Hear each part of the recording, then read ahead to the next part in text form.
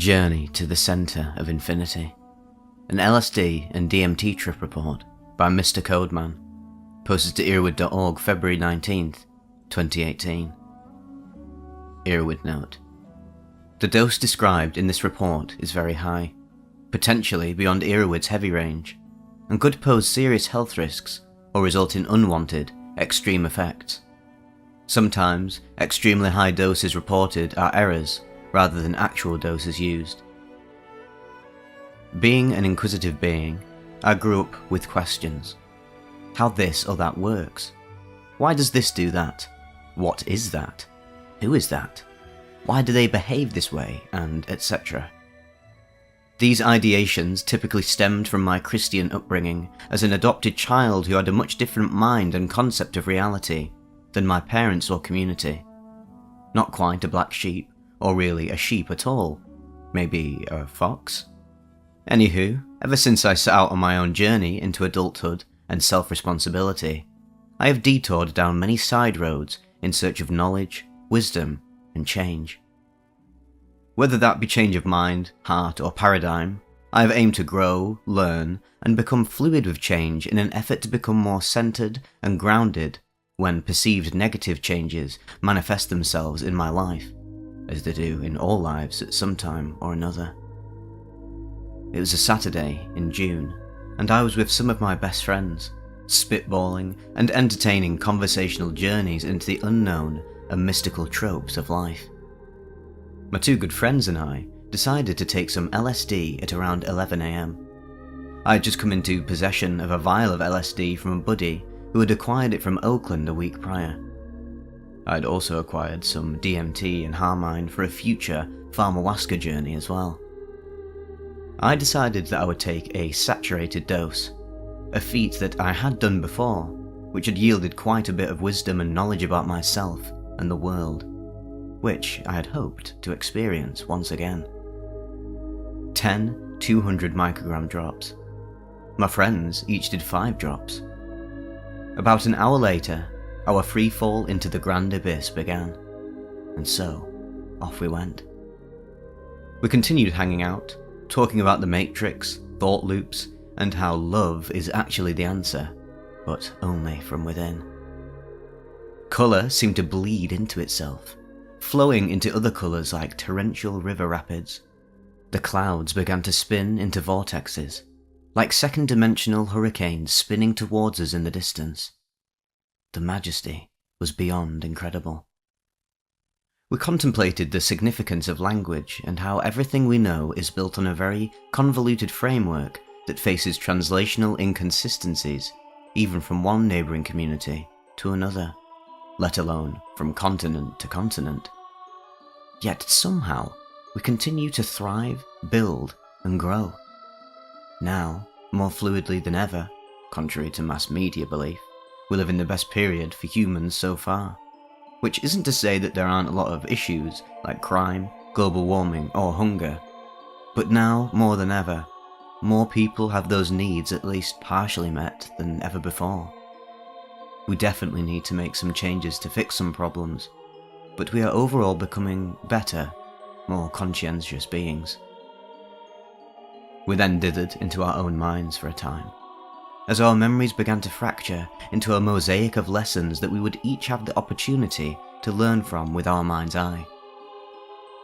About 4 hours of scattered ideas and conversation later, my mind latched itself onto an idea. Probably a basic idea, if I'm being honest. Think about a brain as if it were a TV. Normally, one can switch between a few channels, i.e. day-to-day living.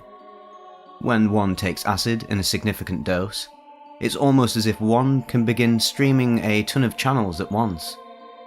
One has new ideas, spark new creativity, process information with ease, and more. At least for me, it amplifies my ability to process the omniverse around me.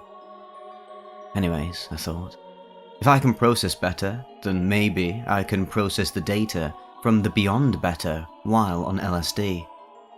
Thus, I decided to do something. A massive dose of DMT, 5 hours into a gargantuan dose of LSD. We retreated from the backyard to our trip zone, i.e. the garage, turned on some cool lights, and prepared the space with some smudging, incense, candles, and meditation.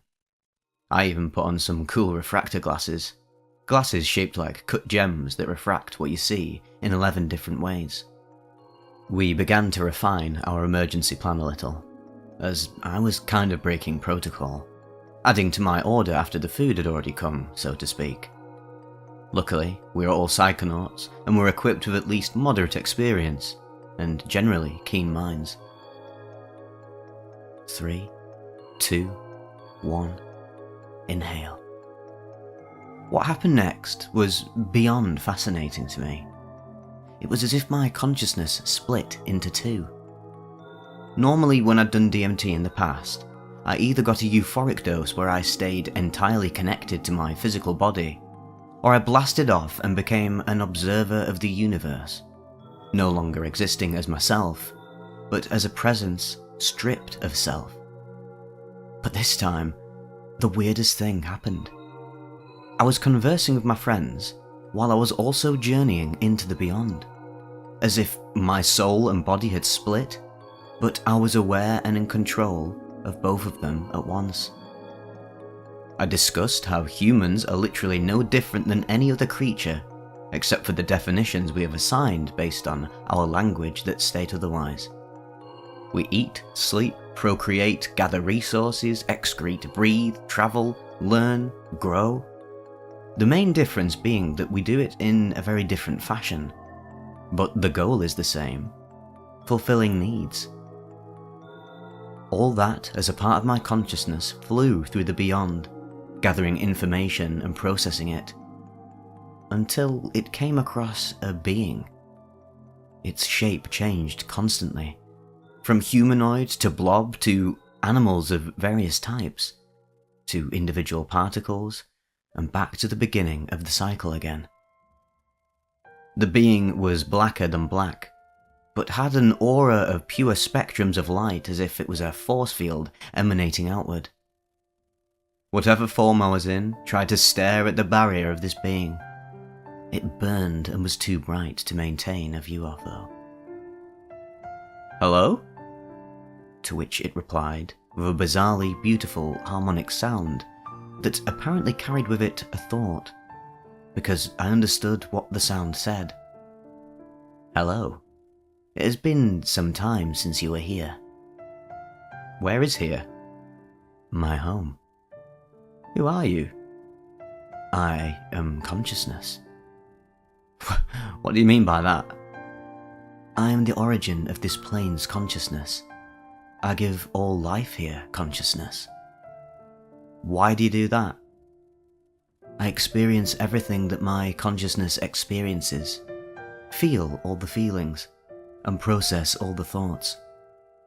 As a being's matter deteriorates and dies, the consciousness comes back to me, and I feel the entire life and send it back again."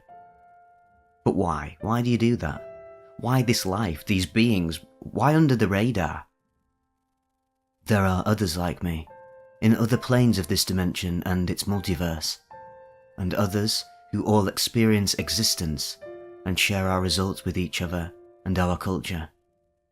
We cultivate knowledge and study it in our dimension." "Where did you come—" Before the sentence could be said, it said, "Goodbye, child." And with that, my parts became whole again. I was in a euphorically serene state. I felt like I'd gleaned some fantastic data to mull over and consider. I shared my experiences with my friends, and we continued our LSD trip, pondering the meaning of what I saw, coming up with new theories given that information, and etc. Overall, regardless of what is truth, I do think something is out there. And in our day and age, the evidence is showing itself. Perhaps we will prove it in time. But I do like what I learned here, though.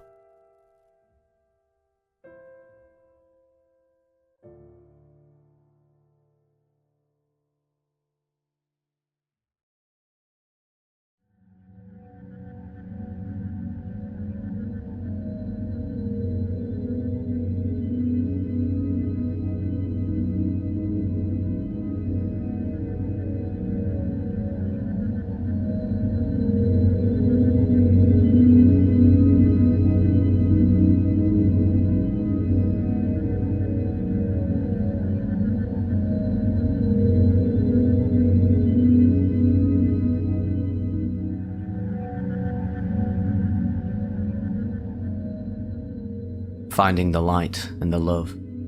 A 4ACO, MET, and nitrous oxide trip report by Flowgnome. Posted to earwid.org October 6th, 2015. Where to begin with this one? I'd taken 4ACO MET several times prior to this experience, once at a slightly higher level. I've not experienced the kidney problems others have mentioned. My friends who have had kidney issues do not drink, whilst I do. My suspicion, although unverified, is creation of methanol in large enough amounts at some point during metabolism to cause the kidney pain. For these people, it also acts as a strong diuretic. Since I drink beer very slowly, the ethanol may actually be acting as an antidote.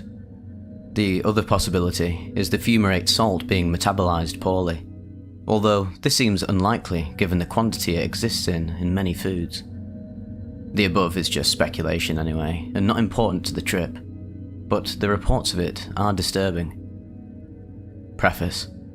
I found 4ACO MET to be a almost universally pleasant trip, with very strong closed-eye visuals, evolving at lower levels and taking over completely at higher ones, along a lack of the dysphoria that mushrooms and 4ACO DMT cause for me.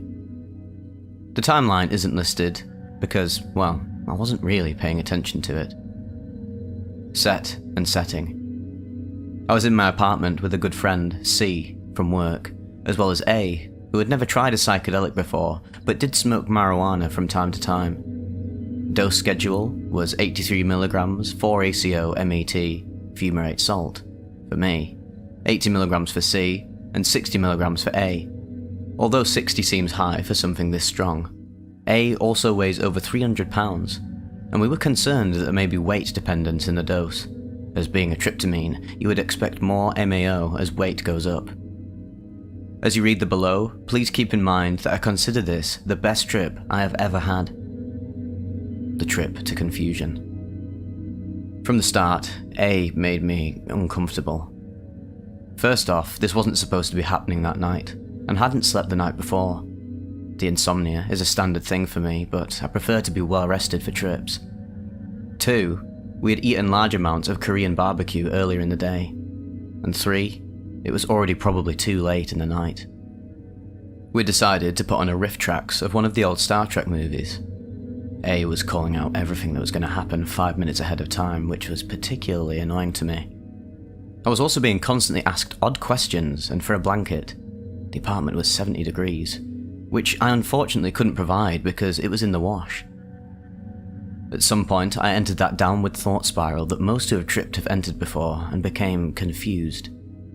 I realised that I had been working in a job I find not only painful in the mental sense but immoral. I remembered all the lies I'd been told about a promotion. I used to make stained glass windows, and other than the boss, I loved it. To create an object of beauty is a good task and doesn't make my brain hurt. I finally couldn't take the movie anymore, and things started getting weirder. A kept demanding a blanket I didn't have, and eventually said he was leaving. That's when I sort of lost it. It's an unspoken rule that the trippers are in for the long haul, and he was planning to drive to his hotel. I'm strongly against driving on anything, except prescriptions and marijuana maybe.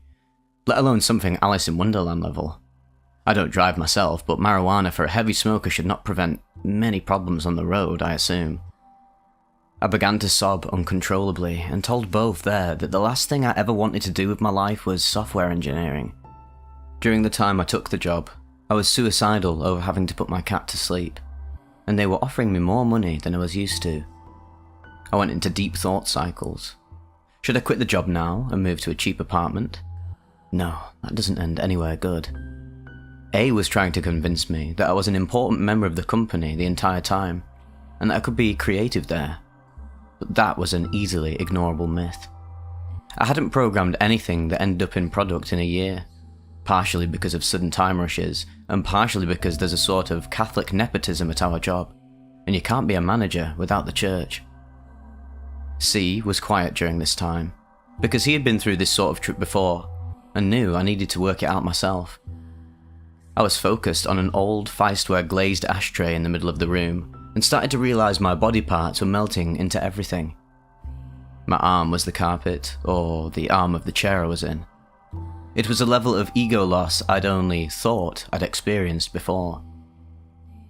The negativity spiral continued for a while until I could talk without crying. A was a little floating spaceship head at that point, with pincer arms growing from his ears. Seeing that I was calmed down, he eventually left, and despite multiple promises to not drive, he took his car to the hotel with him. That alone took him off of my list of people who were allowed to do substances of any sort with me. At the time, it was that he drove. Later, that he wouldn't answer messages, worrying us further. And I finally realised it was the lie that did it. C stayed around a bit longer and had his own interesting experience. While standing up talking to me, he said that his body broke into pixels, moved 1 inch on the x-axis, and rotated 90 degrees on the time axis, then reassembled itself within almost no time at all. He could feel each pixel as they moved. I have found that 4-ACO-MET can cause weird shifts like this and is more likely to cause synesthesia for me than many other substances. From pleasure, from sound, to watching waves form in the carpet from talking, to severe pain. C eventually went home and went to bed, although reported having horrible flashes of being thrown through a wood chipper sometimes. Adventures in hell. This is strongly related to other difficult experiences I've posted on here, so it may or may not be worth reading those. None of the others were so direct. After C left, I decided to do some nitrous. I cannot say why, other than that it was around. The following descriptions were visual and tactical. Canister 1. I ended up in a hellscape, laughing at someone's misfortune. I turned around, just in time, to see that it was me, with a large sword, and had my upper torso cut in half at an angle. I could feel the pain from this. This repeated for a small infinity, another me behind the other, slicing them in half, always laughing, always turning my head at the last minute. Canister 2. Back in the hellscape again. But I wasn't laughing anymore, and I knew to turn around to find me holding a high-powered laser burning my eyes out. Then, unable to see, I would be cut in half again. Canister 3. This seemed to last longer. Every time I tried to escape the cycle of self-destruction, a new method of torture was devised. Each of these lasted for around several hundred iterations. I knew the pain was coming from my head. Canister 4. This time, I tried to knock myself out with the nitrous. I had actually managed to hold my breath long enough to pass out from it, but I said aloud, "Wake up!" The love and the light. Canister 5. I realised that the only way to escape this hell was to love myself enough that I wouldn't harm the other me. At this point, a bright light opened up above me, and I was able to approach it via sort of translating there. I understood this to be the light of God. I saw the connection between all living beings that was love, and that this love was in all of us. All of the hell had been in my mind. There was no communication this time, but at that moment, I received an understanding that there was no harm to be had from this light and love, and that was what I should be doing all along, that so many problems would fall away. Once recognized, I can always return to the connection. Canister 6. I needed confirmation that this wasn't just another spiral. This time, I ended up in a huge, beautiful space with the light above me. I saw 5 chalices, each representing a religion that was being problematic. The white light of love was being filtered as if by a prism into each chalice, and flowing over and being wasted. Hebrew characters appeared on each chalice, and I was given a non-verbal message that the religions needed to make peace and see the true light, and not their chosen colour before the world could progress much further. Without being able to read Hebrew, I guessed that the religions were Christianity, Islam, Catholicism, Latter-day Saints, and another I could not name. At that point, the light tasked me with trying to tell them about this experience, which I am still meditating on how to do properly. Latter-day Saints and the less crazy sects of Islam would probably be most accepting of the vision, as they have not discounted the modern prophet, and Latter-day Saints are in most ways a peaceful church already. Their problem was presented as minor. The other three I recognise present much larger problems, but I will still try when I feel I can speak the particular church's religion with their scholars and find the right people who will listen. The endings. I made several major life-affecting decisions that night. I meditate now and have achieved something like Zen, although I don't study any one religion. My mind is clear and can be whenever I wish, because there is no internal conflict when one speaks the truth as one understands it. I decided to buy a house that night with the advice of C. With a horrible credit score and several other things that went wrong, this was to be a test of my patience and self-control that allowed me to achieve the peace mentioned above. The house was needed for the workshop I am creating. I bought the tools I needed for stained glass window manufacture the following week, had a house by July, and now practice Shaolin Wushu every day, although because of my location I have no master. I have to imitate what I see on training videos on YouTube, but that only makes it more challenging. I've dropped about 25 pounds, and even though my current work is something I don't believe in doing, I was able to find a way to cope with this as well. I am much happier now than I have been in years, although because of the meditative state, people mistake it for sadness very often. I smile when my good friends make me smile, and I'm still sad when sadness is required. But the emotions are like dust in the wind that can be used as I please. A lifetime experience as an agnostic, atheist subgenius taught me to distrust God as a superstition, and I can no longer do that. The problem stemmed from me looking for God in all the wrong places, when a tree or a cat will suffice. I don't evangelize, although I do tell those who will listen about the experience.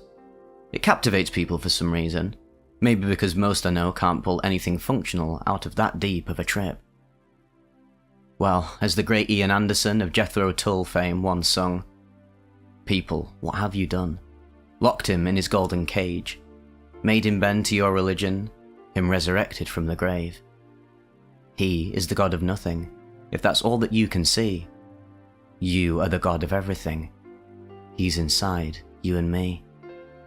My God, Ian Anderson with Jethro Tull. Sometimes the truth can be so simple you miss it entirely, even when it's staring you right in the face. The continuance. The famous quote, was it Leary? That, "Once you get the message, hang up the phone," has never been one for me. There is always more to learn. Love and Light by Flo Gnome.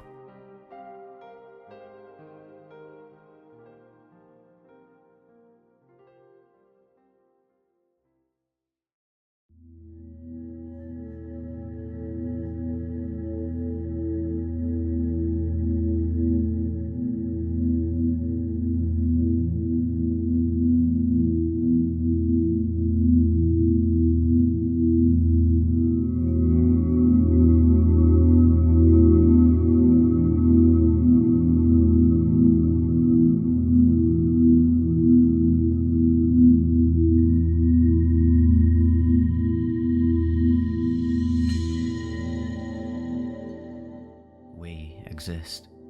A DMT trip report by Candle, posted to earwood.org March 4th, 2018. Here's a bit about my trippy past. I've smoked the ganja for about 5 years now. Mushrooms, done them about 8 times. Acid about 15. Mescaline twice. LSA twice. MDMA once. Ketamine once. And a light DMT dose once. So I took a couple puffs of a Deemster joint about a year ago. It was crazy, but I still hadn't gone all the way. I hadn't broken through, as they say in DMT lingo. Even though I was still somewhat connected to this reality, it took a good 10 minutes after the experience ended to make sure that I was still the same person. It scared me a lot. It was a month before I decided I would be willing to do it again, but none had been around. Well, until last night, that is, about a year later. A friend got some generic smoking herb, Damiana, infused with DMT extracted from mimosa, so a few of us went to his house to try it out. Me and 3 friends sit down and roll a Deemster joint. We pass it around and each take a couple of puffs. I notice that my friends are taking little girly puffs. They have no breathing, smoking technique. We all got to the first stages of a DMT trip. Significant body high, minor visuals, and that sense of imminent death. The people I was with took their little mouthfuls of smoke and exhaled quickly. That's not how I do things, mind you. Next time the joint came around, I breathed deeply a couple of times to oxygenate my lungs. Then, I exhaled as fully as I could before beginning to suck on the joint. I took a long, slow hit and held it in for as long as I could. I got pretty freaking high off this. I found myself face to face with this faceted greenish wall or sheet. It undulated and oscillated, superimposed with triangles and gears. This sheet in front of me seemed thin, though. I had a feeling that immediately behind the sheet, which visually was about 6 inches away from me, was a vast space. After a few minutes I came back down, still not having broken through, although I intended to do so tonight. We took a break, visited some friends who lived nearby, and came back later that night to smoke some more. This time we loaded a bowl into a glass pipe.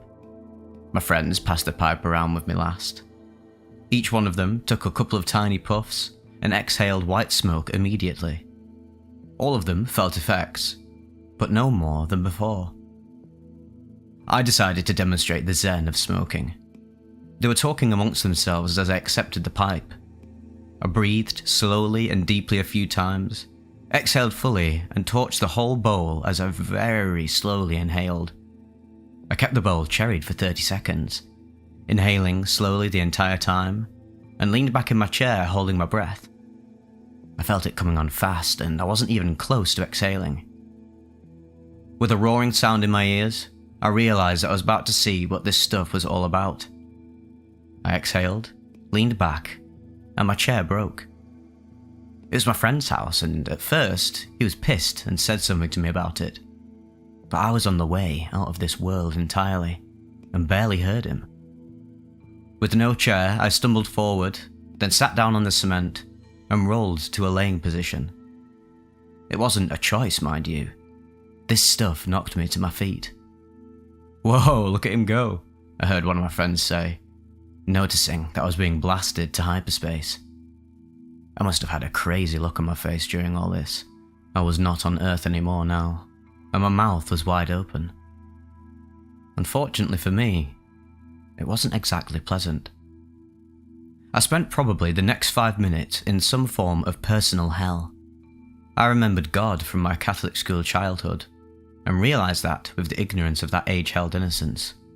And I knew that I had drifted far away from that very innocence. I was being punished, and I knew I deserved it. I was in a personal hell and felt I would be there for eternity. I did not think I was coming back. How could I ever be the same after this? I was swimming through geometric chaos intertwined with poignant and emotional imagery from my past. God did this to me. God finally had enough of my shit and decided to mess me up for it. I did not expect this from DMT. God, I did not expect this whatsoever. God, it's my fault. This carnival of terror seemed like a fitting and deserved ending for my wasted, selfish life. I realised that I would never be the same again and would not be capable of functioning in society. I would end up in a mental institution, living in this perpetual hell while my family occasionally came for tearful visits. Holy shit. I managed to say, "Don't do DMT," to my friends, and never have I ever been more serious in a statement of mine. We exist. We exist? We can never experience death. Death is no experience, so you can come close, but you can't ever actually experience non-experience. I came as close as you really could, and maybe I even went through it. But how could I know? I am alive. I am not death. But I was sitting on the edge of death. It was like I perpetually hadn't existed the moment before, and was constantly sitting on that very moment. I was in a constant state of just coming into existence. We exist. What the actual hell? I apparently yelled the words, "God! Fuck!" and "DMT!" several times. I could hear my friends. Friends? They exist? I exist? Exist? What the hell? Having a conversation. One said, well, we don't use most of our brain, you know. Another, well, maybe that's what happened to him. He just opened it up and got flooded. They were talking about me. I was rolling on the ground with my face in my elbow. But I was returning, sort of. After a few seconds, I got to my feet and said, be right back. I walked inside for the change of scenery and laid face down on the floor. I called my sister, who I had invited to come by that night, but she couldn't make it. I love you, you know. Don't do this stuff, I said. To which she replied, I love you too, okay. And we said bye and hung up.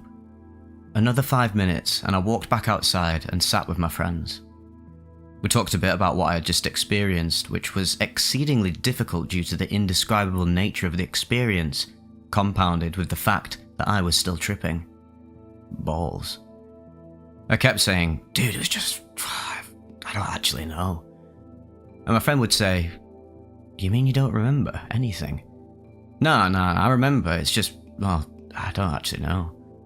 Well, tell us something about it, just a word, at least. We exist. When the hell did that happen? Well, how was it, anyway? Oh, flush that crap down the toilet, will you? I was still tripping. I still felt as if I would never be the same. I felt like I had just been born into the very moment. It really was like I literally had never existed before. It was scary as all hell, and I thought I'll never be the same person again after this, regardless of whether or not I actually stop tripping now. And I can tell you right now that that part is true. About 20 minutes later, I was pretty much back to normal, laughing at normal stuff, holding normal-ish conversations. I realised that my DMT experience was terrifying, but amazing, and retrospectively a gratifying experience. I was too hasty when telling them not to do it, to throw it away, and obviously they didn't actually in the end. In fact, I realised I'd be willing to do it again the next night. Tonight. I've come to the realisation that there is life after death from many different angles in the past. Religion, drugs, philosophy, logical rationalisation of the nature of consciousness. Never has it been shoved in my face so hard that reality, existence, consciousness, the I amness is eternal, that I am alive for eternity, as it was under the influence of DMT. There is no such thing as death. There is no such thing as death whatsoever. There is no such thing as death at all. I know this now. DMT is genuinely crazy. I still don't actually know what the hell happened to me. I think DMT is a good thing, you know. I took a massive amount, and I'm in a strange place mentally anyway now. Most people's experiences aren't as unpleasant as mine was at the time. Either way, I'm glad I did it, and we'll probably do it again tonight. Maybe. Hopefully it won't be so rough the second time around. It was life-changing, and I'm a different person. I wasn't ready.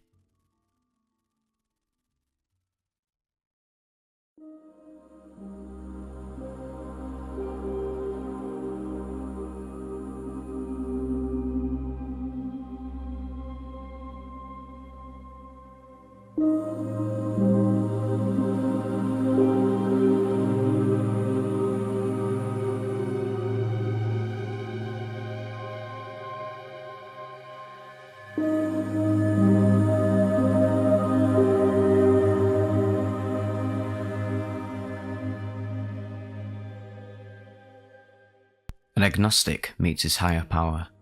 A DMT, DPT, maclobamide and nitrous oxide trip report by Victor Borge. Posted to earwid.org, June 7th, 2005. Freebase DMT was not something I ever really imagined having a chance to taste, but as with so many of the most profound and important experiences in life, it more or less fell into my lap, and all I had to do, all I could do, was make the best use of it as I could. Set and setting.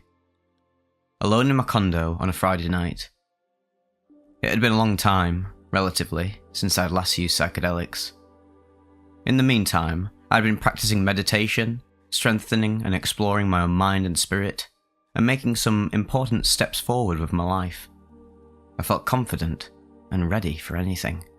On this evening, I had decided to reattempt, together, 2 well-regarded tryptamines I had tried before individually and had disappointing experiences with, while still feeling there was potential in.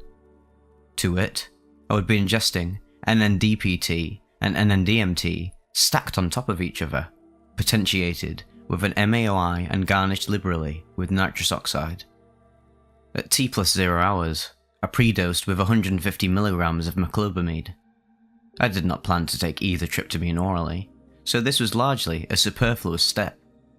But I wanted to maximise the effect of both substances as much as possible, since standard doses had not worked for me in the past.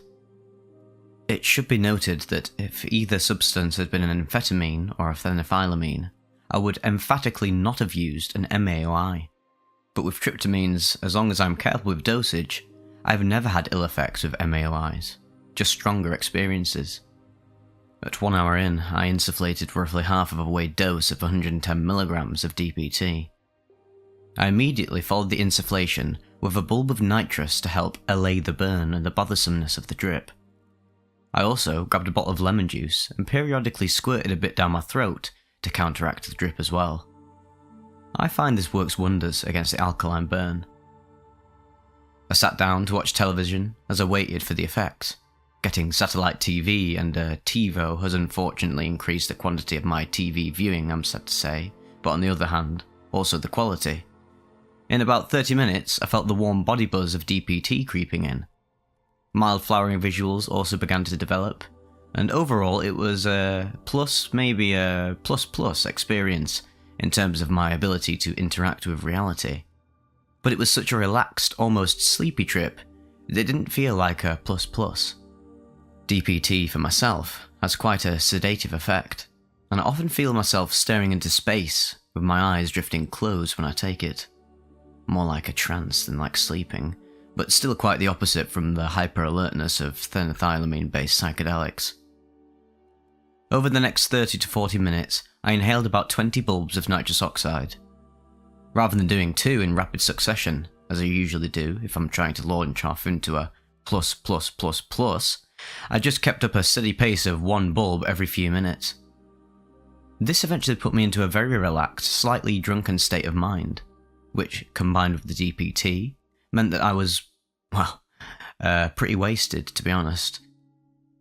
Psychedelic effects aside, I was probably as out of it as I would be from 3 to 4 drinks. Before long, I felt ready to attempt the DMT. As I indicated, my first 2 tries smoking 50 mg of DMT had been sore disappointments, resulting in a brief trance-like state with some nice visuals but no more than a plus, which, after all the hype surrounding this drug, was actually quite the bummer. I queued up my favourite tripping playlist on iTunes, which I've set to play wirelessly from a laptop through my central stereo system, courtesy of Apple's AirPort Express. I sat down in my favourite chair and took several deep breaths to centre my spirit. After 2 hours and 15 minutes, I placed 80 mg of DMT freebase in a pre-warmed light bulb vaporizer, applying a butane torch, waiting until I saw vapour, and inhaling 3 hits. After the 3rd hit, I felt a heaviness rapidly building up in my limbs, in a potentious rush I was familiar with from 5-MeO-DMT. I quickly put out the torch and set it and the hot bulb down on a china plate on the floor, which I had placed there ahead of time to avoid setting fire to the rug. I sat back in the chair and, almost as an afterthought, exhaled a big cloud of smoke. That was the last action I took in this universe. Before I talk about what happened next, there's a quick observation. The effects of a high dose of LSD, my favourite drug, are intensely memorable, gorgeous, soul-plumbing, something one wants to repeat again and again, partly because the experience is so beautiful and at the same time so chaotic and hard to piece back together. It's a bit like William James's description of the nitrous trip. As sobriety returns, the feeling of insight fades, and one is left staring vacantly at a few disjointed words and phrases, as one stares at a cadaverous-looking snow peak from which sunset glow has just fled, or at a black cinder left by an extinguished brand. DMT, for myself, was not actually like this. Although the intensity of the memory faded somewhat in the days that followed, it seems to me that I can still remember almost every second of the trip, and it was full of intentional meaning, and anything but chaotic. Back to me in my chair surrounded by smoke. The song playing on the stereo at that moment was a reggae track called Free Up Black Man. I'm not a reggae fan per se, and this selection was rather accidental. I'd not thought to fast forward to one of my favourite songs in time for the DMT flash, and in hindsight that might have been an improvement. But I almost think it was better to be listening to the haunting, exotic melodies of the islands rather than something artificial, electronic, and acid-like. As I exhaled the smoke, I powerfully noticed the way in which the cone of smoke, as it left my mouth, lined up in perfect symmetry between the frames of two paintings hanging on the wall. Actually, symmetry was suddenly everywhere. Glancing down, I saw the ornate patterns in the oriental rug organising themselves like nanobots into bigger and bigger clusters of units.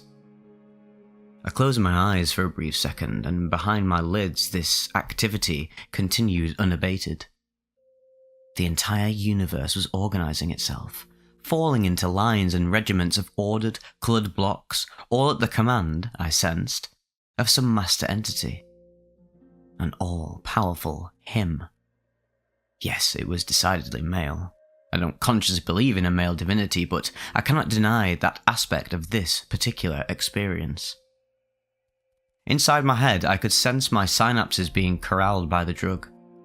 Inside me, it was the drug, not him. For the first few seconds, I went back and forth between drug and him as the giver of my experience, forced into lockstep with the higher order of the universe. No longer free to be a messy bundle of neurons, they were lining up in perfect rows, marching along like soldiers. Opening my eyes again, I began to feel afraid, as I saw this process intensifying and accelerating far beyond my ability to keep up mentally. The details of my surroundings became increasingly hard to discern. They kept organising into each other and forming larger and larger aggregate clusters of shape and colour. The world was going from full colour, live-action detail to the level of detail from a scene in The Simpsons. I was physically frozen in place, unable to understand what was happening. Simultaneously, the amber LED display on my black stereo receiver, which sits atop my TV and happened to be my direct line of sight during this open-eyed trance, became unreadable. Not blurry, no. If anything, it became crystal clear, as if scales had fallen from my eyes. Rather, it was now in an alien language, a twisted hieroglyph of triangles and arcane script. This text was flowing and changing and flipping, like the digits on a scoreboard, to reveal new text underneath. This was all incredibly profound, and I felt intensely honoured and privileged to experience it. And yet, it kept getting stronger and stronger. I was being erased by this sea of alien organisation washing over the universe, and I would soon cease to exist as a separate entity. My first instinct was to fight against this, thrashing my head to the side, but I was commanded by him to submit, and I could not refuse.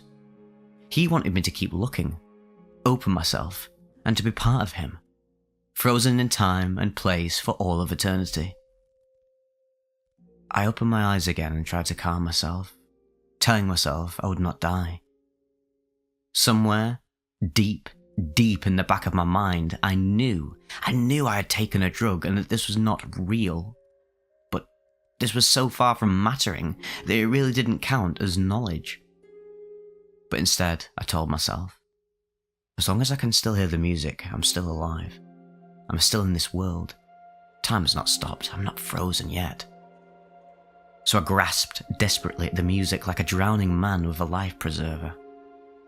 Yeah man, free up, yeah man. The singer sounded miles away and was getting further away every second. And then his voice, the music, all the sound in my environment began cutting in and out like a bad cell phone connection. the gaps between sounds getting longer and longer. Yeah, man, yeah, man, yeah.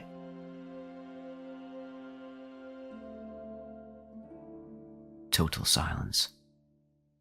There was no sound. No sensory input of any kind from outside my body, except a cartoon sketch of my living room, expunged of all detail, brightly lit by an otherworldly light, around which my eyes looked wildly. The last bits of language in my view, the digits on the stereo receiver, winked out one by one.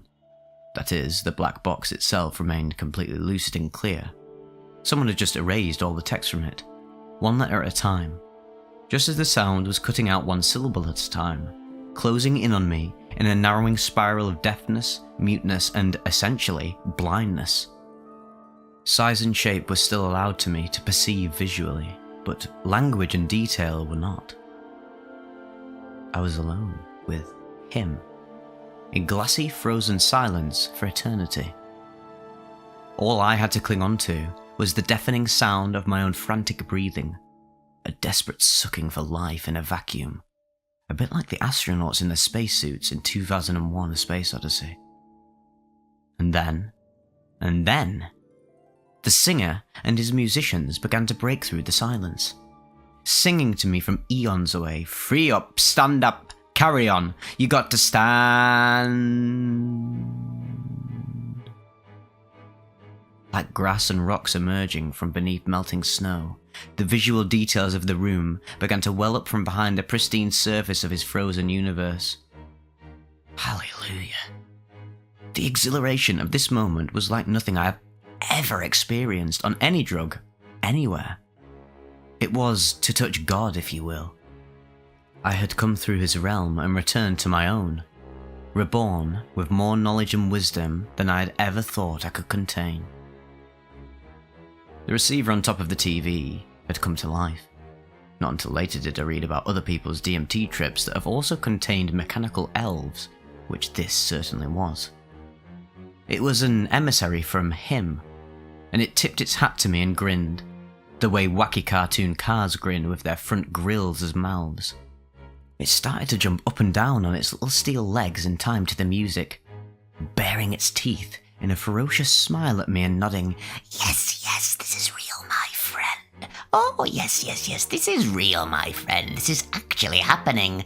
You've been there where so few of us have been allowed to go. Can you believe it? Can you believe it, man? Oh, man, now it's time to celebrate, boy." I was back. I was back. My God. I hugged myself tighter than ever, rocking back and forth, laughing as loud as I could. By now, the visuals, well, they were truly insane, having completely broken out of their previously frozen hierarchy of organization. I was blinded by swirling masses of purple and yellow and chains of stars. By the clock, several minutes went by, and I must have essentially blacked out because, well, I don't remember much of it. This part of the trip was indistinguishable to me from a hard acid trip, just spacing out in a sea of visions and thought loops. At one point, I sat up in the chair and a second flash hit me. A kind of aftershock that was a pale echo of the original flash. This one had much more of a noticeable body load, with hypertension, and for a second I was afraid, thinking, "Oh my God, I cannot handle another trip right now, please, for God's sake, I'll actually have a heart attack." But I took a deep breath, and it passed quickly enough. 2 hours and 30 to 4 hours. I came down during this period. The rest of the evening was pretty scattered. I wandered around the apartment laughing and saying stupid stuff like, "Oh my God," and "damn," and "holy shit," and feeling incredibly grateful and excited to have made contact with the higher power behind DMT. Although I am not a religious person, I find it impossible not to have some tiny part of me say, "You met God that night, you know." It was pretty much impossible to tell when the DMT trailed off since the DPT was still in effect. At some point, after much back and forth, I decided to snort the remaining 50 milligrams of DPT, and I finished off another box of nitrous bulbs. but this was pretty much a waste of material. Nothing else could be in the least memorable in the hours following the DMT voyage. As an aside, when I thought about it later, I realised the visuals from DMT are extremely reminiscent of Incan and Mayan architecture, ziggurats, etc. The whole concept of reality organising into a geometrical regularity that ascends upward to God suddenly made a huge amount of sense to me after this experience. Of course, there were Aska drinkers who experienced the same effects centuries ago and attributed it to God, had it replicated in their religious artefacts and architecture. Anyway, in terms of side effects, I did have a bit of a headache for a while, like I always get after smoking 5-MeO DMT, and DPT, well, that gave me some intestinal problems. But you know what, other than that though, this was a clean trip. In the days afterward, I felt like I had finally experienced what psychedelic trips are really all about. I was unsure how satisfied I would ever be again with average trips. What I went through right here, well, this was a once-in-a-lifetime experience. And if I happened to be so fortunate as to have a second chance to delve this deep into DMT, well, I will certainly not be passing it up.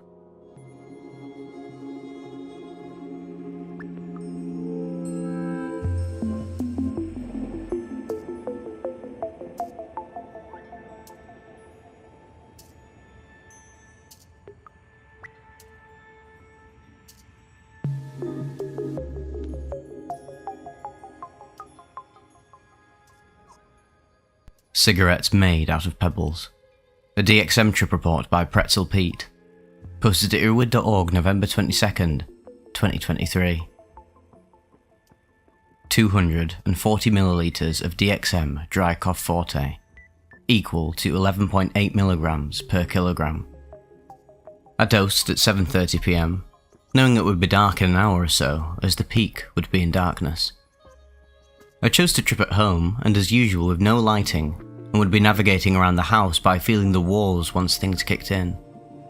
So, I did 240 millilitres of dry cough forte in a set of 12 20ml shots, back to back, and was ready to roll. I would then spend the come-up period preparing the main trip room for complete blackout. It's a square room, with my computer in it on a standing desk, speakers, a shag rug in the centre, and a pillow. So as I was coming up, I was draping towels over the computer lights and keyboard, etc., and had a Robitussin brand blanket, which is a black and white zigzag pattern. This was 30 minutes in, and the pattern was beginning to vibrate as I put it over the monitor. I had the music all set up, which was a bunch of Mr. Black mixes from SoundCloud, and I was kind of feeling it. The nausea begins to kick in my stomach a bit. A slight increase in body temperature occurs, so I change into lighter clothing. I was dancing to the tunes as the rush was kicking, and made a last-minute change as I wasn't quite vibing with the mixes. So I loaded up 8 different Keiritsu mixes, and as the first one began, the transition from coming up to what I would describe as peak effects began. I had to lay down on my back with the pillow and the dissociation beginning, as a dark grin covers my face. The distance of the music source began to push further and further away, while simultaneously becoming more encompassing. The bass is especially pronounced, and lying on the floor makes every vibration felt. My arms were by my side with palms facing up, and their location and sensation too began to push and stretch further and further away, to which felt like kilometres, while the sensation of the rest of my body remained stationary. I close my eyes, and a beautiful vision of a dark underwater scene is present with these floral-like clusters of corals, which resemble mushrooms of their overall shape, jellyfish-like. They were lilac and white, with a dim shimmering luminescence, and were utterly gorgeous, and began to ascend to the surface of the water. This vision then subsided, and I once again opened my eyes. The incredible sensations of profundity hit me to a degree where I was on the verge of an orgasm. This was a sustained sensation and very enjoyable. This was where it felt as if I was contacted by spiritual beings, and beings representing Mother Nature, and I began to see the interconnectedness of the collective unconscious. I was being guided by these spiritual beings and was seeing people in their spiritual form, which sort of resembled red tadpoles, and were multiplying and disappearing in a display of life and death, all connecting like neural connections in the brain. I got a grander sense and realization that the differences in race and culture doesn't matter, and that we are all connected as one spiritually, in a way that is not visible, the way objects and events are connected in the real world. Overall, this was a profound experience. It was like I was being accepted with open arms into the spiritual world, and I cried slightly with happiness. Then, the image of a previous workplace I worked at came up, and I worked with very toxic and a truly narcissistic bunch of people that caused a lot of damage to myself. The spiritual being wanted me to live out the painful memories again, in order to heal. And so I did, with a heightened sense of anguish. And as the scene finished, it then felt almost like I was surrounded with white light, and saw myself levitate upwards from the third person, and the past damaged seemed healed in an instant. This was an hour in, as the first Kiritsu mix had finished, and I was still in the peak of the trip. I decided to have a cigarette. I'd given up for 2 years and unfortunately started again recently, and I was also planning to use this trip to quit. I had 2 ciggies left, set aside for the trip, which were on the kitchen counter. I crawled like a toddler through the long hallway leading to the kitchen and navigated to the cigarette on the counter. There is a skylight in the kitchen, so it was not completely dark like the rest of the house. As moonlight was casting a subtle blue light through the kitchen, I lay on my back and, again, the thought occurred to me that I would be dancing with the dragon that is nicotine. I light up the cigarette and inhale, and instantly my brain lights up. And as I look at the ceiling, instantaneously a wash of black and white square-based detailed geometry covers the entire ceiling. I exhale, and the geometry disappears. I inhale again, and a new set of reddish geometry engulfs the ceiling, and the presence of a dragon-like being floating through the air is felt, and the feeling of the spiritual being saying, "You are dancing with the dragons. I hope you enjoy it. This consumption will only be for ritualized purposes now." I finish the cigarette and navigate back to the main trip room. I sit kneeling, upright on the rug with my eyes open. I fell into what I would definitely call a hole or a void. The space of the void was cubic in size, with spherical edges and completely black, with slight areas of illuminated light to present form. I look down and see dully lit, however, illuminate geometry, which is dark green, indented with clean holes into a larger, geometrical torus-like shape, but had a slight resemblance of trypophobia, minus the revulsion. I then start to lose orientation of my body.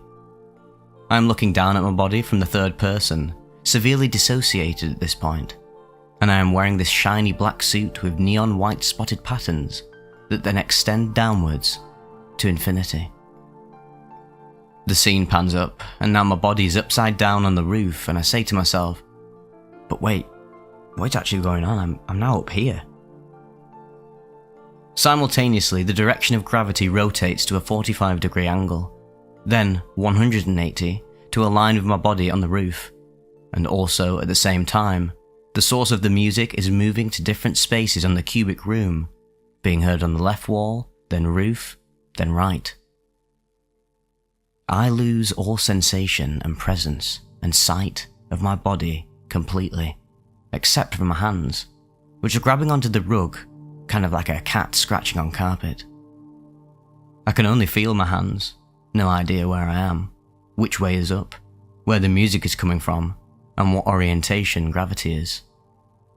It was utterly confusing and disorientating. The void, all of a sudden, centers itself back into black, and I am reorientated correctly, and a silver swath of a trim sheet. In video games, a trim sheet is basically a sheet with different textures and panels, details, beveled edges used for texturing, starts to move towards me out of the blackness, almost in an ominous fashion. Then, receding back again. I see a small cluster of green video game assets that I had made, sitting motionless in the corner. Neon lights appear and disappear, and the general headspace of the void is very arcade and video game-like, as the gravity changes, sort of felt like Pong. This part lasted about an hour, and I decided to finish the last cigarette. I start to navigate down the hallway to the kitchen, eyes still open, walking this time and running my hands along the wall for guidance. All the while, the hallway turns into an Art Deco city scene, like the hallway floor was a road and the walls were the buildings. I make it to the kitchen and approach the counter where the last cigarette is. The kitchen counter is made out of some sort of decorative stone similar to marble. As I go to grab the cigarette, the whole kitchen counter, its cupboard doors, the wall behind it, and the cigarette itself gets covered in tiny white pebbles the size of sesame seeds. It was full on. And I then look down towards my hands and arms, noticing them get covered in these sesame-sized pebbles. I look around the kitchen, and instantaneously, an overlay of cobblestone, which was highly disorganized and damaged, covers the whole floor and counter in a sporadic-like way. I immediately sit down on the floor, as this was getting pretty damn full on for me, and look at my hands and arms again. The sensation was exactly like looking down at my hands while playing a game in virtual reality. The smaller sesame seed pebbles appear and disappear, and then the veins and muscles on my arms start to morph and breathe in and out, like it was expanding and contracting. I look away. All the while, the kitchen is still being covered in this disorganized cobblestone, which now started to look like blood spatters, but like from a retro FPS. It engulfs more space across the kitchen. I look back down at my hands, and now realistic wounds start appearing on my fingers and palms, and then disappear. Then, splits and incisions in my fingers morph in and out and breathe. The same thing occurs on my other hand at the same time. I was looking down at the wounds on my hands appearing and was kind of like, whoa, that's kind of freaky, but I guess it's kind of cool as well. I lie on my back again. The pebbles had disappeared from the cigarette, but now it felt really thick in my hand, like I was holding a flare. I wasn't too sure which way it was, so I flicked the lighter, which has the feeling of immediately sucking me out of the Dextro universe, but giving the whole room this unusual pale yellow hue. I turn the ciggy the correct way, light it, and lie on my back. A repeat of events from the first cigarette occurs as I smoke this one. On my return to the trip room, I passed the toilet and bathroom, and they appeared quite royal with Art Deco stylings. The toilet walls in particular were made up of these lush green jade tiles. As I look into the bathroom, it felt as if my neck stretched right up, and I was surveying the newly stylized bathroom from an aerial view. It then felt like my neck receded back to its correct length. I enter the trip room and lie on my side, and start to see a metal strip of decorative architecture, again in an Art Deco style, which starts to run repetitiously, as if looking top down at a conveyor belt in motion. The sensation of my body then starts to expand and expand, to the point where it felt like I was the size of a planet. However, my arms did not expand and come along for the ride, and actually remained their standard size. Things did get a bit choppy after here. There was a moment where I left the trip room and lost complete orientation as the hallway was being blocked by newly formed architecture, and the gravity orientation was messing with me at times too. My cat, which is black and white, appeared at one point and was instead all silver. I patted my newly silverized cat confusingly. Things appeared to subside in intensity, so I decided to get myself to bed, and this was around 2 AM. Here is where I really began to reflect on the trip. I got up at one point and realised I'm still very much tripping, and decided to play around with some glow sticks, dancing away in the main trip room. But ultimately, was exhausted by it all after an hour. So then I go back to bed around 3 AM, feeling drained, mentally depleted, and ended up falling asleep around 9 AM. It was somewhat grueling by that time. I'm always impressed by how gentle DXM transitions me back downwards. In comparison, I've had MDMA that have dropped me from a total euphoria to complete crap in an instant, like getting kicked out of a moving car. Overall, this was the farthest out there I'd been on DXM. A highly enjoyable, profound, sometimes painful, and at times utterly confusing trip with the video game motifs throughout the day playing a major role in the feeling of the trip. However, I'm glad I went through this experience.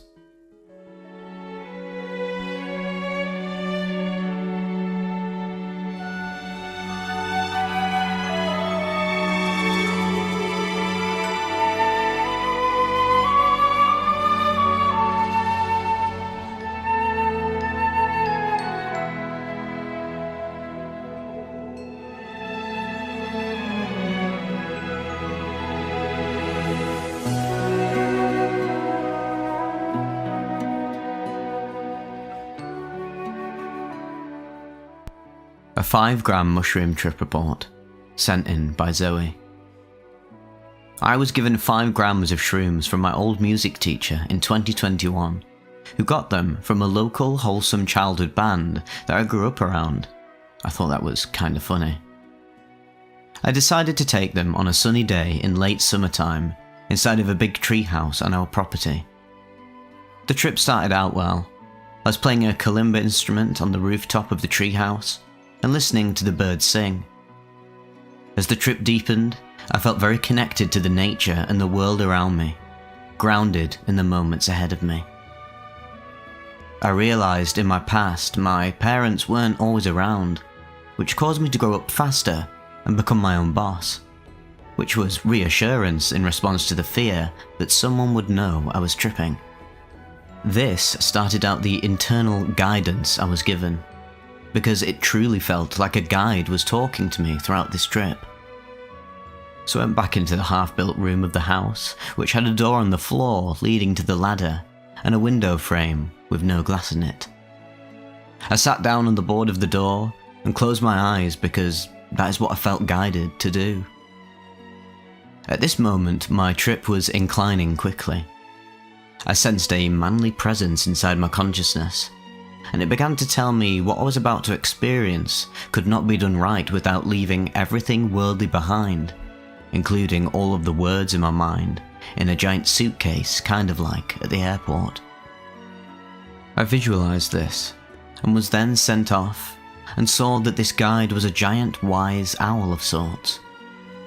This owl taught me about the currents of life. He taught me that you cannot get stuck on things because all of the life on Earth is temporary and will go away. And these are some primal lessons that have stuck with me since. This owl was my father, you could say, in perhaps some ancestral sense. Next thing I knew, a spider crawled into my awareness. This spider was a giant, warm, loving, gentle, kind and friendly spider, a mother figure of sorts.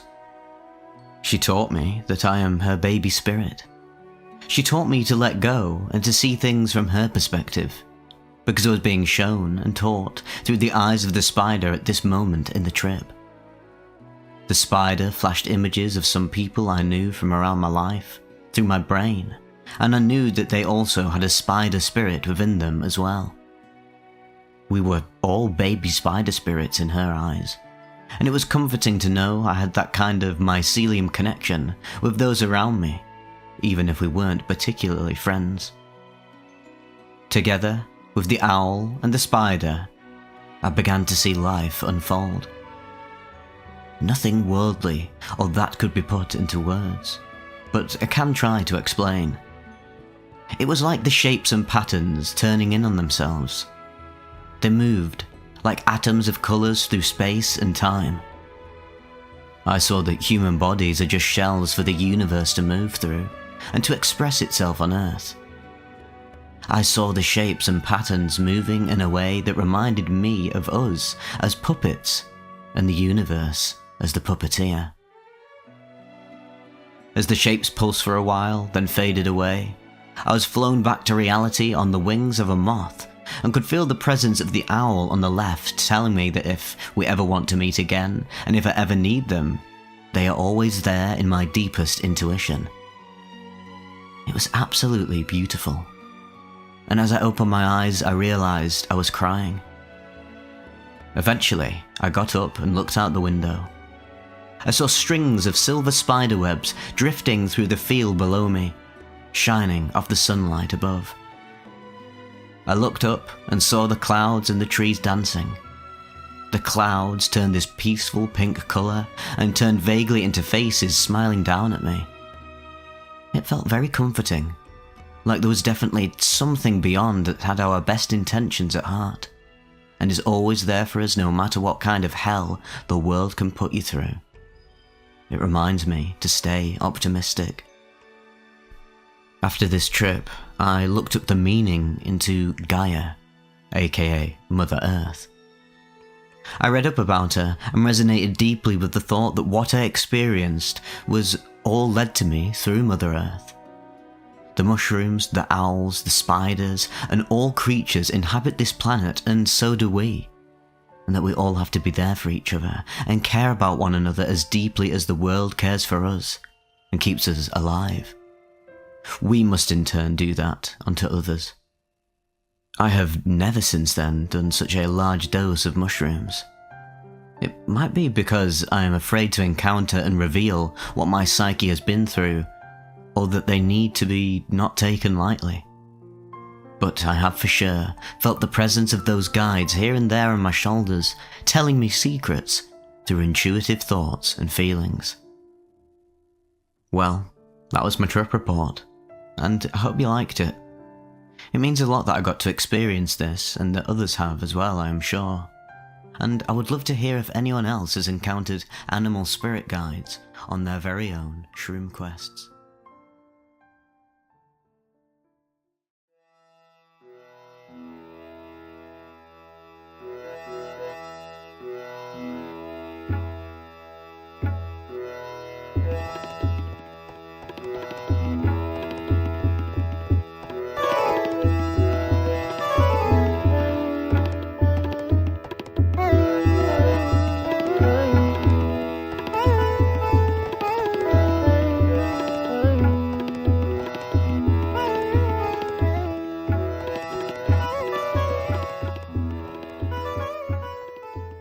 The Night I Saw the Stars Dance, a peyote trip report by Shannon A, posted to earwid.org August 1st, 2011.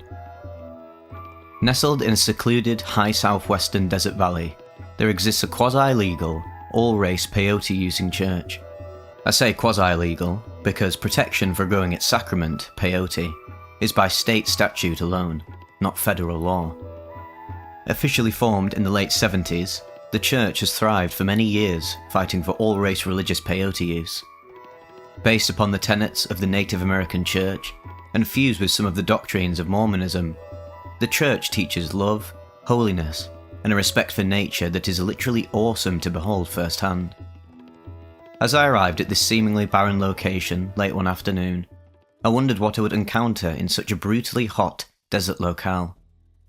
I was not disappointed. All I can say of the weekend experience is that it all finally made sense to me now. Greeted at the door by the original founder of the church, I was received with open arms and immediately felt the love of my hosts. I was given a brief tour of the humble premises and was then shown the peyote house, where over 1,000 peyote cactuses were growing. One of the apostles proudly displayed a collection of illegal sacred plants. I asked how the church could operate such an openly illegal practice, given the strict federal laws regarding the growing and harvesting of peyote, at which she replied that their state and the surrounding community have taken great pains to protect religious freedom. Being a predominant Mormon community, the area has had its fair share of religious disputes with the federal government in regard to religious freedom. For the most part though, the federal government has turned a blind eye to the religious practice of growing peyote, purely for religious purposes. After settling down and setting up my tent on their land, I was awed by the beauty of nature that surrounded me. The desert was teeming with life, and a home nearby was decorated in colourful pottery, which supports the financial aspect of the church. Leaders of the church spend hours working on the pottery, and seem to pass the time peacefully in intelligent conversation. It is solely up to these individuals to decide whether or not one is worthy, so to speak, of partaking of the Holy Sacrament. Upon my arrival, I can honestly say that I did not know whether or not I truly wanted to participate in the sacrament, or whether I was prepared for the experience at all. This said, my first test, it seemed, was with the founder of the church. He is a kind and gentle 25% Native American man who asked where I came from and the purpose of my visit. We spent time in rocking chairs while he introduced me to all of the pets and the wildlife that regularly visited the window of the house. He told stories of his military service in World War II and unselfishly imparted his words of wisdom upon me about the meaning of life, the history of his legal troubles, and his fight for all race peyote use. Though he is a dedicated servant to the church, I felt no pressure from him to comprehend the complexities involved in using peyote, and I was unsure of what he thought of my responses to his many questions. One thing I did know for sure: this man had religious and social convictions that were on par with any man I have ever met. My apparent test continued through the night and into the next morning, while I had pleasant conversations with other leaders of the church as they told me how they met the church's founder and how they were able to obtain and sustain such a great quantity of peyote. They mentioned their love and respect for their Mormon neighbours, who have paradoxically been some of the most ardent protectors of their religious freedom in the area, although Mormonism in no way advocates their use of the controlled substance. I began a fast in the morning at the recommendation of one of the apostles, and spent my time hiking and exploring the wonders of the desert location. I love the mountains and hike quite often, but nothing could prepare me for what would happen that night. I assume I passed their test of sincerity, since I was soon to be given a peyote tea. I was honoured at this gesture, and listened intently as the apostles explained what to expect, if anything. Again, I wasn't disappointed, for that night was the night I saw the stars dance. The peyote sacrament was prepared in a tea, and I was also given 2 dried capsules of peyote to help enhance my experience with the medicine. I signed some legal papers reporting that my use of the substance was for purely religious purposes, and off to the desert I was sent for what is called the Spirit Walk. Unlike the structure and ritual of the NAC peyote ceremony, the Spirit Walk is a solitary journey that the church's founder reminded me was the key to finding out the answers to difficult questions. The leader's disdain for the rigidity and structure of organised religions was painfully transparent, and for the first time, soon before I began my walk, I think he actually preached as a Christian zealot that he believed this was the only way one could come to understand what the peyote way, what life in general, was really about. I retired to my tent, slowly ingesting the most disgustingly bitter tea of my life. As I relaxed on a lawn chair, literally in the middle of nowhere, I awaited the effects of the psychoactive substance in peyote, mescaline, to take effect. Ever so slowly, my body began to feel warm and intensely uncomfortable. A small buzz arose in my ears, and it culminated in what seemed like the vomiting of the entire tea that I consumed over the space of about an hour. I swallowed the peyote capsules given to me with a splash of water, and slowly but surely, everything finally made sense. All the years of my research and reading began to unfold before my eyes. The isness of Huxley, the tune-in of Leary, the set and setting of Smith, it all fell into place as I watched the moon begin to brighten with an intense array of colour. The trees and the ground below me were infused with what I can only describe as life. Their colours, though it was now well past dark, were a heightened green and brown with spots of red, blue and yellow. As I looked up into the beautiful night sky, I noticed that my mouth has been wide open in awe for quite some time, because my throat, lips and mouth were entirely parched. I soon became consciously aware of why this was the case. I was watching the stars dance. I understood now why Huxley had such a hard time describing his mescaline experience in words within his book, Doors of Perception. I understood why the set and setting, so ardently defended by Huston Smith, played such an important role in this experience. My mind was entirely preoccupied with what I would normally to have considered trivial. The rocks on the ground exploded with colour, the stars ebbed and flowed with the music I was listening to, and I began to sing as loudly as possible. An overwhelming sense of joy and even a sense of love infused my whole body. So I started to laugh, very loudly. I laughed so hard I began to cry.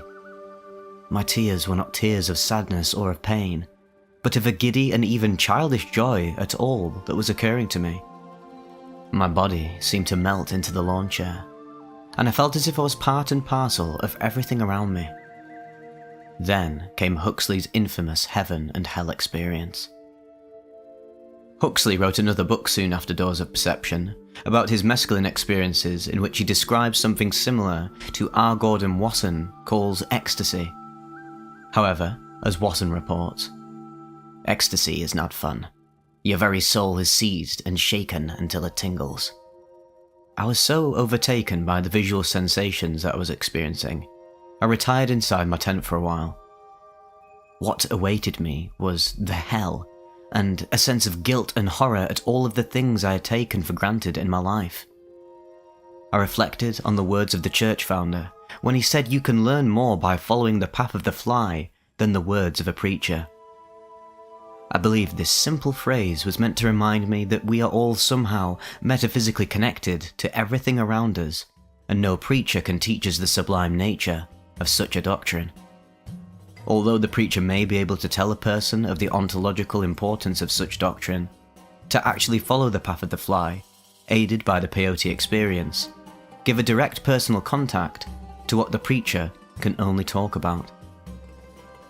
I could not tell if I was talking to God or not, but what was happening to me felt like a direct experience of something divine. Though reminded of my imperfections, I was imbued with a renewed sense and desire to overcome these imperfections and to somehow make them right. The beauty all around me was evidence enough to convince me that I had to do something different with my life and to perceive the world in a better light. I had to change some things and become a better father, husband, and person in general.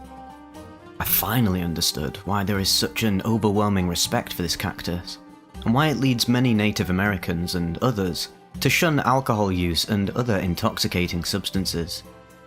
In everything I saw goodness, and I inexplicably felt I was part of that goodness. By this time, I'd lost all sense of time, and sleep escaped me. I returned outside, admittedly a little disoriented, to see my dancing stars and started a small fire, which is recommended by the clergy of the church if conditions are favourable. I gleefully watched for what seemed like hours, but was probably only minutes, as the smoke and fire dwindled into the most beautiful embers of fading light. I noticed that the mescaline was finally starting to wear off, because my stars began to be fixed in their places, and I succumbed to my fatigue and fell into a blissful rest. So what does this story have to do with harm?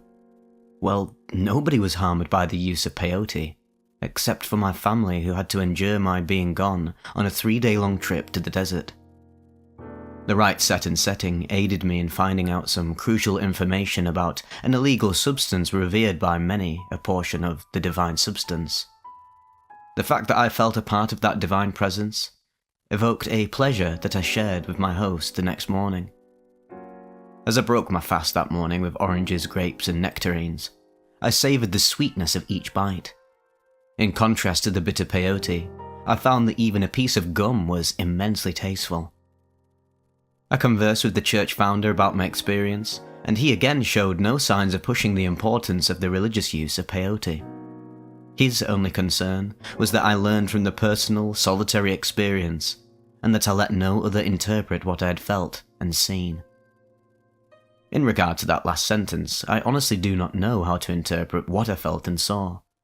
I admit that years of research did make a lot of sense to me after ingesting peyote, but I am still at a loss to describe what happened to me. The naturalist, physicalist in me wants to explain away the experience by an appeal to the scientific evidence of how mescaline affects brain function. My religious leanings, however, point to a holy and sacred experience that I share with the reader in story form, hopefully with reverence. I do not know if I'll ever take a hallucinogenic substance ever again. It is not that I am presumptuous enough to claim I have learnt or experienced all there is to know about these experiences, but quoting Alan Watts, "When you get the message, hang up the phone." For now, I have received enough of the message concerning the religious and recreational use of hallucinogens. I respect the fact that others consider these substances sacred and holy, or even just pleasurable, and I share my peyote experience only to show that their religious use can and ought to be protected. Although I am just as honest in defending that given the right set and setting, the hallucinogens' recreational use seems to be as benign and harmless as their religious use. Hallucinogenic substances do appear to be a boon that, with the right kinds of controls and education, could be used to benefit many a person out there. I just hope that my story helps relay the importance of more protection for our beloved nation's liberties in regard to hallucinogenic substance use.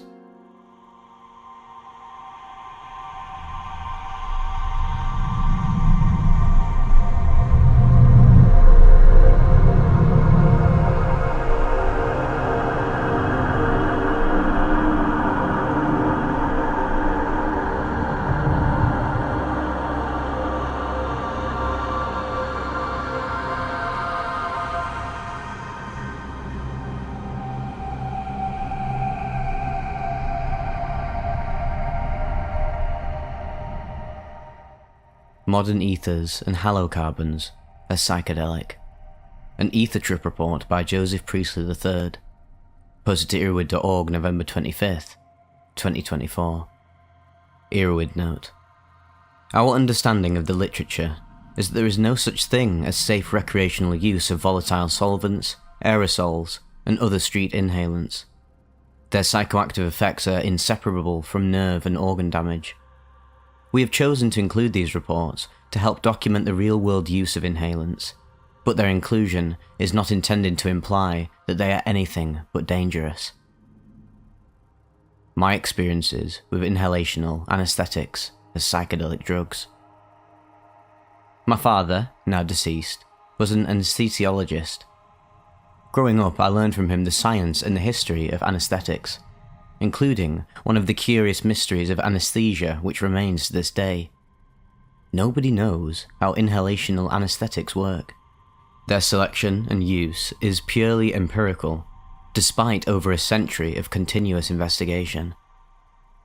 Reading my dad's library of anesthesia texts taught me about the early experiments with diethyl ether as a recreational and medicinal intoxicant, followed much later by development of formalized methods for using it as a surgical anesthetic. As an elementary school student, I had already learned with great interest about the replacement of flammable diethyl ether with halogenated molecules which pose less of a fire risk and are vastly more potent drugs. I listened as my father explained how sevoflurane and desflurane, the two most common modern fluorinated ethers used in anesthesia, are such powerful drugs that a single full breath of the vapor would be an overdose. These liquids seemed almost magical, modern chemical creations with near incomplete inertness, so volatile that they boil in your hand, profoundly altering consciousness with just a whiff.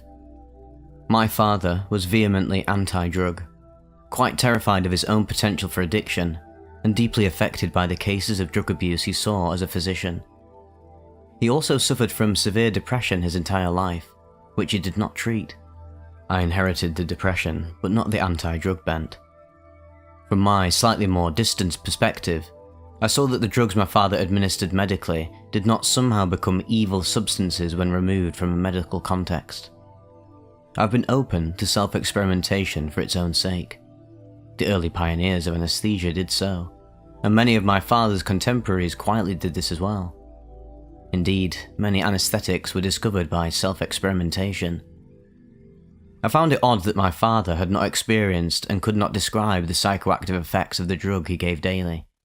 He was focused on the objective clinical effects he observed when he administered the drug to a patient.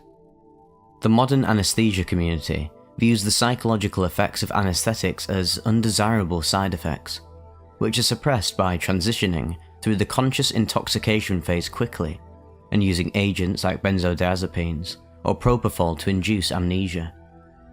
Like the early experimenters, my curiosity was broader than that.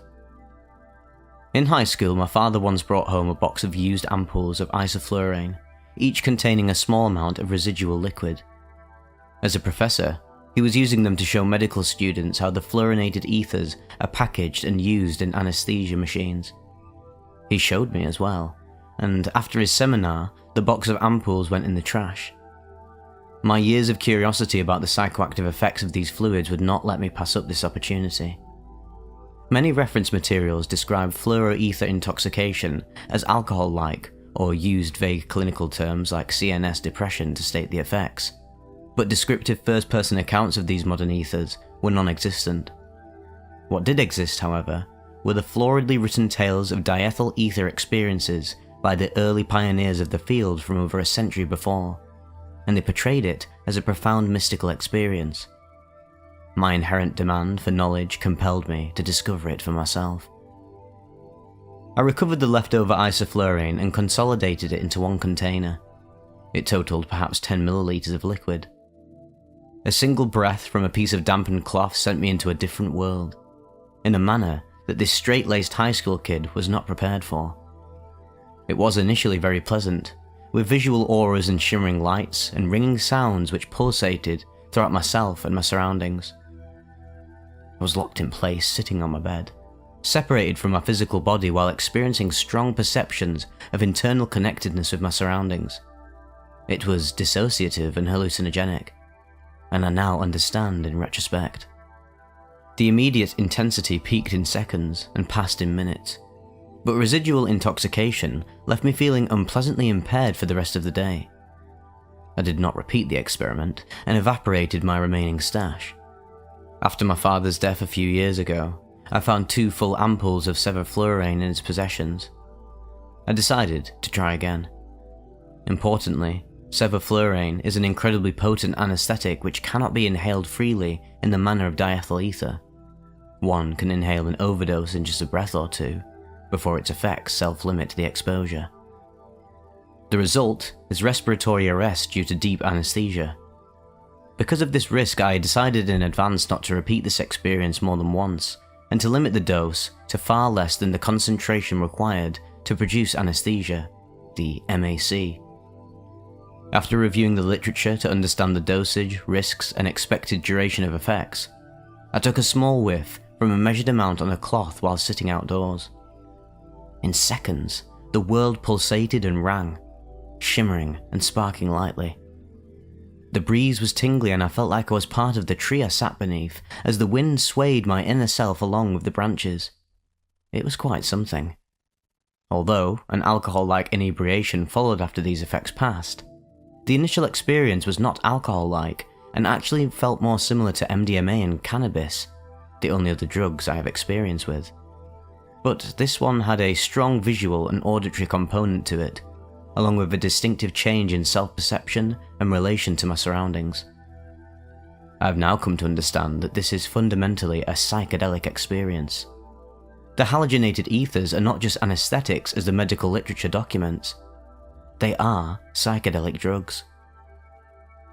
2 years later, I purchased a fluorinated industrial solvent called TMC 367 for a project I was working on.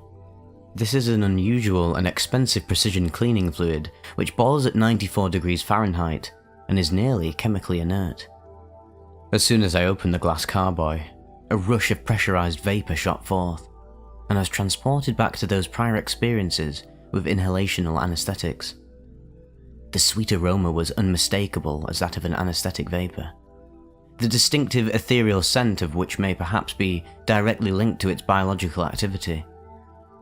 Immediately I thought this stuff must contain a halocarbon with psychoactive properties.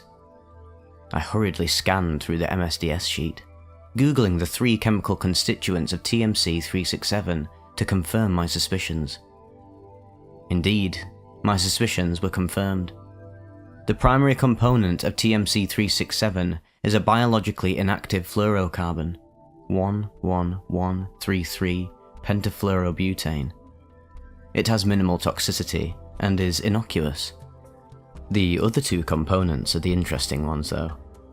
1,2-trans-dichloroethylene, dichloroethene by standard nomenclature, is known to be an inhalational anesthetic and has low toxicity. Although it has not been used in human anesthesia as far as I can tell, it has been studied in animals and is clearly psychoactive. The anesthetic potency of dichloroethene is not particularly high, more similar to diethyl ether than disflurane. The final component is 1,1,2,2-tetrafluoroethyl I2,2,2-trifluoroethyl ether, which is an uncommon and poorly studied chemical, but likely has some anesthetic properties based on its structure, and is not significantly toxic. Since this fluoroether comprises as little as 1% of the product and no more than 8%, I attribute the psychoactive effects of the mixture to the dichloroethene. Having determined that it is not likely to be hepatotoxic or nephrotoxic or to pose an overdose risk, I gave it a try. Standing alone and sober in my lab one afternoon with all the lights on and no music playing, I dampened a paper towel and inhaled through it. The results were not what I expected. Just like my first experience with isoflurane decades before, I froze in place and dissociated. Unlike the isoflurane experience, this was not pleasant. A time loop of auditory hallucinations occurred, repeating a phrase over and over for eternity. The phrase seemed distinct at the time, but did not, in retrospect, actually exist. I felt an overwhelming sense of dread and foreboding. My vision was replaced by an endless multi-dimensional space of sparkling dots and nebulous forms, which I perceived as the abyss, in the most abstract and non-literal sense possible. I had no connection to my physical self or surroundings, and existed only inside my own mind. It was a bad trip, and I did not even understand what a trip was at that time. In less than a minute, it was over, and I was back standing in my lab exactly as I'd been before. It was as if I had suddenly awakened there, on my feet in front of my lab bench, holding an open glass beaker of liquid in my hand. The effects were completely gone in minutes, with no lingering intoxication. My memory of the trip was strong, and the experience was so intense and unlike anything I had endured before that I felt a need to explore what had just occurred. I tried it again a few times over the next few weeks. I found that smaller doses caused auditory and visual effects without complete dissociation, but the feeling of foreboding and dread was powerful even at low doses. High doses, 2 consecutive breaths, were like a portal to a different universe. After one experience in which I found myself overwhelmed with existential fear while trapped in an eternal loop of all of humanity's suffering, I swore off the stuff and vowed never to do it again. But I did do it again. I inherited my father's depression, and I had been suffering through a particularly bad episode, the worst in many years. Conventional antidepressants have not been highly effective for me, although staying on vilazodone is better than nothing, I guess. I'd followed the newer ongoing research on ketamine and psilocybin as treatments for depression, and my psychiatrist mentioned the possibility of trying these methodologies since I seemed open to it and had not achieved successful remission with standard medications. In reading about psilocybin and ketamine for depression, I encountered descriptions of dissociative psychedelic experiences which I immediately recognized as similar to what I had endured with the anesthetic ethers and TMC 367. As I learned about the ways in which people felt those experiences had helped them, I considered whether my bad trips might have been the result of set and setting issues, more than an inherent characteristic of the drugs. Perhaps, I thought, my own psychology was responsible for the negativity of those experiences. Alas, I vowed to try again, and to put real effort into the process this time. I would take it seriously, as an exploration of my consciousness in the manner of Aldous Huxley. The results were quite different when done in this way. I ultimately experienced a psychedelic awakening which fundamentally altered my psychology for the better, and I could not be more pleased with the outcome. I never expected such benefits could come from huffing an industrial degreaser. It sounds utterly implausible, yet this is what occurred. Late at night in my office, with dim lights and familiar music playing, I began by smoking strong cannabis until I reached a plateau. Then, I started inhaling TMC 367 simply by applying drops to my shirt and breathing through the cloth. The cannabis was synergistic with the halocarbon in my estimation. I felt the familiar dread creep in as the time loop of sounds washed over me and the physical world receded behind the non-real plane of dimensionless internal existence. But the music helped anchor me to time and place, allowing me to reassure myself that I still existed in a physical reality in addition to the psychological space I was navigating. I was able to maintain an understanding that this would pass, and that time was still moving forward. Indeed, it passed very quickly, and I returned to my office chair as if abducted and dropped off by aliens. Unlike before, I felt safe and pleased by the experience, akin to a metaphysical roller coaster ride instead of a plane crash. I repeated the experience several times that night, spending a total of a few hours traversing back and forth across the boundary between the external world and my internal hyperspace. All the next day, I pondered the experiences of the prior night. Hours had passed in what seemed like minutes, while also taking an eternity. I reflected that I had certainly experienced some of the indescribable internal cognitive complexities that people attempt to explain after profound psychedelic experiences. I felt like I had conquered a part of myself by controlling the experience to overcome the horrible dread which had besieged me before, a phenomenon which I forced myself to recognize had come only from inside my own head. Indeed, the understanding that everything I experienced was produced inside my mind was essential to this whole process and the beneficial result I eventually obtained. That beneficial result came the next night. It was both a transcendental life-improving experience and also an ugly depraved ether binge straight out of fear and loathing. I had intended to repeat the prior night's experiment with stronger doses, but I began the night's festivities in the lab, intending to try just one dose there before retiring to my office for a more structured experience. Instead, that was the start of a set of deep trips which lasted until dawn. I found myself redosing repeatedly as soon as the dissociation faded enough to allow it. I intentionally traversed the boundary between our shared world and the internal spaces of my mind dozens of times that very night. I felt a sense of complete connection to everything, including very specific feelings of interaction with people elsewhere I have never met. The auditory hallucinations were intense and impossible to distinguish from real sirens or alarms, and the visual effects were beyond description and at times overwhelming. The dissociation and internal journey, however, were more intense and complicated than any of the visual or auditory aspects.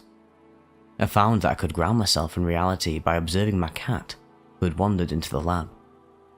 He was, of course, unperturbed by the happenings inside my psyche, and interacted with me normally. I knew that no cat would ignore the sirens if they were real, nor would he remain so calm if I had in fact suddenly reappeared in front of him out of thin air as I felt I did, nor could he respond to me if I were incorporeal. I used this objective reality to maintain a perspective. With my cat as a totem, and using the sensation of gravity on my body and touching textured objects to remain oriented to physicality, I deepened my trips by inhaling as much of the vapor as I could, while remaining able to do so. In a series of 3 or 4 such consecutive trips, each lasting a few minutes, I experienced indescribable emotional journeys within myself. I felt a recursive, repeated awakening which tore me out of my dissociated state and threw me back into this world over and over again. I spun down like a vortex into an infinitely small pinhole and came out of the other side inside out. I felt like I had become the complex conjugate of myself, inverted in a sense that cannot be described in our 4-dimensional reality. The sun began to rise, and I realized that several hundred milliliters of TMC 367 were gone. I stopped. A few minutes later, I was standing in my lobby feeling intensely sober and fully aware. I went to bed and slept for a few hours before beginning my day. I noticed that I felt very different than I had ever felt before. I was able to converse freely and intelligently, but felt like I was aphasic. I perceived that I did not know what words to say or how, but yet speech flowed out of me normally or even more fluently than usual. This perception faded over the course of the day, and was replaced by a confidence in my expression which I did not realise I had previously lacked. More notably, however, I felt a sense of deep comfort and connection to myself and my surroundings. My anxiety and inner turmoil were replaced with a positive perception of connection with myself and everyone around me. I felt like I knew myself better. I felt like I was in control of myself and my emotions in a way I have never experienced before. And I still feel that way. It stuck.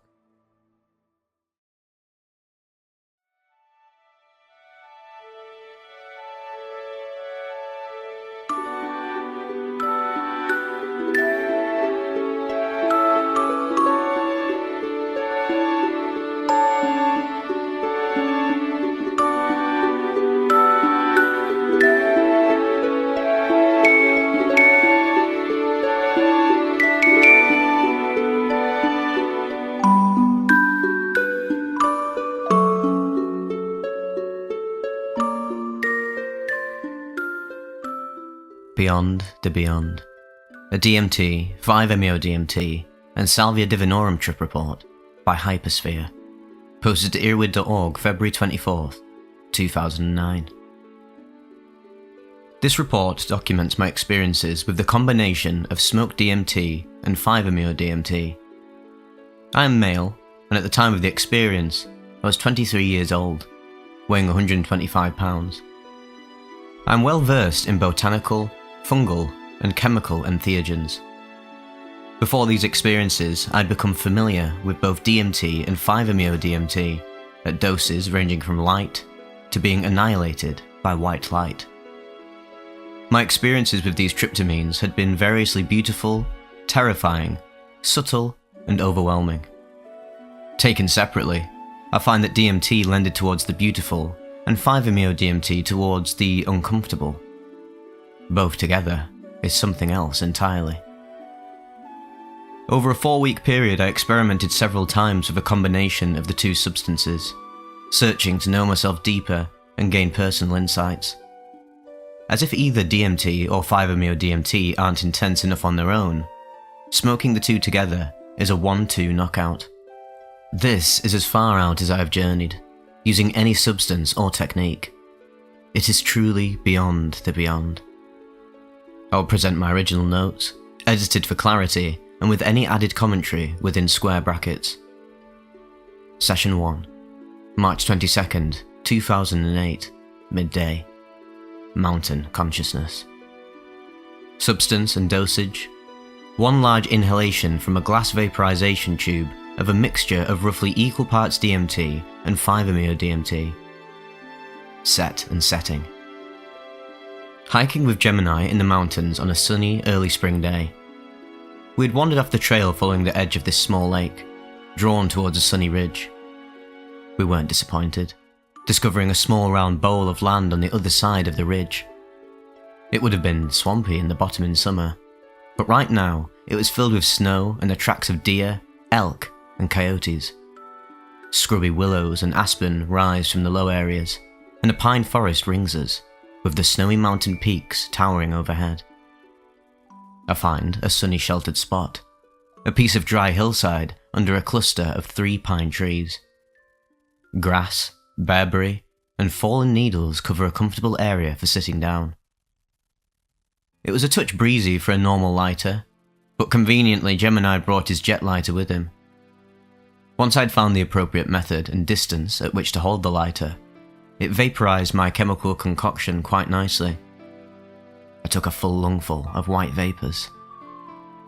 As soon as I'd finished inhaling, Gemini put on a song on his phone, which actually has extraordinarily good sound considering it is just a phone. The song was Hold Tight London by the Chemical Brothers. Perfect musical accompaniment for that moment. The tryptamine flash hit me strong and hard and beautiful.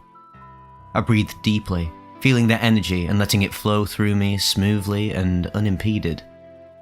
I felt a union with the forest and the mountains around me.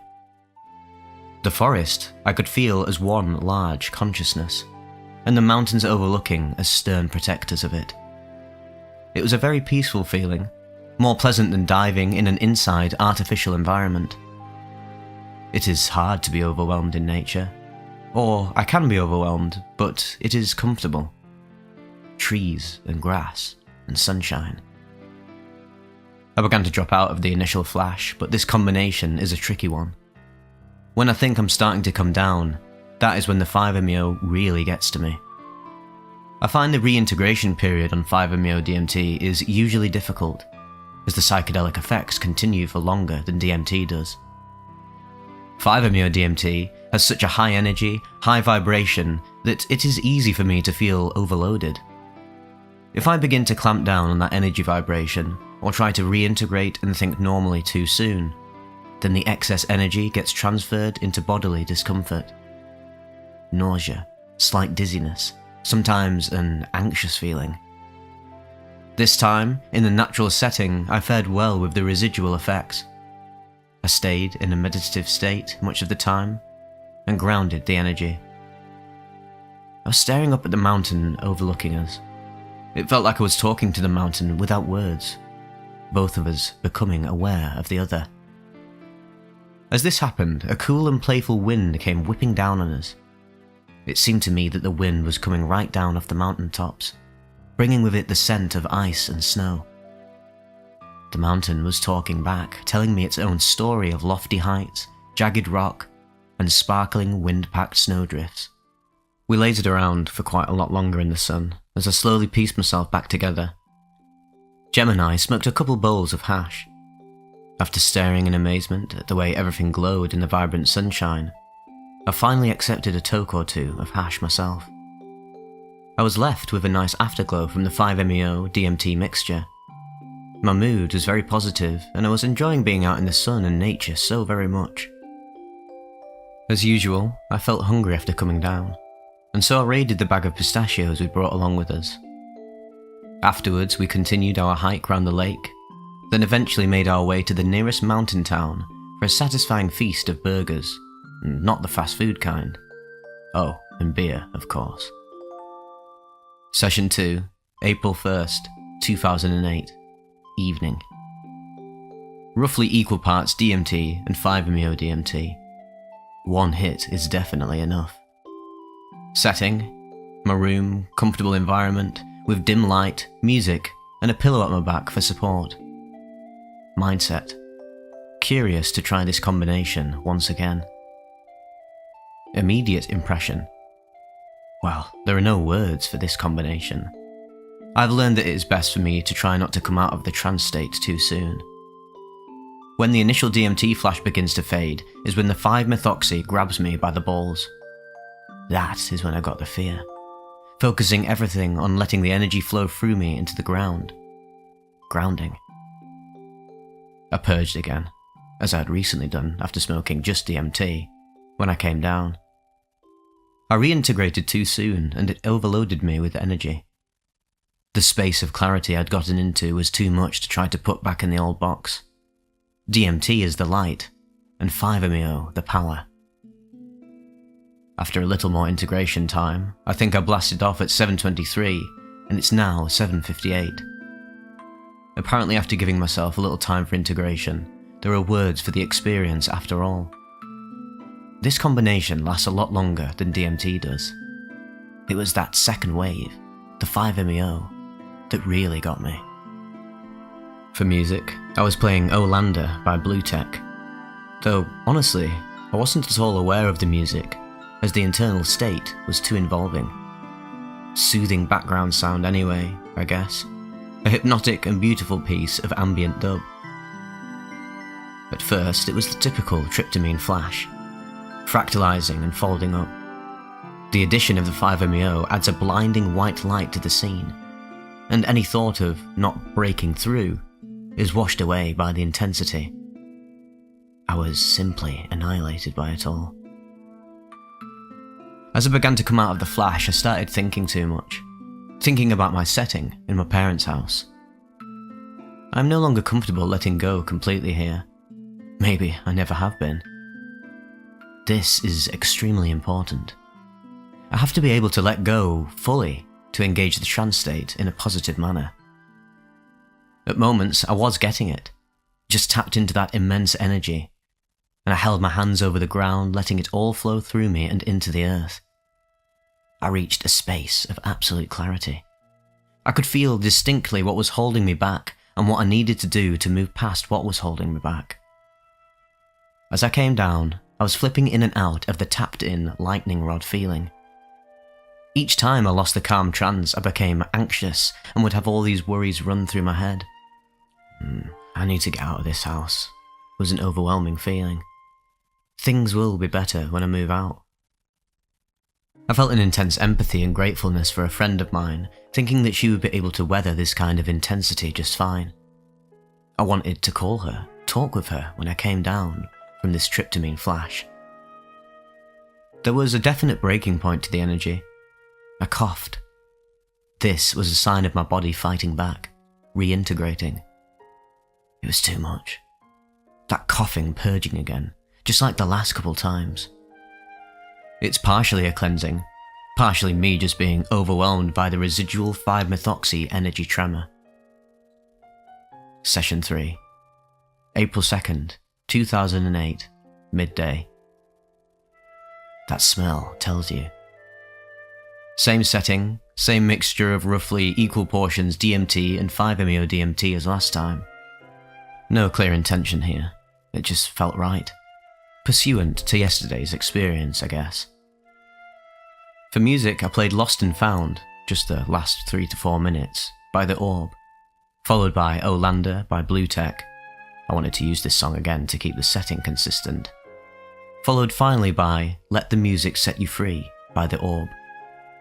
I'd been consuming lots of kratom and yerba mate tea before the experience, which possibly had some influence. My experiences led me to hypothesize that kratom particularly can increase my receptiveness to smoke tryptamines. Initially, the low dose of DMT left me in contact with my body and breathing freely. But as the 5-MeO seeped in, that sensation of my body became more and more distant. The first 3 to 4 minutes I was, indeed, lost, and did not find myself until the song had changed. During this phase I had sensations of pressure all over my body, but particularly in the stomach, solar plexus region. The key to not being overwhelmed is to feel. Don't shy away from or resist the unpleasant tension in my stomach. Feel it. And as I feel it, the nature changes and it becomes manageable. Just intense energization. Eyes are closed. I was aware of the song change, entering a new phase in which I spent a lot of time breathing heavily as the waves came over me. I kept being directed into certain body positions as I sat cross-legged. One was to let my head drop precipitously forward, and then bouncing up and down slightly like a spring. This seemed to form a wave that put me in communication with something. The waving motion of my head was important. When coming out of the wave, I would have to lean my head all the way back, and my breathing would become heavy as the intensity of effects would shoot up a notch. Any time I moved my head, it would create a wave of dizziness. Moving my body more was out of the question as well, as this would have led to nausea due to the extreme dizziness. The dizziness, though, was part of the trip, somehow. I made some strange repetitive humming noises that seemed necessary at the time.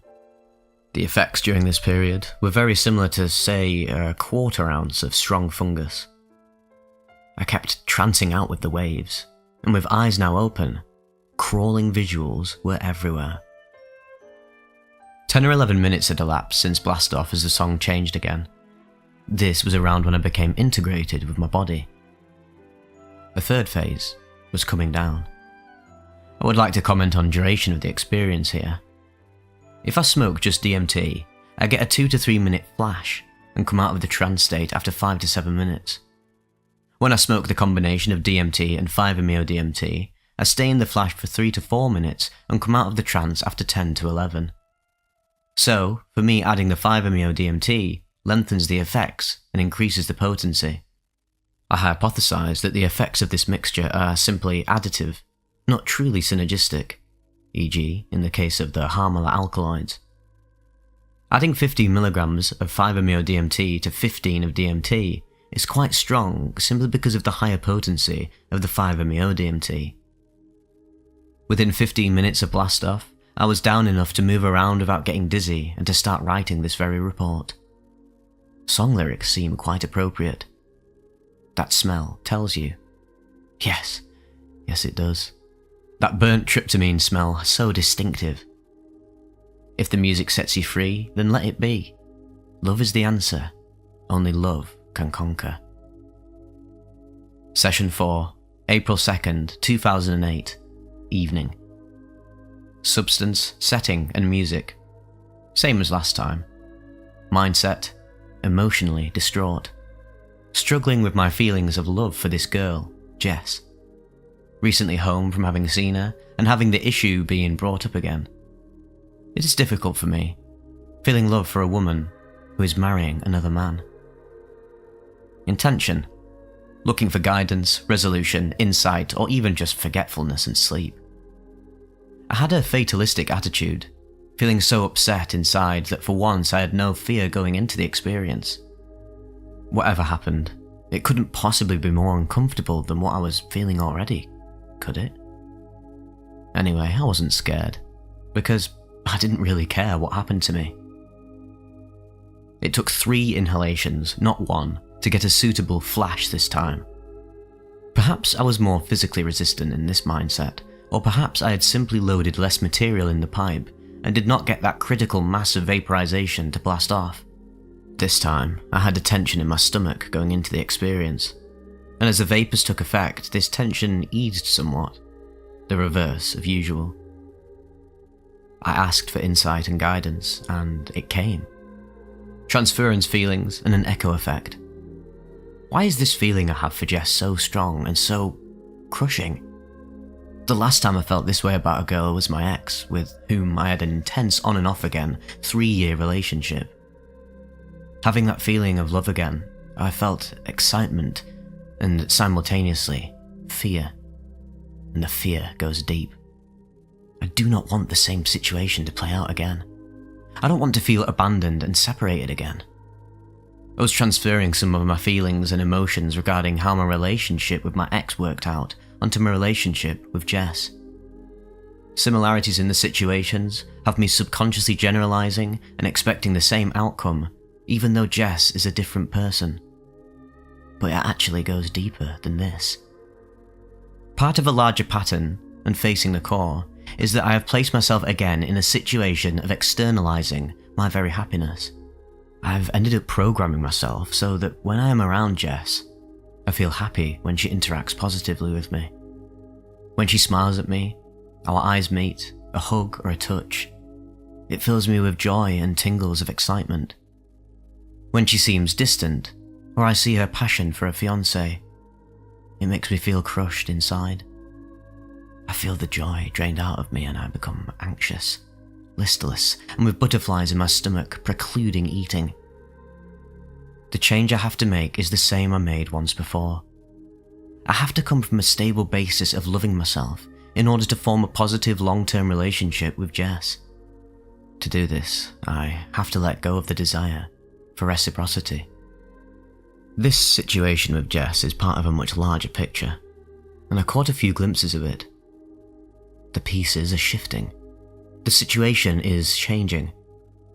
I felt I was being brought face to face with the core of myself, deep into the primitive and fundamental feelings and emotions driving me to think, feel, and act as I do. I'm experiencing this feeling now with Jess so that I can work through it. I will be stronger for this experience and will have gained a better understanding of love itself. 3-dimensional, translinguistic, meaning-containing, and feeling-oriented self-transforming structures of light and colour. I think I finally get part of what Terence McKenna was on about with that. I could see everything. My situation as this rotating, shifting object. Black surfaces edged in colours spinning round in a glowing white core. The object was a visual representation of what I was thinking and feeling and how the situation was changing. It contained information and expressed it in a manner beyond words. Body positioning and letting go. As I came out of the flash, I felt grief and sadness as a pure and raw emotion. For a few moments, I let the feeling fill me completely. I didn't resist. Whatever was most uncomfortable and unpleasant was what I had to open up to and feel the most intensely. It obviously wasn't a good feeling, but I felt strangely dissociated from the feeling, and a calm core was aware that things weren't that bad really. I was directed by the drugs and how I was feeling into lying sideways in a fetal position on the ground. The grief pouring through me was intensifying, but I found myself slipping away. Let go, let go, let go. And I did. I did finally let go.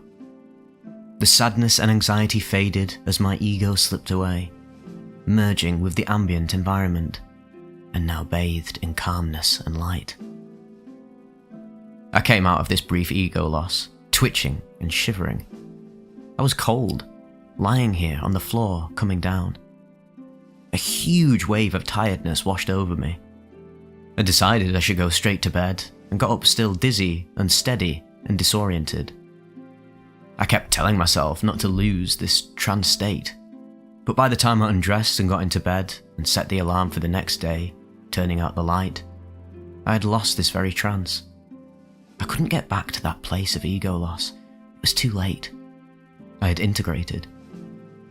I got to sleep relatively easily, which was a blessing, and was somewhat calmer in the morning, though we will see how I feel the next time I'm around Jess. I need to reconnect with that calm centre within me, that centre radiating peace and love and joy simply for the fact of existing. I am feeling drawn towards cacti for trying to reconnect this way, and may pursue that path in the near future. Session 5, April 3rd, 2008. Evening. Womb of the mother. Same setting, same substance, and similar music as last time. A reasonably calm mindset, reflective but not upset as I had been the day before. Intention was simply seeing where I might go. I loaded the last of the mixture into the tube, though there was plenty of resin still in there too. I took 2 large inhalations, strangely not choking on or feeling the vapours much this time. After one breath, I set the pipe down but didn't feel it would take me all the way, so I went back for another. There are 3 distinct phases to this experience. This has been consistent through all my experiences with the mixture, but became clear to me only on this trip. The first phase is the tryptamine flash. It is during this phase that I lost contact with my body the first time, and also despite having music playing, I'm not really consciously aware of it. The first song was Once Upon the Sea of Blissful Awareness by Spongel, just about 7 minutes long. I blasted off 1 minute into the song, and by the last couple minutes was consciously aware of the music again. My mind craves nectar day and night. This phase of the experience is all-involving and irresistibly intense. After the first phase is a false come-down, a brief lull. The tryptamine flash fades, but a second, almost more powerful sensation takes over it. There are the sensations of pressure, and I become aware of my heart pumping. The energy intensifies, heavy and thick, threatening to overwhelm me. I have to concentrate everything on breathing and letting the energy flow through me into the earth. Grounding and feeling secure, comfortable, reminding myself to just flow and ride the feeling. It is this second wave that can bring the fear with it. Existential fear, a threat to my ego. During this phase, information and insight bombards me. As the second wave fades, it leaves me in phase 3, tryptamine activation. The effects are similar to a really strong dose of mushrooms or LSD, when you are completely involved in the internal experience. I am often directed into particular body positions that seem to amplify the effects of the trance.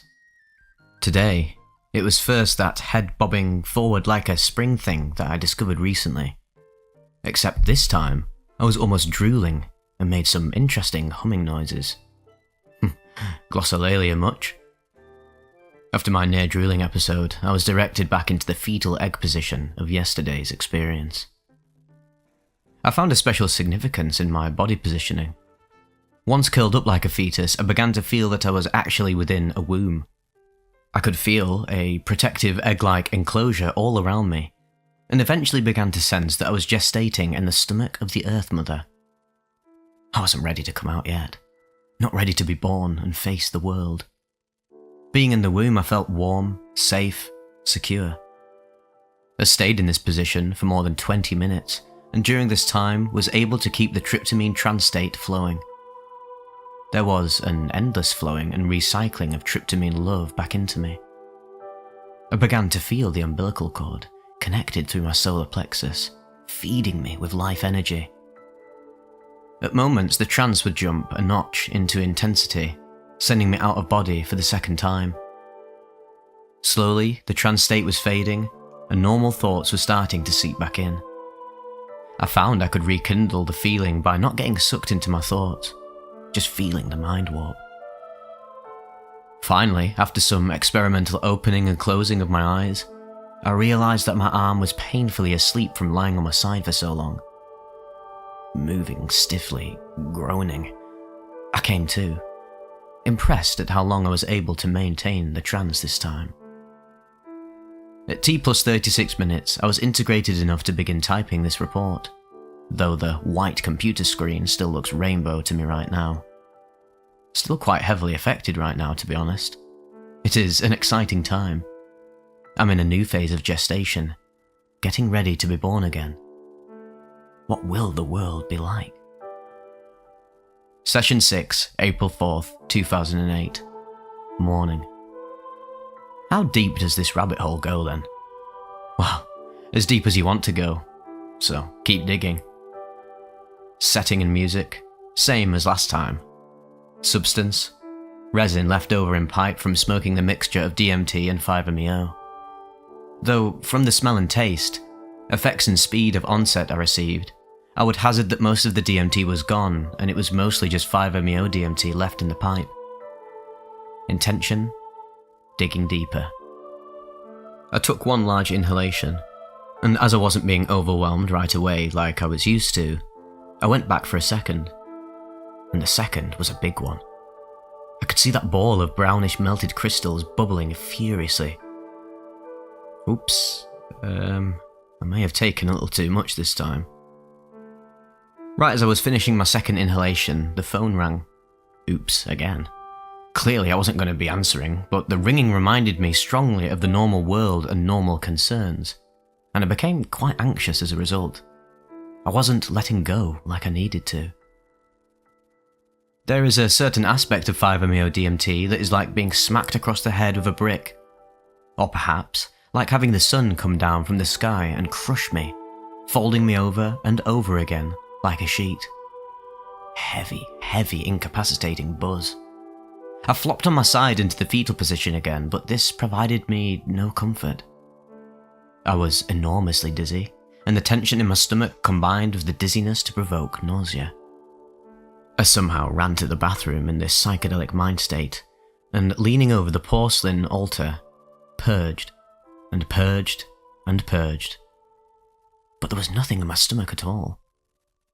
I'd blasted off soon after getting up, and had eaten absolutely no breakfast. What was coming out of me was thick mucus or something, filled with the scent and taste of 5-MeO. I was reminded strongly of my ayahuasca experiences. Blech. I know that the reason I purged this time was because I wasn't comfortable letting go to the experience. The anxiety had to come out as the energy of 5-MeO is simply overwhelming. I overloaded myself this time. It was a pretty strong dose, but I could have handled it fine had I remained calm and flowed with the effects. After the purge, I was still strongly affected, but the flash of the experience had passed. I was able to sit meditatively and get into a good state of mind. I felt cleaned out and did not regret the experience in any way, though I should have prepared my setting and myself better before diving. Session 7, April 10th, 2008, evening. Light beings. Set and setting, my room, nighttime. Preloaded with a tea of kratom, blue lotus, yerba mate, white pine, sweetgrass and sage, Energized and clearing, good for dreaming. Intention. Manifesting a home for myself and chosen companions. I loaded a little DMT into the pipe, but from the taste and smell became aware I was smoking quite a bit of 5-MeO-DMT resin from the bottom of the pipe too. As I entered the trance, I became aware of two entities. On my right hand side and quite close was one of the beings. The other was behind me and on my left side, at a little more distance. They felt very protective, like guardians. The one closer to my right was bathing the side of my head with a sweeping motion. The being on my right side started communicating with me through flashes of light and colour. The fluorescent light beside me was being played with, being made to flicker and flash in order to communicate. The beings sort of came out of the woodwork. The one beside me was manifesting as part of my bed, the fluorescent light, and part of the floor. He opened the top of my head and poured in information. I realised I could open a dialogue with these beings. I could ask them questions, and they would respond with these flashes of light communication. I told them I wanted a home to live in with those I have chosen as a new family. I told them I want to have a partner. I want her to find me, or for me to find her. I want us to find each other again. A tight and beautiful little hippie girl whose heart melts when I look in her eyes. It doesn't hurt to ask, right? Within 3 weeks of this experience, we had a home. Within 2 months, I had found my sacred lover. I genuinely got everything I'd asked for. I was curious about these entities, remembering one DMT report saying that the entities can have gender. I asked them both if they had a sex. The entity behind and on my left seemed to indicate it was a strange question to ask, and she dredged up some imagery for me. Large breasts, large hips, direct stare, a motherly figure. The entity on my right seemed amused by the question, as if saying, well, we normally don't take that form anymore. But he confided to being a male, if I wanted to think about it that way. These entities, these light beings, are here for me, to protect me and guide me. As I was coming out of the trance state, I felt the desire to lie down and asked that the entities stay with me. Please don't leave, as I move around. I wish to stay in contact with you. They heeded my call, and when I laid down in bed, I could still sense that comforting flashing of light, indicating their presence. I did some relaxation, meditation techniques that put me deep into a dissociated state. Deep thinking. Thinking about eyes. The eyes being the window to the soul. The soul perceives reality through our eyes. The patterns and colours in our irises is a visual representation of the frames and paradigms through which we interpret reality. Without those pigments and patterns, we would see nothing but chaos and blinding light. We have to filter and make sense of reality, and this is what you see in people's eyes. You see how they make sense of reality. A friend told me of a new band appearing in her eye, which would be a new mode or paradigm for viewing reality. Eventually I drifted easily into sleep. My dreams that night were vivid, meaningful, and I had better recollection than I normally do. Dreaming of being in some kind of crowd or festival, and seeing Jess from a distance sitting up in a truck. I blow a kiss her way. She smiles and waves at the friends around me, but does not seem to see me at all. There is a feeling of loneliness and separation present. Session 8. April 17th, 2008, evening. Salvia preloading for smoking DMT and 5-MeO. I'd first given 3 attempts at breaking through on just DMT. Each time, I bounced off the edges of the trance state, not achieving lift-off velocity. There is at first a rising tone and feeling, but if I don't make it through, then this quickly changes to a sensation of dropping and grounding out. The doses left me functional enough to move around without falling over, which was good because the main effect seemed to be purgative. I coughed and hacked all kinds of sickness out of me. It was cleansing, but didn't take me where I was trying to go. I wanted to break through tonight. I felt a strange calling towards salvia, knowing subconsciously where the bag of leaves was and not needing to search for it, simply reaching behind me and pulling it out of the hidey hole. It has been many months since I last danced the Divinorum. At this time, I was still feeling the afterglow from the DMT. I took 2 large, dry leaves and folded them, placing between my cheek and gum. Slowly, they soften and can be chewed. Slippery salvia tastes bitter, like chewing green tea. I spat the quid and liquid out when it seemed appropriate, after several minutes of chewing. A perceptual shift was becoming increasingly evident. Hard to put a finger on what, exactly, had changed. Perhaps a little of that salvia gravity was becoming noticeable. And so, I loaded a little bit of mixed DMT and 5-MeO DMT into the pipe, and I do mean just a little bit, tiny grains. After filling my lungs, there was no doubt about achieving liftoff this time. The oncoming rush was annihilating me, and I think I became quite panicked, resisting the onset. Things are a little fuzzy in my recollection here, but I ended up on the bed sideways, being twisted and pulled into the blankets. I was actually twitching and rolling around a lot. That I remember clearly. The twisting sideways sensation I would attribute to the salvia. The emotional tone of the experience was one of fear. Fear and a sense of illusion, of trickery, and something somewhere laughing at my predicament. For me, adding DMT to 5-MeO DMT shifted the tone of 5-MeO from terror to bliss. Adding salvia to the mix seemed to reverse the effect, dredging me down into terror with an irresistible gravitational vacuuming.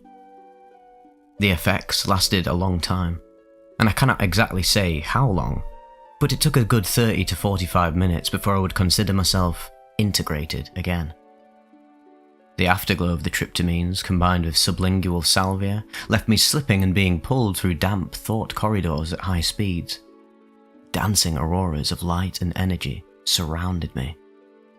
The feeling was oddly dreamlike and unreal. When I finally came out of the trance, I was drenched in sweat. Sleep came easily, and my dreams were extremely vivid all night. Using chewed salvia before smoking the tryptamines seemed to destroy the lucidity and clarity of the tryptamine flash. I have difficulty bringing anything back from this experience, I must say. It was certainly intense, but I am hesitant to try again. Well, that's all, folks. Thanks for reading. You might ask, what impact did these experiences have on me? I feel they gave me guidance and insight at a time when I was feeling lost, lonely, and anxious. They are life-affirming experiences, showing me glimpses of the unplumbed depths of my mind. And as the late, great Terence McKenna said, "The imagination, the inside of our heads, really is the most vast frontier imaginable." Reminding me that everything that happens is within the highest good. Reminding me to trust my heart and intuition. To have a comfortable experience, I must accept that I am experiencing what I need to experience. I must surrender to the flow of life. Letting go of the fear inherent in diving so deep leaves me instead profoundly open to giving and receiving love.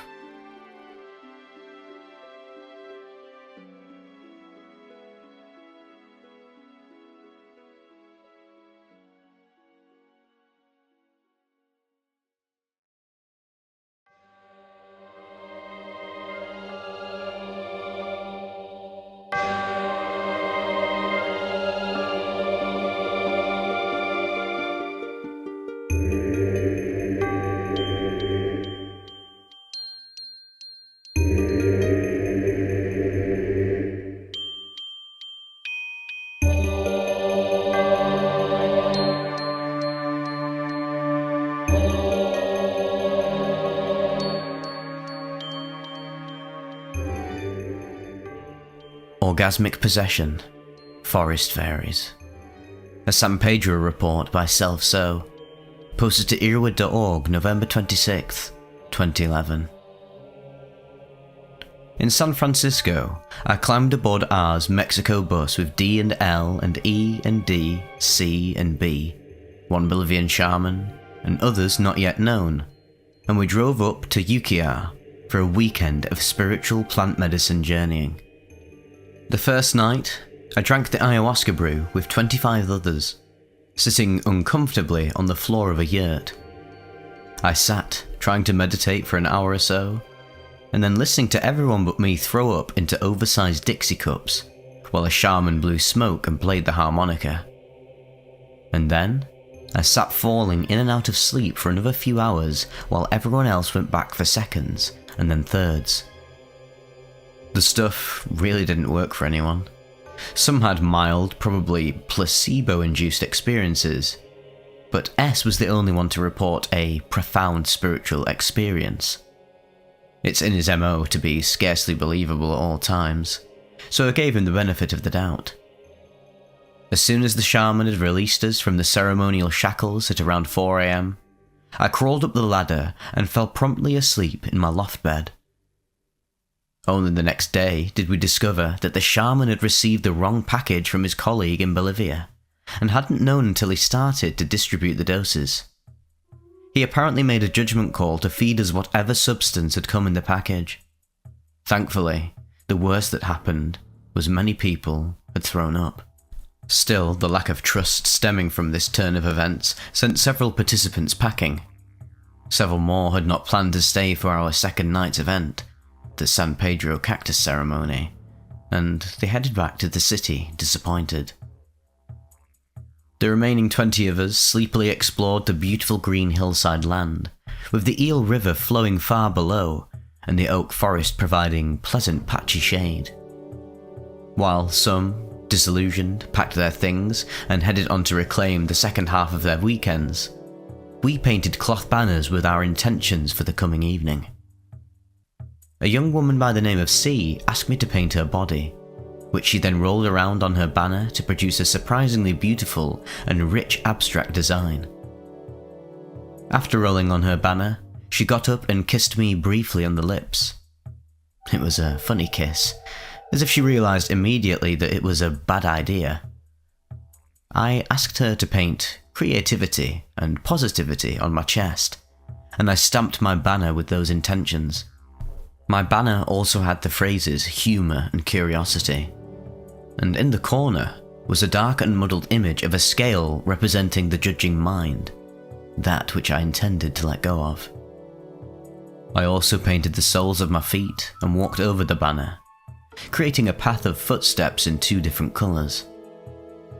I thought of M and of us walking side by side through life. Between the footsteps, I drew a golden wavy line symbolising the Dharma. As all of this was happening, a few dozen yards away under the oak canopy, the shaman and the workers were creating an altar. It consisted of a pentagram made of small stones with a medium-sized bonfire in the centre. In each of the 5 points of the star were placed various objects, like stones, metal figures, and crystals. There were also 5 offering bowls which were to be filled with fruit, nuts, etc. The shaman gave the group instructions for filling the bowls, but they weren't to be filled until the very last minute. One of the offers was to be raw meat. This was fetched in late afternoon from the town store several miles down the road. While Michael, owner of the land, was setting up the bowls, he left the uncooked sausage by his feet, and one of his golden retrievers nabbed it. "Oh my god, fuck!" he yelled, running at the dog and trying to smack it, instead slipping and falling on his arse. His overreaction reminded me somehow of my father. The raw meat was gone, the dog's owner was very upset, but the shaman said it would be acceptable. In retrospect, some of us considered the lack of the meat offering to be a bad sign of what was to come. Around the fire altar, we built a circle of tall poles, and around the poles we ran twine to create a kind of circular pen. We hung our banners around the circumference of the pen and made a walled-in circle around the altar. We were to dance in a circle around the fire inside this pen, in one direction, without stopping. The shaman told us this as the day grew darker. We would dance from sundown until sunrise. There would be no drinking water and no eating. It is best to let the medicine do its work, he said. In addition, there was to be no talking, no touching each other, and specifically no touching of the shaman's instruments. Apart from these brief instructions, the shaman did not explain the ceremony further. The shaman sat at one point of the pentagram, surrounded by his formidable collection of strange small objects, his drum and his pipes, and did practice chants for 45 minutes. The rest of us gathered round, some solemn and some giddy, exchanging disbelieving glances and cracking short jokes. Finally, he produced a wrinkled plastic bag filled with a dark powder, the skin of the San Pedro cactus, the mescaline-containing Peruvian torch, which when sliced in the preparation of the medicinal mixture, is cut into thick star-shaped slices. He poured about an inch of the powder into the bottom of a cup, then added a half cup of water and a spoon, and we passed the cup until it reached the last person in the circle. This was repeated until everyone had their own cup. The green slosh was awful. I only knew it was green because of the smell. It was past dusk now. It smelled like strong, tangy, green, fleshy cactus. It tasted something like aloe vera mixed with Elmer's glue. Not an unpleasant taste for a sip, but after a few huge gulps, the ingestion process became quite the chore. The cactus didn't dissolve completely, even with furious stirring, which we all eventually succumbed to. And I wondered whether I was swallowing gulps of dirt and pebbles, or worse, cactus thorns. In my anxiety, I left about a centimetre of slush at the bottom of the cup and put it aside. The shaman pulled out his shakers and started shaking a quick rhythm, and we all got up to dance. It was more like a walk for a while. After about 20 minutes, the walking became dizzy and the pace was hard to keep steady. I was picking the terrible hard chunks of cacti out of my mouth with my tongue. Finally, my mouth began to water and my stomach tightened. I ducked out of the doorway of our arbour and puked on my hands and knees into the twigs and poison oak. After 3 monumental expulsions, I felt relieved. I wiped my mouth with my sweatshirt sleeve and headed back to the very weird scene around the fire. I think I was the first to throw up, and after that there was a steady stream of pukers heading out to the woods. The energy levels steadily rose, and at some point I was practically running around the fire. I felt a build-up of energy in my hands and feet and eyes, my gut, and my genitals. I realised eventually that I needed to make a trip to the bathroom. More expulsion. Sitting on the earthen outhouse seat was a strange experience. The curtain hanging in the doorway was changing colours slightly in the breeze, and my headlamp, normally cool white, seemed to be tinged with other hues. The cries and whoops and claps of my tribe echoed from the hillsides. As I shat, I felt an intense sexual build-up, as if I'd been making out with a woman for hours. Shitting began to feel very pleasurable, and just for the hell of it I groaned, and it felt great. For a few minutes I contemplated masturbating, but something told me it would be a waste of that energy. So I cleaned myself up and headed back out into the cold, dark night, ready for action. When I returned to the fire, it was as if from another world. These creatures were probably still recognisable as my friends, but I didn't care to investigate. The sense of their energy and their strange movements and noises would stand for no inspection. I simply had to join in the madness. Suddenly, we were all behaving a lot more like the shaman. Burps and wheezes and yelps were emitting from almost everyone, seemingly coming not from us but from the energy, the spirit of the medicine we had taken. A few among us were walking slowly and intentionally. Others were speed walking full clip, 2 lanes of traffic formed around the fire. The weird wild energy ebbed and flowed for a while as we made lap after endless lap around that very fire. The shaman sang and elicited different energies from the ether with his various instruments and songs. Sometimes he would stop and there would be a period of silence. During these times I would come back to myself and suddenly feel my inner energy, different each time, wanting a different style of walk dance or a different sound from my throat. I alternately clapped or stomped or took huge steps like a dinosaur. I shuffled my feet or dragged them or took small dainty steps. I had no idea what I was supposed to be doing. Was this stuff even working? I remembered the banners hung all around us. Walking around the fire was like passing by an endless stream of the images and words painted on the banners, straight from the hearts and fears of the tribe.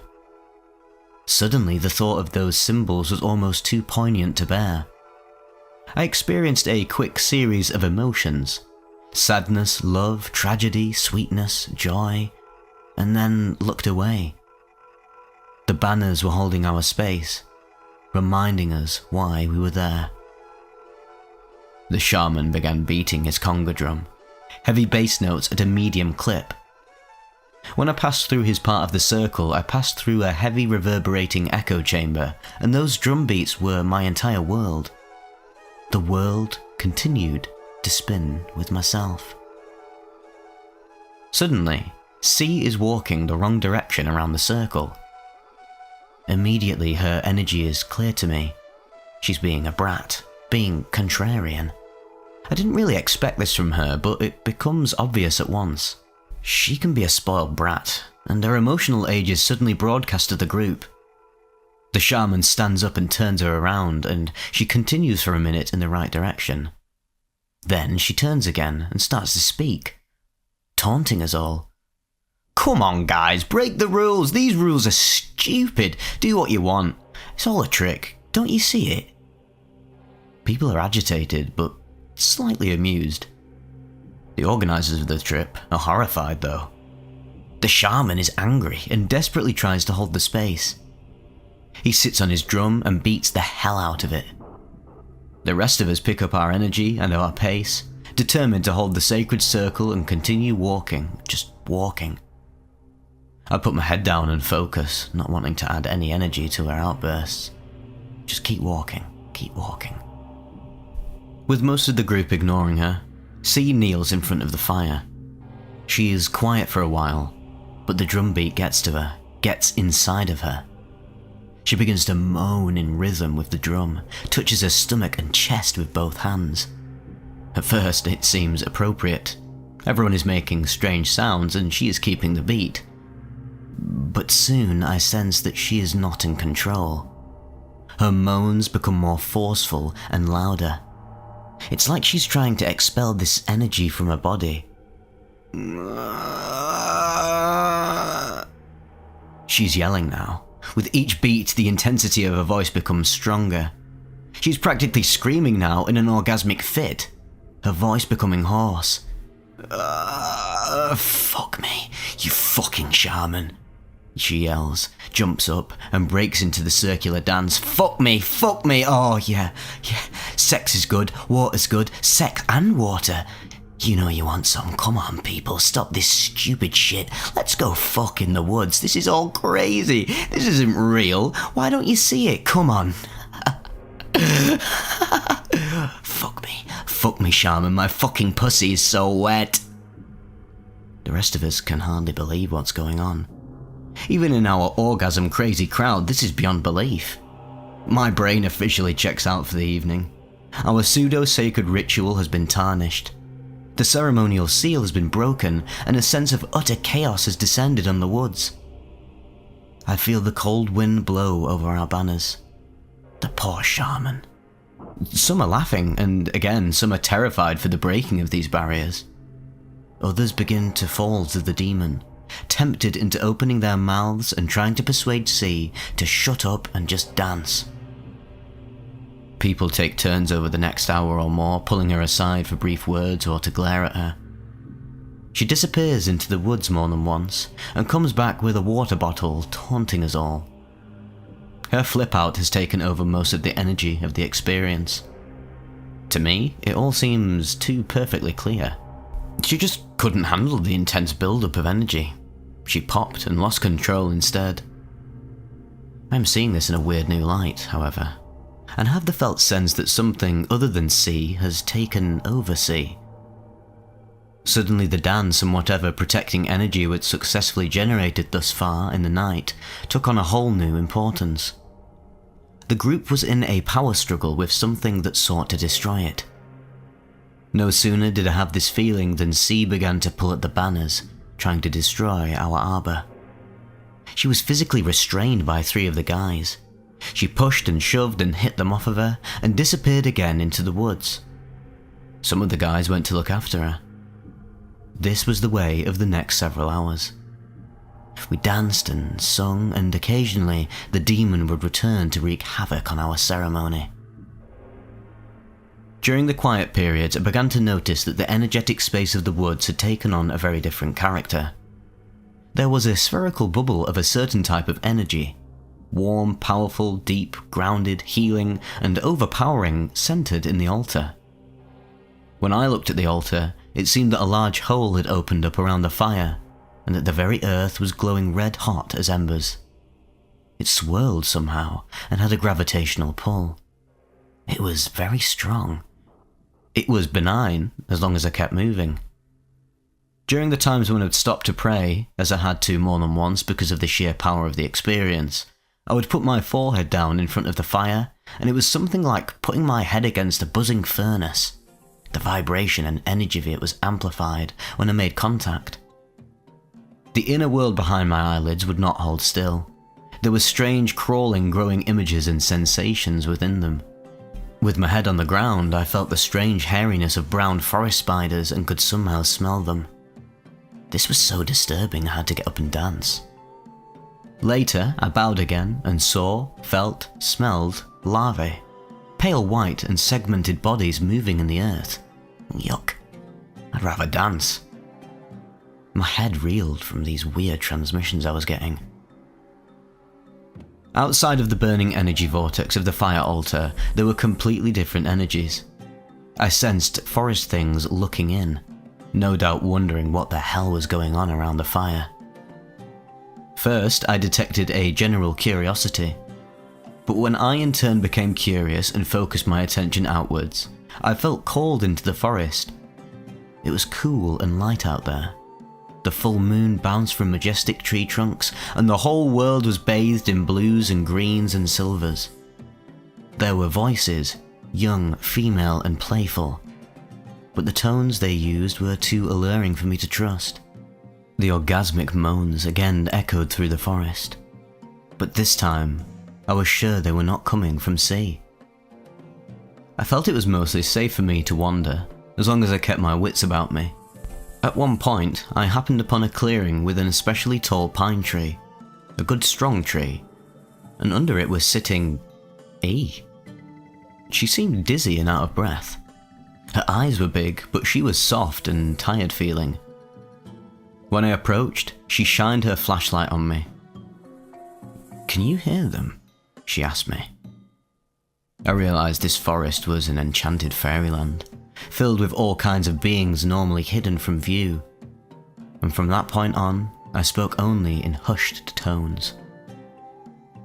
At one other point, I found myself standing on a small boulder, peering over a hillside with the moon as bright as the midday sun. I could feel my eyes squinting just to take in the sheer brilliance of the light. I was overcome with the power and beauty of Mother Nature, and all I could do was to give thanks in a silent prayer with hands held out and my heart filled with love. As the evening wore on, it became even crazier somehow. The prospect of dancing until sunup was eventually too much for almost all of our psyches, or what was left of them, and the group degenerated into every manner of silliness and mild altercations. The various personalities either held the space or were lost to immaturity, playful and adventurous, or hard-assed and soldier-like. The shaman wandered off more than once to look after C, to ask for help from his spirit guides in dealing with this outrageous bunch, or to just smoke his pipe. I don't really know. In his absence, R or Antonio would hold space and play drums. I even picked up the shakers and shook myself around the circle for a while. The shaman suddenly appeared in front of me with his hands held out and a stern look on his face, fire in his eyes, and I quickly handed him back the shakers.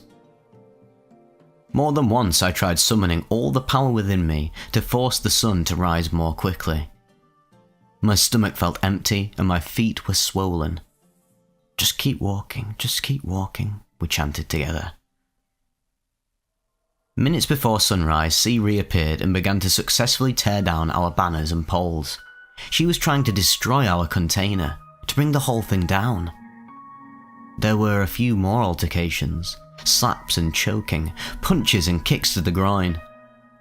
The men were exacerbated and exhausted, and aside from preventing her from hurting anyone else, there was nothing any of us could do.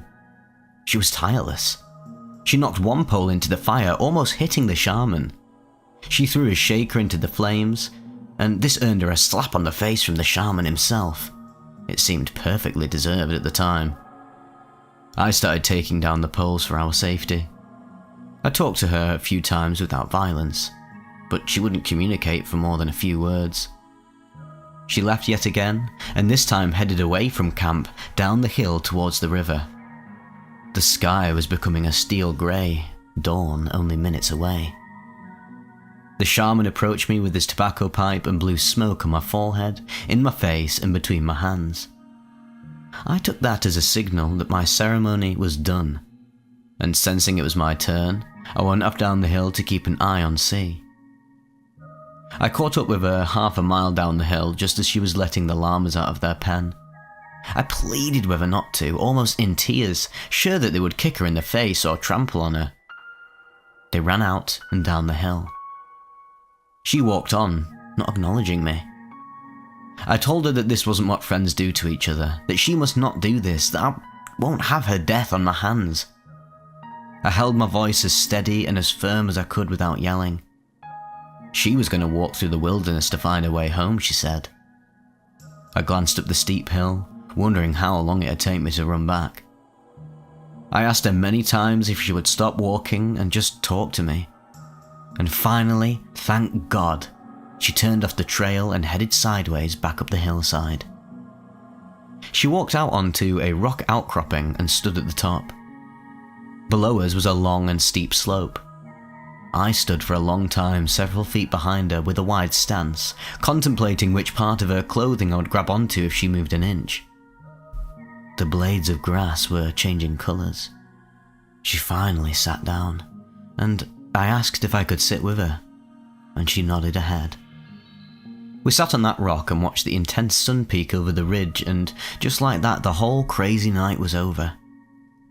I talked her down gradually, her story slowly coming together, the craziness gradually mixing with my interjections of relative sanity, and in the end we had pieced together something like a common perception of what had occurred that very night. She went back to camp and fell asleep.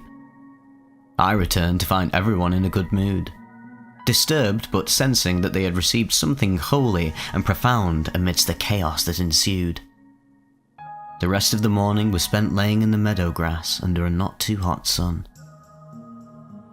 I came away from the experience with gratitude for experiencing something that I never knew existed. I saw and felt and knew a kind of earth magic that I would have never believed if it had been described to me. What's more, I witnessed a young woman be totally overcome by a spirit and a personality that did not seem to be her own. It was a powerful lesson that there is still much we do not understand about ourselves and the forces in the world that affect us. I will take the medicine again if I ever get the chance, and perhaps next time have the chance to go even deeper.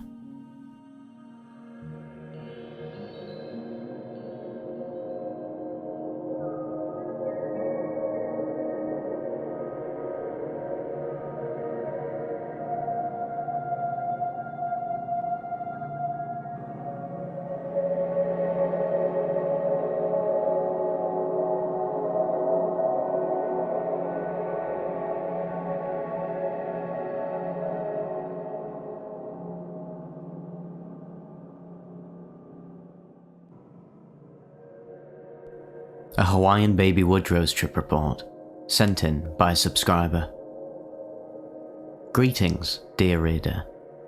Here I present to you an experience of mine that occurred in 2010, which is still as clear as day in my mind even today. I would like to share it for educational and safety purposes, but also just for your introspection. I hope it will also be a good read. I should quickly mention that I have also tripped on psilocybe cubensis upwards of 10 times.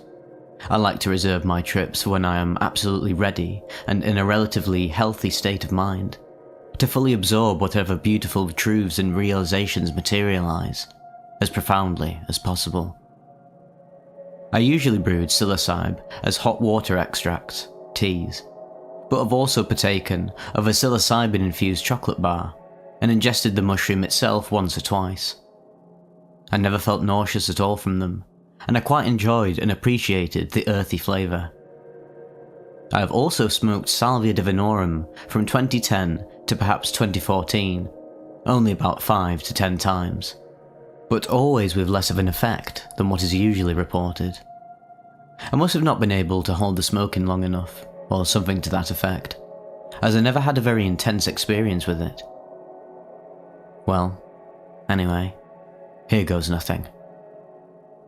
It was early autumn where I was living, and that crisp, refreshing atmosphere, alight with its colourful leaves falling from the trees, was absolutely intoxicating.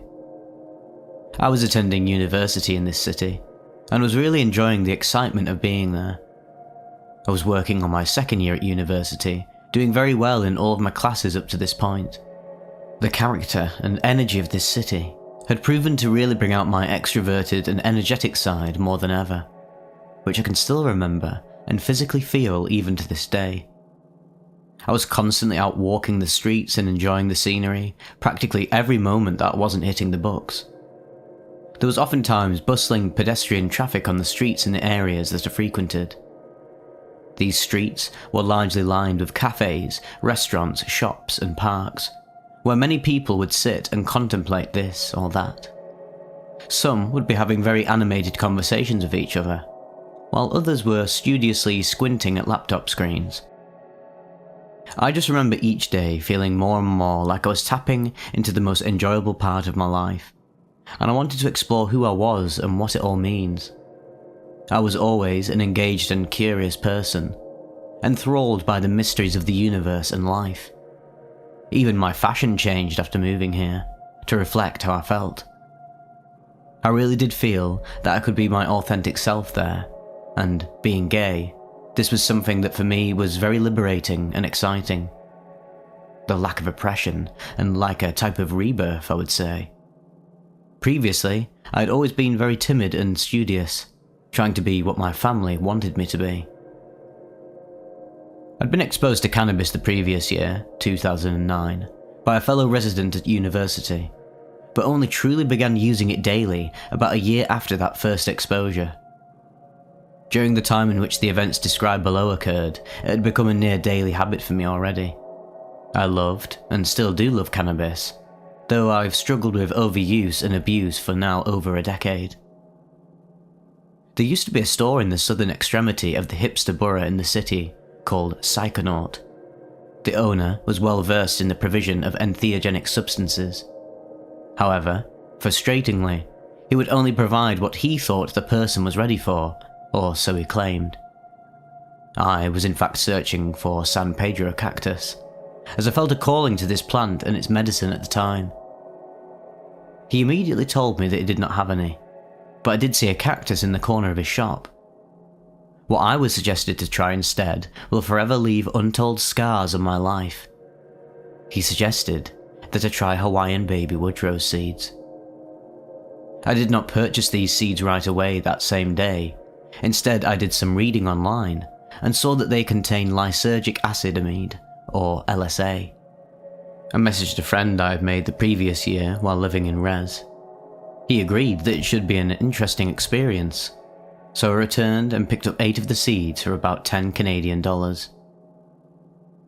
A few days later, during the late afternoon, around 4 PM, I had just let my friend R into my apartment.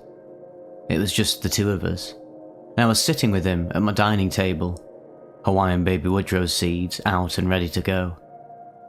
I was making sure to carefully and meticulously peel all of the dark outer coating off of each of the seeds. I remember feeling an intense wave of anticipation, but not in a bad way. I then put the chunky brown seeds, that looked rather interesting and seemed to have an intimidating aura about them, into my small marble mortar and pestle.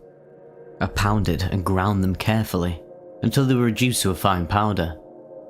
I did this with 4 seeds at a time, so that my friend and I each had an equal dose, at least of seed powder.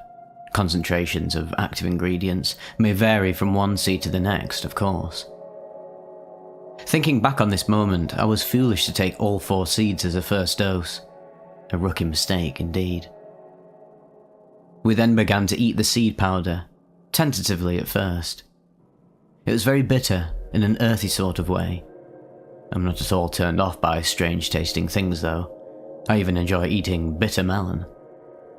After about what seemed like 20 minutes, I began to feel a very heavy, droopy feeling in my body, and the lights in my apartment were suddenly noticeable and more intense seeming. When I glanced at the mirror, I saw that my face looked quite pale and sallow. I distinctly noticed and was intensely disturbed by the realization that my right pupil was noticeably larger than my left pupil. This is in fact always the case with my eyes. It just seemed absolutely wrong and horrifying at that moment for some reason, as if it were grossly amplified. My pupils were also both very dilated, more than I had ever seen them before.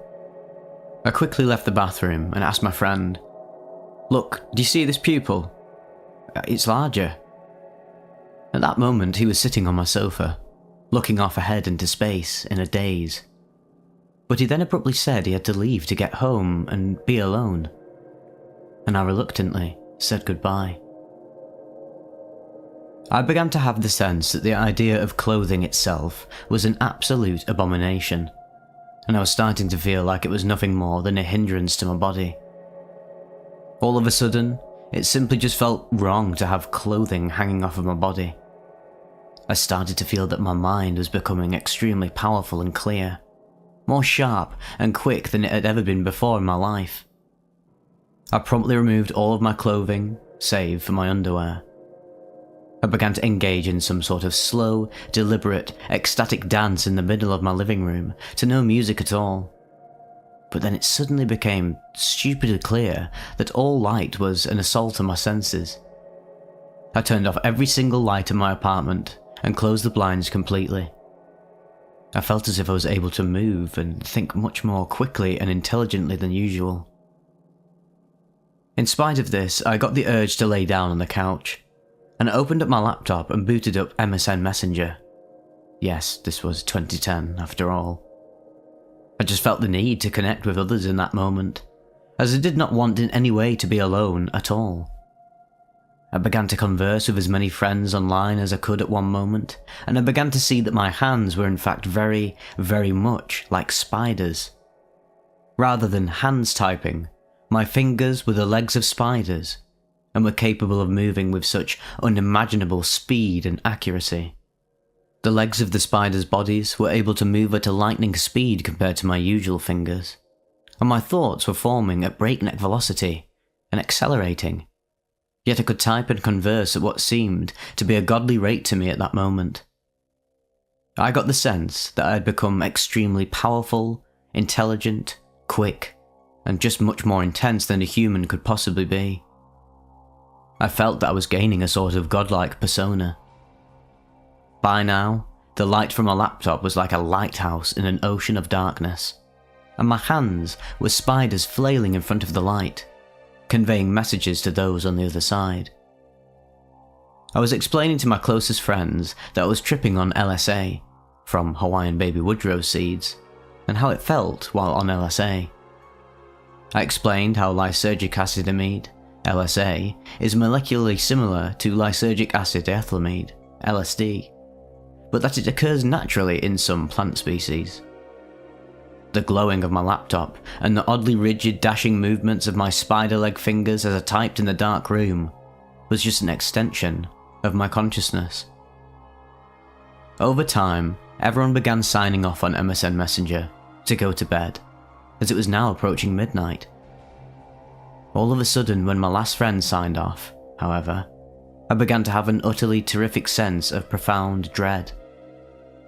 The darkness of my bedroom, where I had moved to at some point, was evil. The silence was heartless. I began to feel very thirsty and nauseous at the same time. The dread began to swallow me up. This is where things took a tragic and bizarre nosedive into hell. The crushing sense of loneliness began to take over, and I could start to feel my heart beating uncomfortably fast. I got up with no lights on, yet I could see everything clearly. What little light that was coming through cracks and crevices was intense enough in this state for me to see clearly. Now the nausea and waves of weakness passing through me and the sense of dread were overcoming me. I went to the bathroom and got so viciously sick to my stomach that I was curling up as I retched. There, on the floor of the bathroom, I must have stayed for at least an hour in utter writhing agony. I thought to myself, please don't let me die in the bathroom, throwing up into the toilet. Please. Not like this. So I found my way to my feet, put on some pyjamas, and tried to have some fruit juice, a tropical blend from a certain brand. At first it tasted as wonderful as always, but to my surprise the sugar must have triggered some sort of rejection in my body, perhaps caused by the Hawaiian baby woodrose seeds. I felt a new, even worse wave of nausea expand through me, and I ran back to the washroom where more misery ensued. This was a very persistent, unending nausea with no end in sight. My heart began racing again, and I looked in the mirror using a very dim orange nightlight. What I saw was most terrifying and ghastly to me. I perceived in the mirror that my skin looked at least 20 years aged. I was 20 at the time. And each scar or bump on it looked so much more ridiculously pronounced. My pupils were extremely dilated, and I had the appearance of a morbid individual. This sent me even more quickly down the mental spiral of doom. I quickly called one of my good friends, S, who was from the same town as me. We didn't know each other before meeting in the city for university though.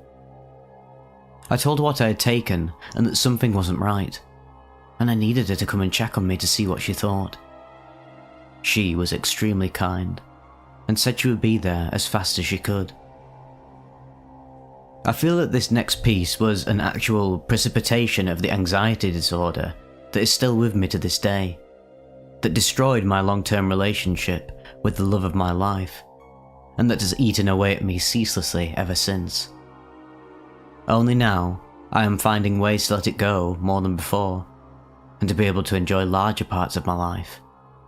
Sudden panics can resurface at any time though. They usually revolve around health-related catastrophizing. Anyway, I was waiting for my friend, wondering what would happen to me ultimately, with my heart absolutely in tachycardia, when I heard an ambulance or something outside. This city is kind of crazy for how often you hear sirens, whether they are fire trucks, police cars, or ambulances, especially downtown where I was living. I suddenly became even more terrified that my friend might have called an ambulance for me, and that the paramedics would whisk me to the hospital. They would surely call my parents and my university and the police and it was suddenly as if something inside my mind shattered. My heart was simply going to explode. The ambulance was coming, I thought. It was almost here. It had to be. It's all over now. What will I do? Slowly, the ambulance siren faded away as I sat on a chair in the kitchen, trying to calm my heart down in utter terror. My heart just kept on pounding at an ungodly speeds. Sometime after this, my friend found her way into my rather sketchy building and knocked on my apartment door. Knowing how horrific I looked, wrapped in a blanket, hunched over in nausea and all sallow and whatnot, I slowly opened the door. She did indeed seem shocked to see how dark my apartment was, and how out of sorts and terrified I was. She intelligently opted to calm me down and sit with me in my living room as I threw up projectile style into a bucket and waited until things slowly abated.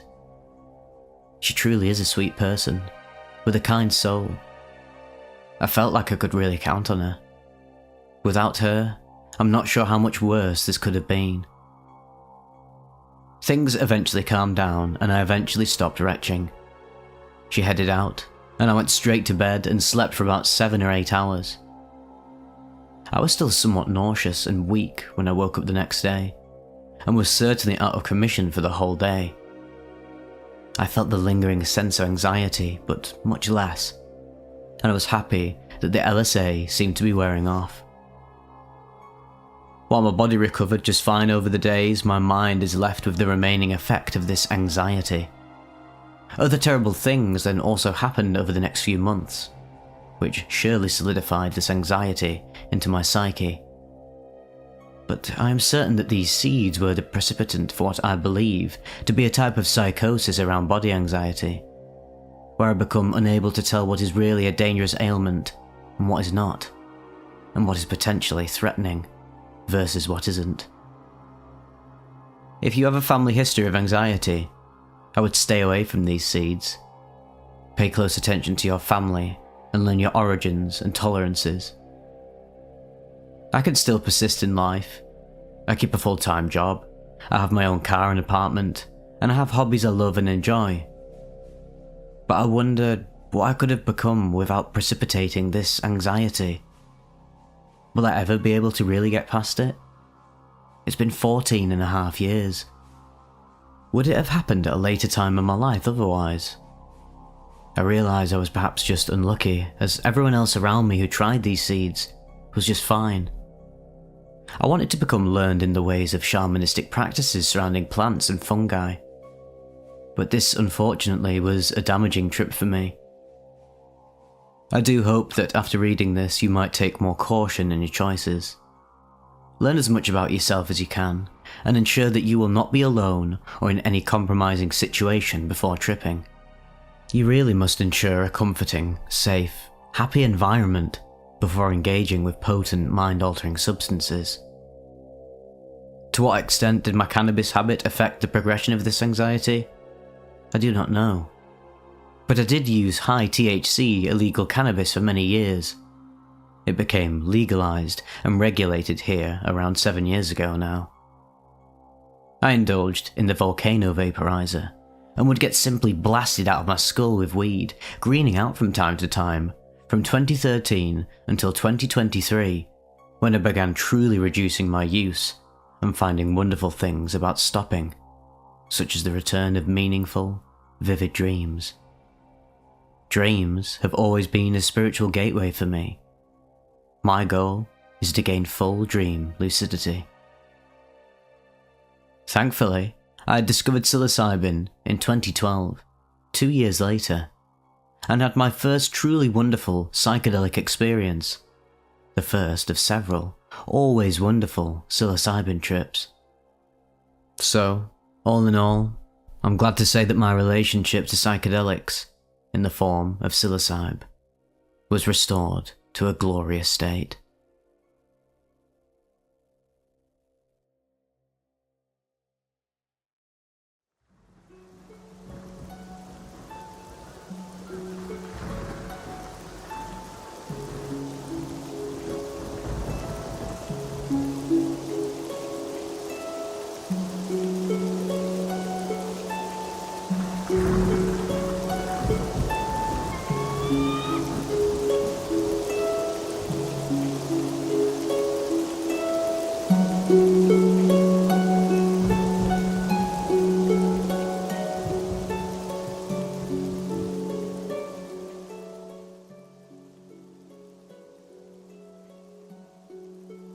An unexpected brief trip to cosmic hell.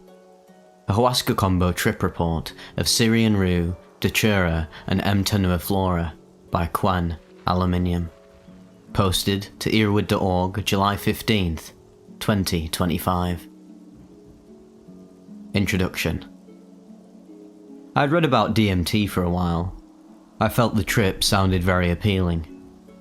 Prior to my experience, I had already done high doses of LSD multiple times, so I felt very comfortable with serotonin system-based psychedelic hallucinations. However, I was not prepared at all for the intensity of oral DMT. I sourced an ounce of Syrian Rue and 50 grams of Mimosa hostilis root bark very easily online, and had a natural source of Datura seeds. After a bit of research on the preparation of the potion, I began to work. Preparation. I added 500 milliliters of water to 32 Datura seeds and the 32 grams of Syrian Rue, and began boiling until the water became a deep yellow and the room smelled of coffee and soil. I strained the mixture in a fine metal strainer and repeated the process 4 times, each trial adding less water for a shorter final boil. By the 4th extraction, the water was only a faint yellow, and I knew that all the harmala alkaloids had been dissolved into the golden hot water. The room around me smelled rather foul at this point, and had to open a window and place a fan to reduce the humidity. I boiled the liquid to remove excess water until I was left with 500 milliliters. I determined a dose large enough to get all the MAOI effects should be slightly less than 1/7 of the total, so I settled on 70 milliliters per dose. The Mimosa hostilis extraction was certainly less smelly but far more disgusting. The dirt and plant fibre caked onto the sides of the pot multiple times throughout the experience and had to be washed off into the brew. I did the extraction probably 7 or 8 times until the water was only slightly coloured. I can see why Mimosa hostilis root bark is falsely sold as dye. It produces a deep magenta tone that would certainly stain any clothes it comes into contact with. I added lemon juice to help with the extraction, but I'm not sure how much. After the extraction, I was left with 2.5 litres of the magical drink. I concentrated it down into 1,200 milliliters to make the horrible drinking process more bearable. I added a shot of alcohol to each to ensure that it wouldn't develop any funny bacteria cultures that would give me food poisoning. The process was now complete, and I set off for bed. The experience. My friend, Justin, was absolutely enthralled to try the magic first. So, after fasting for the entire day, he drank 70 milliliters of the Rue followed by 1 cup, 240 milliliters, of the Hostilis ayahuasca 15 minutes later. He got basically nothing. Said he had a mild acid body high along with some minor facial distortions, but mainly just unbearable nausea. After 40 minutes, he purged. I thought I had gotten dud root bark. Jesus Christ, how wrong I was. The following day, I fasted. I went to the gym and had very low sugar. I had juice and water before to hopefully avoid passing out. At 9:30, I measured out my dose. I stuck to the 70 milliliter Rue dose but doubled the Mimosa hostilis. I had 2 cups. That's a lot for someone as young and inexperienced as me. I assumed if the grounded root bark I had gotten was super weak, that doubling the dose was reasonable, but it wasn't. Unlike last time, I mixed the brew up very thoroughly before measuring my 2 cups. I drank the stale coffee-tasting Syrian Rue, and 15 minutes later drank the hostilis. I set a stopwatch when I began drinking the ayahuasca. I put a straw in the substance and placed the straw at the back of my mouth to hopefully help with the awful taste, and while it did help, it didn't really do much. The ayahuasca tasted like concentrated citric acid and hydrogen peroxide. The hydrogen peroxide taste made me extremely nauseous. I told myself going in that I wouldn't purge. I did. I got 5/6 through the drink when my body started forcefully gagging. I held it back once, and then again I gagged. The ayahuasca came back into my mouth. I tried to stop it, but the third time I heaved. I vomited all over my desk and floor. I desperately tried to stop myself, but the pain was so unbearable and my gagging wouldn't stop. After vomiting once more on the floor on my way, I made it to the sink and released the brew down the drain. I felt crushed. I had wasted so much ayahuasca. I vomited in the first 3 minutes. Absolutely pathetic. I got a towel and cleaned everything up. Out of anger, I dumped the last fifth down the drain.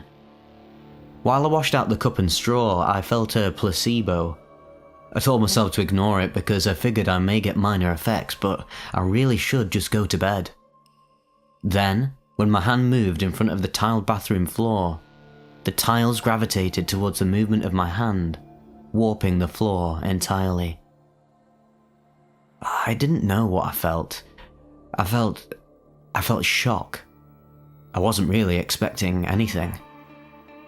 Only 5 minutes had passed since vomiting. How could I get any effects, let alone what I started seeing? I looked in my mirror. I looked symmetrical in every way, but still recognizable.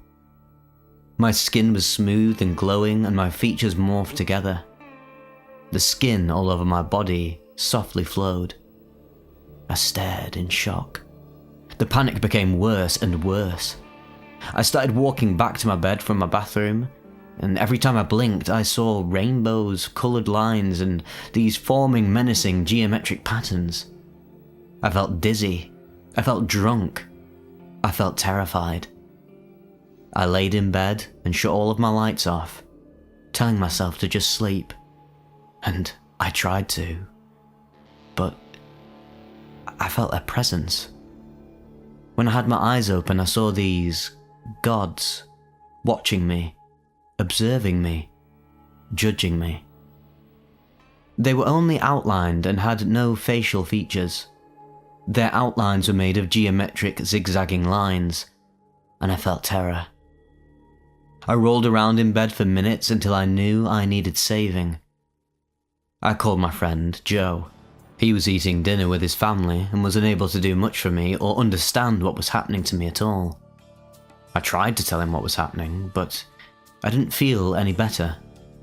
I didn't feel any less alone and powerless. I became so confused and upset that I hung up on him after abruptly saying goodbye and not to call me. I laid back. The trip began.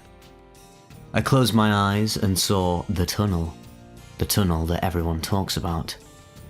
And my room no longer existed. I wasn't in my room. My consciousness, my essence, was riding a fractal. I rode up and down waves. Every time I reached a crest, I forgot what I was thinking about. I lost my train of thought each time. The waves became smaller and smaller to my down and right. They culminated at an asymptote where the gods judged me.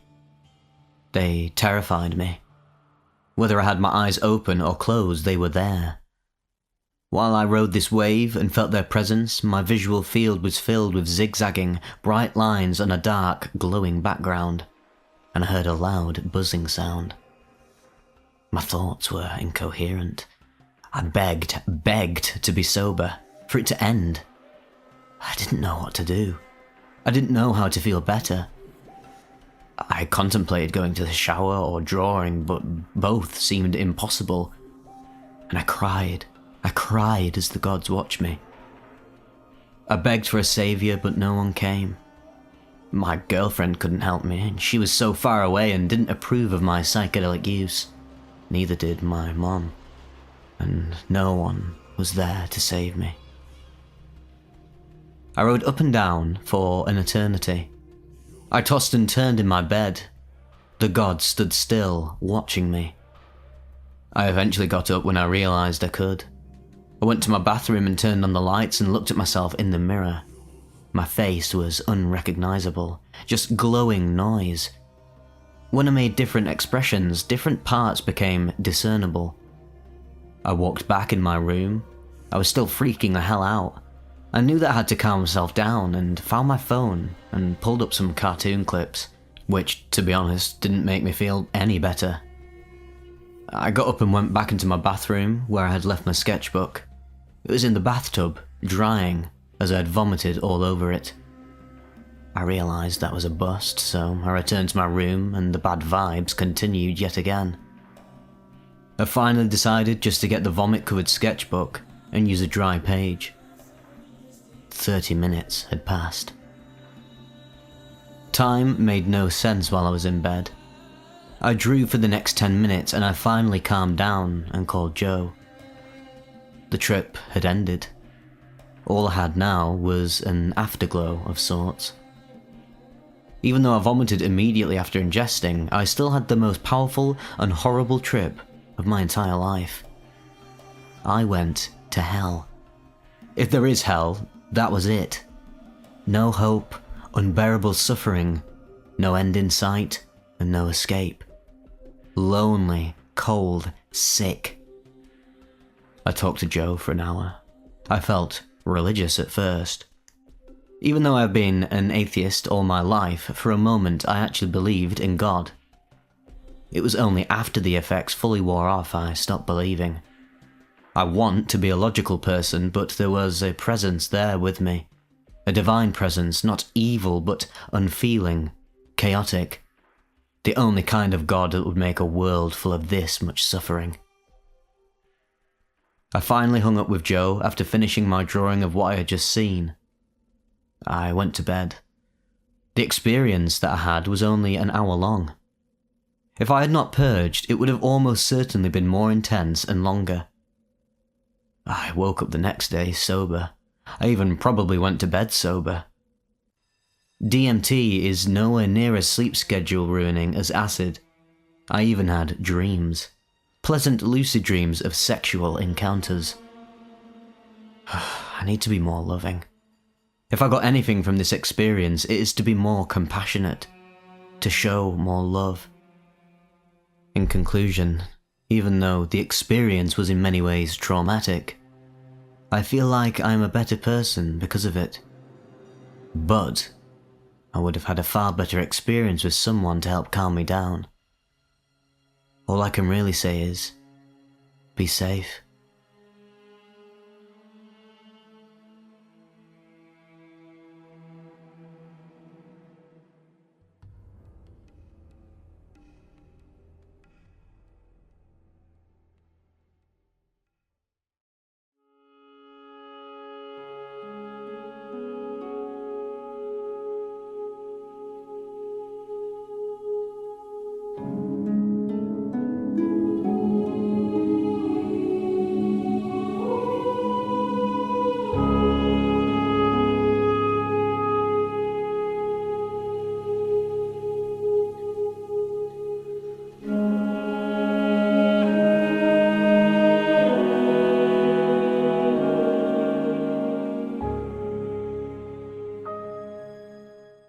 A day of bufo mushrooms flotation. A B. alvarius secretion, LSD, mushrooms, and 4-ACO-DMT trip report by Sam. Posted to earwid.org, January 3rd, 2018. 5-MeO-DMT from bufo alvarius secretion, LSD, and P-cyanescens, followed by 4-ACO-DMT and P-cyanescens. An opportunity presented itself to partake of bufo alvarius toad secretion, as we know, a rich source of 5-MeO-DMT, and I decided I wanted to experience this. This would be under the supervision of an MD, someone with a great deal of experience administering toad secretion, or 5-MeO. Just the once, and for a full release dose, I was happy to experience this under the supervision of a doctor and someone with a great deal of experience in overseeing sessions. I knew of him and his work with the toad, as some friends had published his book and gave me a free copy to read and review. I had a very brief exchange with him over Facebook, which had been cordial, and having read his book, he came across as an affable guy, maybe with a slightly inflated ego. A good friend had seen him give a talk a few days prior to my session, and had been fascinated by his talk, but said that during the Q&A afterwards, His ego seemed to come out a bit, something I had noticed a bit in his writing. I do think psychedelics can actually build up egos over time, and in some people, it causes a kind of God-Messiah complex. It may be that 5-MeO is a little more prone to this, but I'm not sure. So, my session. I found myself wandering through an industrial part of northeast London. I was excited and a little nervous. I'd come down on the train to London the night before and had been reading James Orrock's fascinating book, Tryptamine Palace, on the way down. In it, Orrock stated that 5-MeO taken before another psychedelic can dramatically boost its effects. He also stated that it actually worked the other way around as well, with being on a psychedelic boosting the power of 5-MeO. Based on this, I decided to ingest a 10 microgram LSD blotter, these having been used for microdosing purposes, and 2 small dried psilocybe cyanescens mushrooms.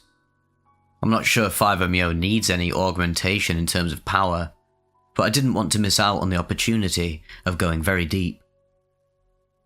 I finally found 2 barge boats, on which people had gathered in preparation for the session. A small, friendly group was in there, including the host and a good friend, and I felt comfortable on arrival.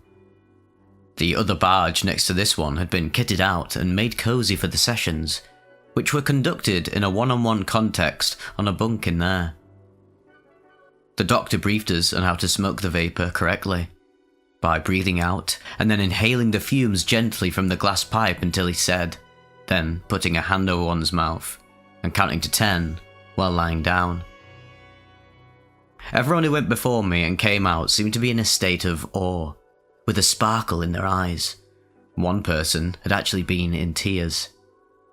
My friend went before me, and she came out with a very glowing testimonial, an experience of pure love.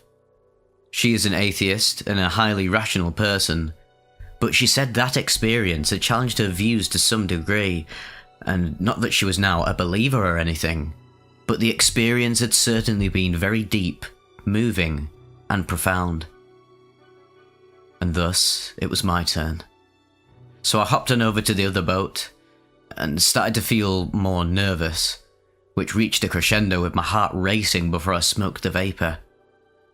The doctor had an assistant, a lovely girl, and both made sure I was comfortable, and we held hands and did a prayer before I smoked. Then, he lit the flame under the pipe and I started to inhale. I made sure to do it slowly, being careful not to waste any vapour. When I was done inhaling, I placed my hands over my mouth as instructed, lay down in the bunk, and started to count to 10. I'm not sure what number I made it to, but I certainly didn't make it to 10. There was a dramatic break or shift in my awareness, and I lost all contact with the barge, with London, with my body, and this very reality. My entire being was enveloped in this vast realm of bright white golden light, which I was flying through. I know 5-MeO isn't considered very visual compared to DMT, and certainly DMT is more visually complex, but this was still a dramatically visionary experience. My sense of individual self, of my isness, was obliterated, but some kind of awareness remained, experiencing flying through this realm of light. Personally, I find the 5-MeO experience incredibly hard to describe in words. The experience is, or occurs in, a state so far beyond the realm of words that it is really hard to communicate the state or its profundity in any tangible way. The state of consciousness I experienced felt very deep, profound, and quite sacred. Sacred is not a word I am prone to use. I appreciate how subjective it is, but this experience felt profound in a way I simply cannot describe in words. I have dabbled previously with 5-MeO, but those experiences could not hold up the faintest candle to this experience, in terms of its depth and power. There was a bit of fear for some time, due to the sheer raw power of the experience. I would consider this more powerful than my DMT breakthrough experience. In the latter, there was still a sense of I experiencing and observing, even if I had lost contact with my body and environment. On the 5MEO, however, even the observing had been lost within the mix. I really cannot say how long the experience had lasted. Linear time does not apply to that space, but it seemed like a decent amount of time. When I started to come back, I finally opened my eyes and looked at the skylight of the barge and saw a tiny fly buzzing around up there. I knew I was back. I felt supremely relaxed once I became aware of my body again, and the post-experience afterglow state was very warm and comforting. I smiled, sat up, and caught the eyes of the doctor and his assistant and laughed. He smiled and nodded, and soon after, I burst into tears briefly. It does not like me to cry in the midst of or following psychedelic experiences, and I can't really explain why I did on this occasion, only that I was overwhelmed with the power, profundity, and beauty of what I had just experienced. The guys hugged me, and I hugged them both back, and then joined the collective of people in the barge next door, still very awed about what I had just been through. Shortly after, I left with my friend and went and had some nice food and chats. It was nice to reflect on the experience with a friend, even though we both really struggled to describe, let alone explain, what we had both just been through. Later that night, I linked up with some friends to have a psychedelic session, and 2-hour-long sessions in a flotation tank, which is my first time floating. We all dosed with a capsule of 4-ACO DMT, and some of us nibbled a few psilocybe cyanescens mushrooms on the side. The trip setting was a little strange in terms of people's vibes. One guy there was clearly there to get high on whatever was to hand, and chat and laugh, although he had a really restless energy to him. Another guy was also restless, but going through some deep stuff. One of the other guys was on good form and wanting to chat, but getting distracted by these other two restless characters. My other friend, in hindsight, regrets taking mushrooms 4-ACO in that environment. He has been enjoying solo trips of mushrooms I have provided him with for the purposes of therapy, and he feels he missed out on a therapy session by consuming the mushrooms within this setting. I thought the setting would be much more calm and sedate than it turned out to be. I'd assumed we'd all be floating. Anyway, I made the most of the opportunity and had 2-hour-long float sessions. I had one while coming up on my 4-ACO mushroom mix. It took me around half the float session to really get comfortable, and when I'd started to get comfortable, I'd started to come up, with the darkness of the tank getting ever brighter with lights and colours, and the visionary spaces starting to open up. By the time I got out, I was feeling very calm and zen, and this affected the rest of my trip. While other peeps seemed quite restless, I felt very calm and serene. I was happy to sit down with legs crossed and eyes closed, chatting occasionally, more so as the night wore on, but happy to pay attention to what was unfolding in my inner space. One of the guys commented that I was a rock. I think partly I was in a good space due to the floating, but partly also due to the profound difference in experiential magnitude between a released dose of 5-MeO and the 4-ACO and mushrooms. The latter just felt so easygoing and light in comparison. It was interesting, but as the night wore on, I noticed that I was increasingly accessing the state of light I experienced earlier in the day on the 5-MeO, and my trip seemed to be deepening at the same time. I had another float session and got more out of this one. I was in the zone from the outset, and it was nice being able to pay attention to my inner state without the distractions of other people. I really enjoyed the experience of floating. When I stretched out, I could look behind myself, and it felt a lot like how I imagined being weightless in space must feel like. I felt refreshed and serene on getting out. I would definitely be intrigued to combine flotation with psychedelic experiences in the future, and would be interested in longer float sessions too. Finally, around 6 in the morning, following a day of deep psychedelic consciousness exploration, it is finally bedtime. And as I drop off to sleep on my friend's couch, several times I find myself powerfully launching into the 5-MeO state. At the time, this was fleetingly scary, as I felt my awareness dramatically shifting quite suddenly, although it was primarily really interesting. It never lasted long, seemed to occur on the boundary of waking and sleeping, but I've never experienced anything this vivid before. I've certainly experienced DMT and 5-MeO inspired dreams after having used both, but I've not had such vivid experiences of re-entering the 5-MeO state in partial waking consciousness so long after the event.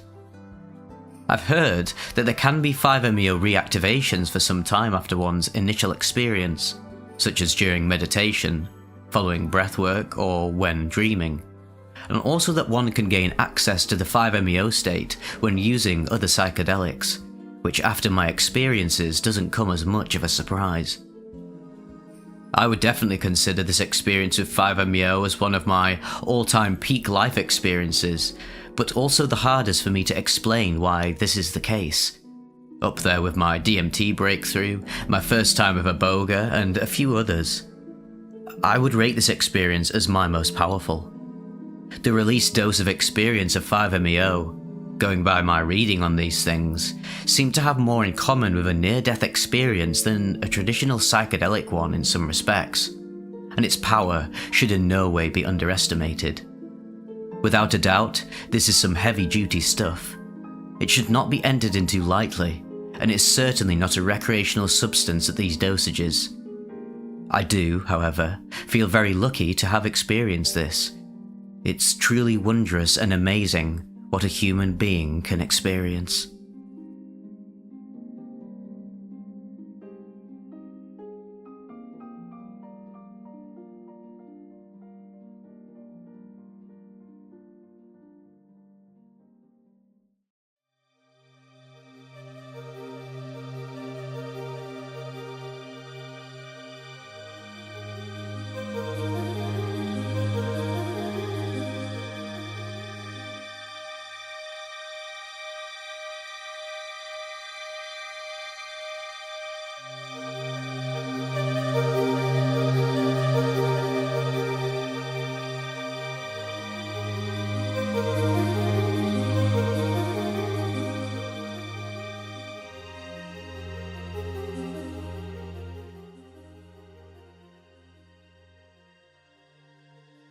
Connecting with the Ancients.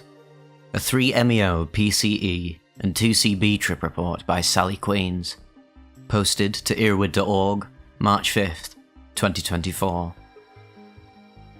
Yesterday, I decided to take the first proper plunge into combining dissociatives with psychedelics. I've combined OPCE with 5-MeO MIPT twice, but I don't think the Moxie had enough influence to call it a proper exploration of this space. I will try my best to use timestamps, but all of this is coming from memory the next day, so it might not be the most accurate. The doses here are what works for me personally. 15 milligrams of 3-MeO PCE is somewhat weak and boring on its own, maybe a medium dose, because my tolerance to dissos is pretty high. I also seem to not be very sensitive to oral 2CB, but maybe it's just the food in my stomach inhibiting the absorption every time. 33 milligrams gives me very light visuals for reference. Intranasal 2CB is another story. Definitely more than 2 times the potency of oral for me. In any case though, if you are trying to repeat a similar combo, adjust your doses accordingly, since I might be more tolerant to the compounds than the average user. T-minus 1 minute and 20 seconds. I took 2 ginger capsules, which totaled to about 1.1 grams of powdered ginger. I doubt it did much, and it wasn't necessary since I don't really find 2CB to be particularly nauseating. T plus 0 hours. I took a capsule of 3-MeO PCE at around 8:40 PM while I was playing Minecraft with a friend. I had a heavy meal maybe 3 hours ago at this point, so I wasn't exactly on an empty stomach. This might have impacted the absorption of the 2CB later on. At 40 minutes, I took a capsule of 24 milligrams of 2CB while I waited for the disso to kick in. At 1 hour, feeling the effects of the 3-MeO PCE start to become present, slight dizziness when turning my head, and my short-term memory started to get worse. I started playing Minecraft more enthusiastically and didn't have much trouble with it though, to be honest. At 1 hour 30, I'm fully feeling the 15 milligrams of 3-MeO PCE now. Maybe threshold effects from the 2CB, mostly a very slight body high, but no visuals. I stopped playing Minecraft and talked to my friend about drugs a little. We discussed the plan for taking 2CT2 in the future. I tried putting on some music to see if it was enhanced, and the only thing I found was that I could tell apart some of the layers, but it didn't really seem better than normal. At 2 hours, I decided to retreat into proper solitude now, listening to Infected Mushroom while I waited for the 2CB to properly kick in. No visuals whatsoever, but a nice body high, characteristic of 2CB, which wasn't muted by the numbness of the disso. The body high wasn't very intense though, and it didn't seem to go along with the music like I expected. I was a bit underwhelmed. Mentally, I was still very composed, I could text perfectly fine, and my speech was only ever so slightly slurred. At 3 hours, I somewhat impulsively measured out 5 milligrams of 2CB to snort. I only measured it in one pile instead of what I would do normally for such tiny amounts, which is measure out 20, then split in half twice. No time for that now. I cannot tell you how much it actually was, but it couldn't have been more than 10 milligrams. If I had to guess, then I'd say 7 to 8. I snorted it, and there was a small sting, but nothing like my first time snorting it, when I did 24 milligrams. It made me sneeze a little, but saline nasal spray relieved this instantly after a good 10 minutes. The come-up was quick.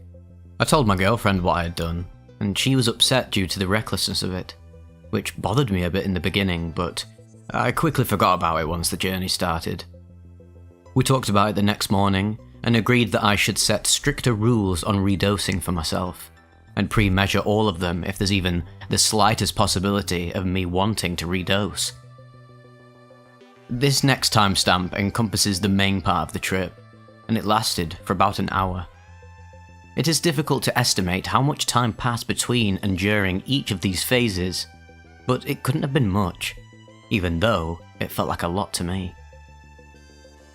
At 3 hours and 20 minutes, I laid back in my bed, turned off all my electronics and put on an eye mask and earplugs, which I usually wear to sleep. Before I covered my eyes, I was overcome with the feeling that I was connecting with something ancient. I could see black lines crawling up on the walls around me, and I could picture myself in my mind's eye being enveloped by these black, corruption-looking lines.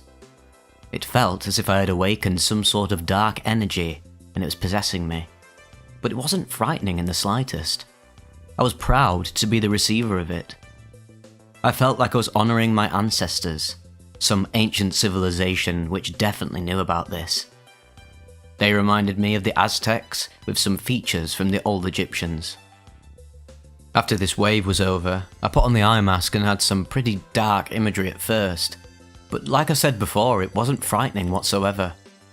Conventionally, these would be called CEVs, or closed-eye visuals. But they weren't just that. They were a mixture of the visions, as I call them, that you get on dissociatives or high doses of pregabalin, which occur in your mind's eye and are more akin to a very vivid waking dream, and regular psychedelic closed-eye visuals, which are in your field of vision when you close your eyes. It's difficult to put into words how this type of closed-eye visual differs from a traditional psychedelic CEVs or dissociative visions, but after a while it stopped mattering as they became almost all-encompassing. The first thing I saw when I put on the eye mask was this cubical box from the inside, and there were a few fractal spirals which I see a lot on 2CB.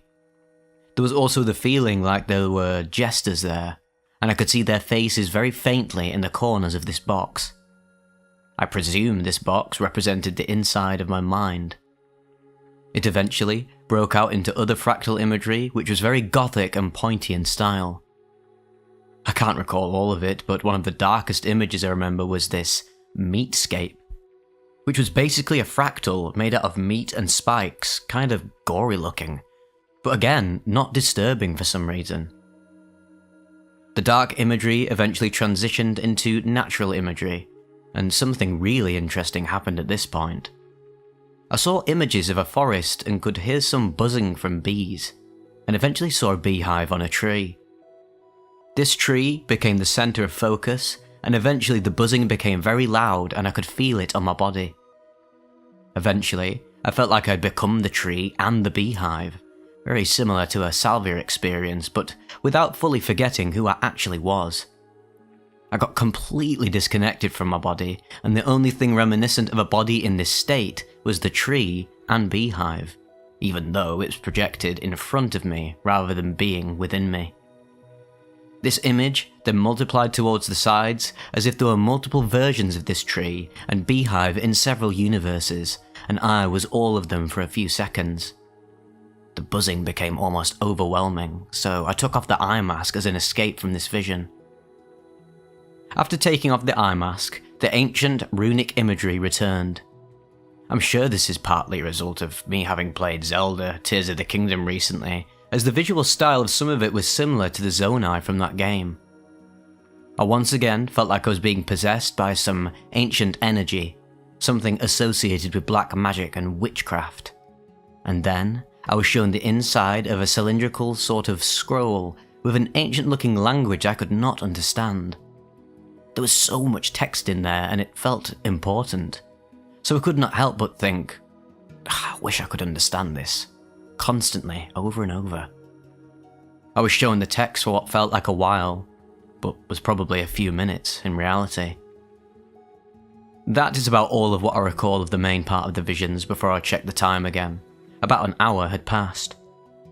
At 4 hours and 20 minutes, I messaged my girlfriend saying, "Phew, this has been a ride which I can't even begin to describe." Which is a little ironic seeing as I'm doing exactly that just now. But nonetheless, the message is the same. I will never do justice to the actual experience of my memories, let alone descriptions. I laid back down again, and continued having these visions, but they were less intense and vivid than before. They weren't aggressive anymore.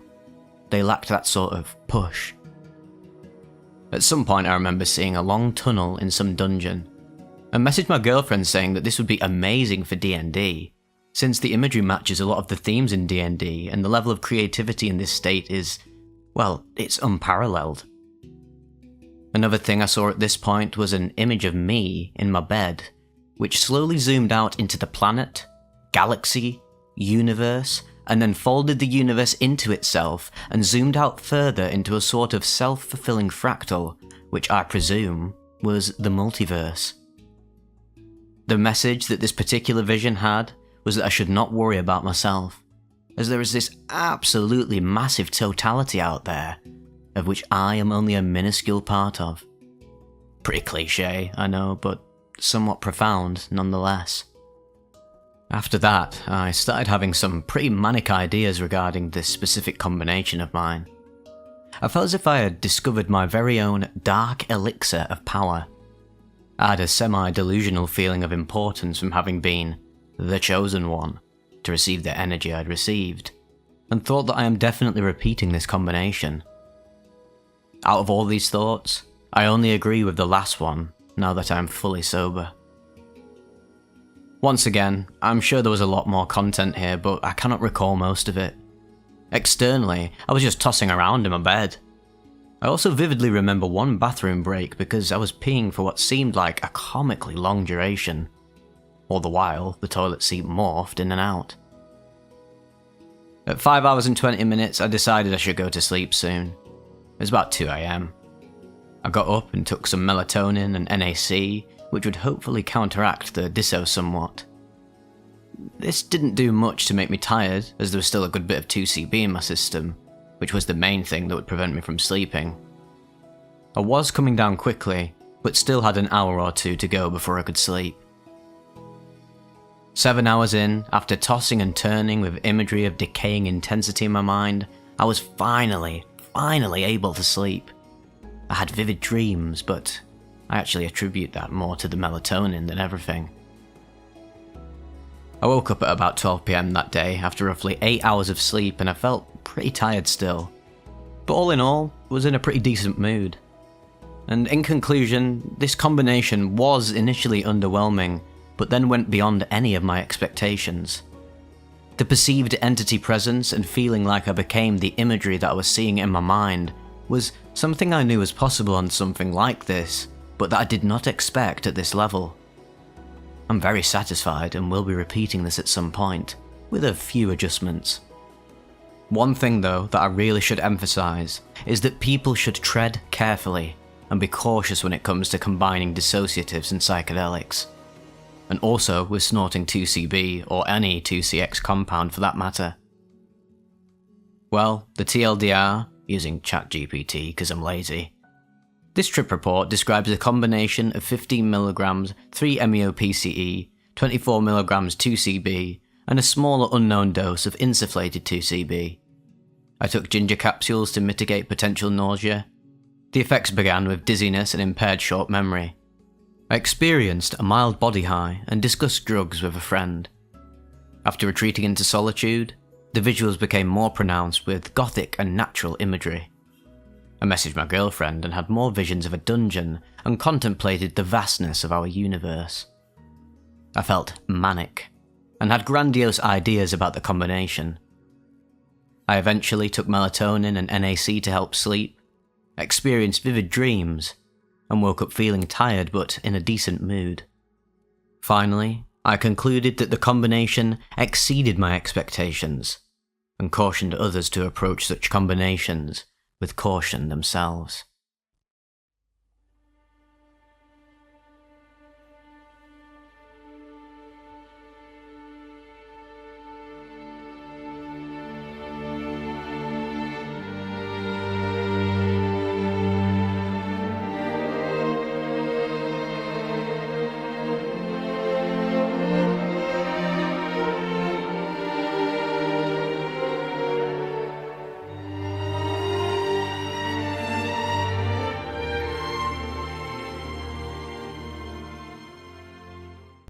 Beauty's Rebirth, an MDA trip report by Bun, posted to Irwid.org December 15th, 2009. Irwid note. The author of this report thought he was buying MDMA and speculates that it is actually MDA. While in the midst of an intense depressive cycle brought on by 6 months of inordinate excess involving a 7-day-a-week lifestyle of alcohol, marijuana, cocaine, heroin and Xanax, I came across some MDA from a neighbour. At the time I had been clean from coke and dope about a week and a half, the longest I had gone in 6 months. But I was inconsolably depressed and barely felt the point of life. One day, for example, I arrived 5 hours late to work. I didn't see the point of getting out of bed, so I just stayed under my blanket looking around my room with sad eyes, doubting my own existence. I wasn't eating but a handful of food a day.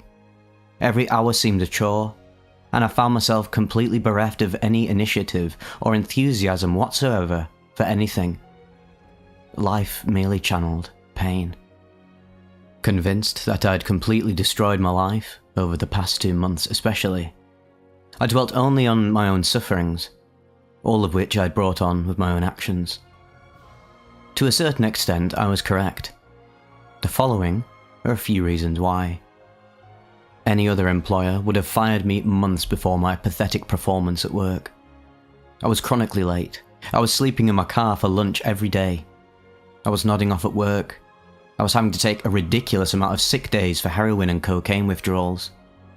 And one day, I flaked out at work at 11:30 in the morning and never came back for the rest of the day.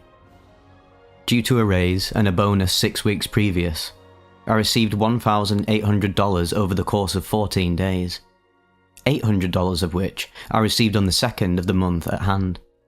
And yet I couldn't pay rent for another 3 weeks.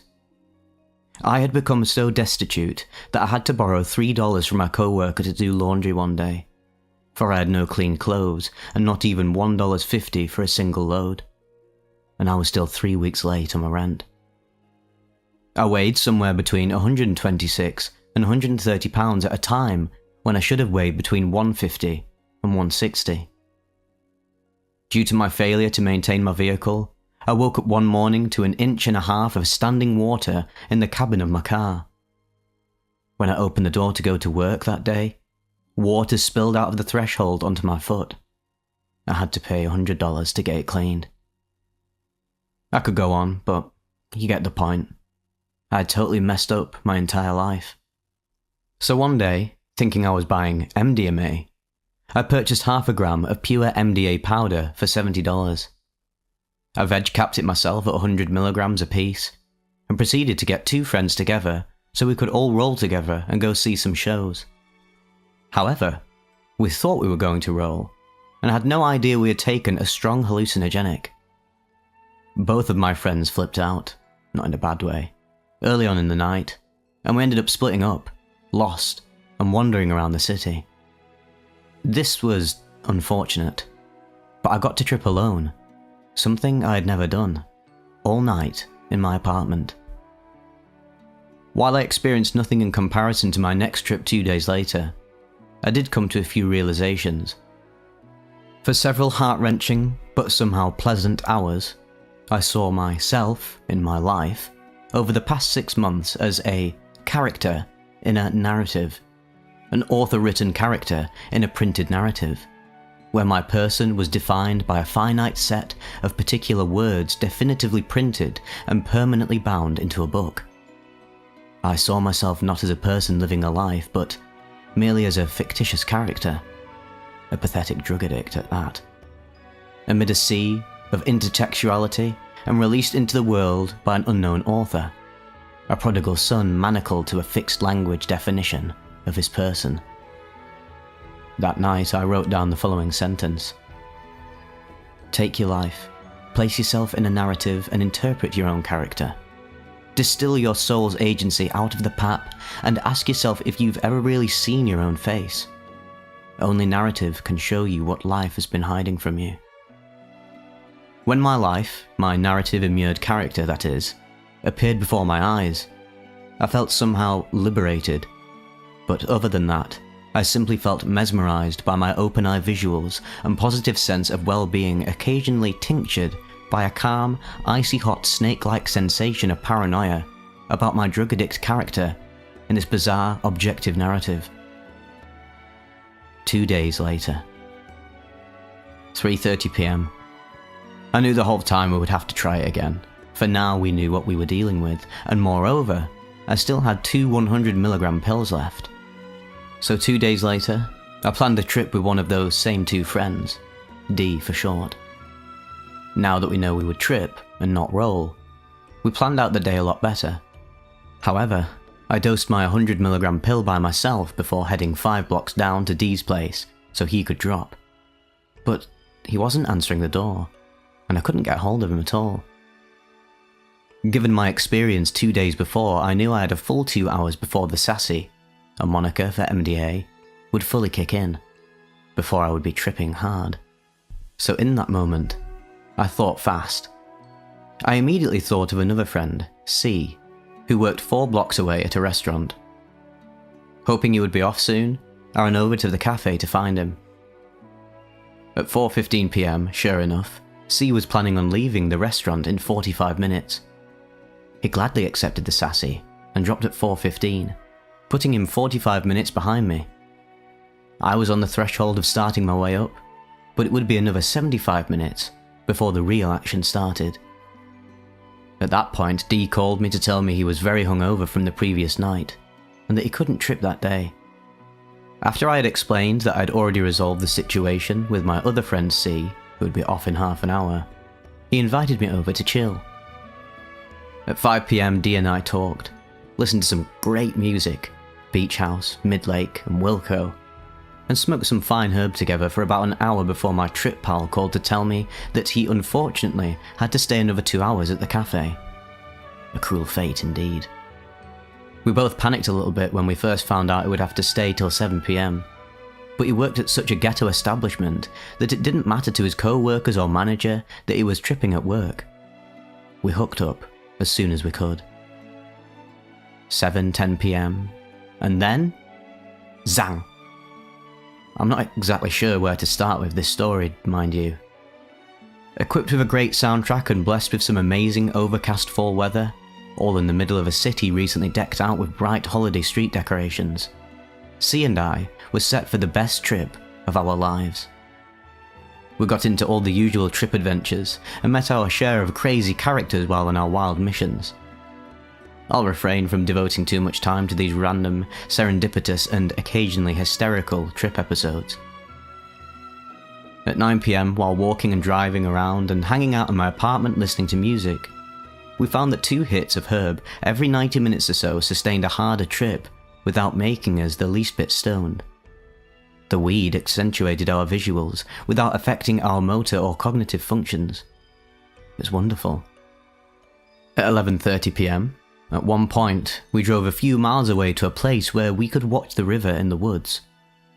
When we arrived, we stepped into a pitch-black forest which occluded sight of all objects.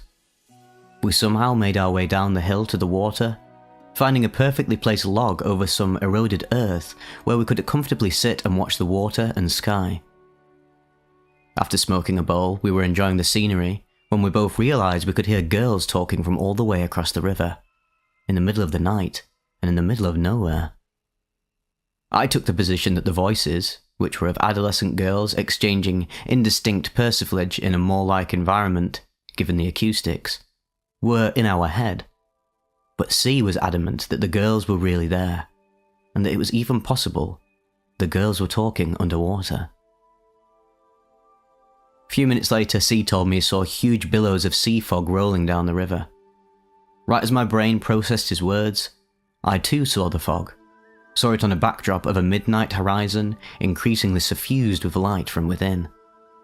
I saw light of every colour radiating from over that imaginary line so far away, bounded across its entire base by the black silhouetted cap of the forest canopy.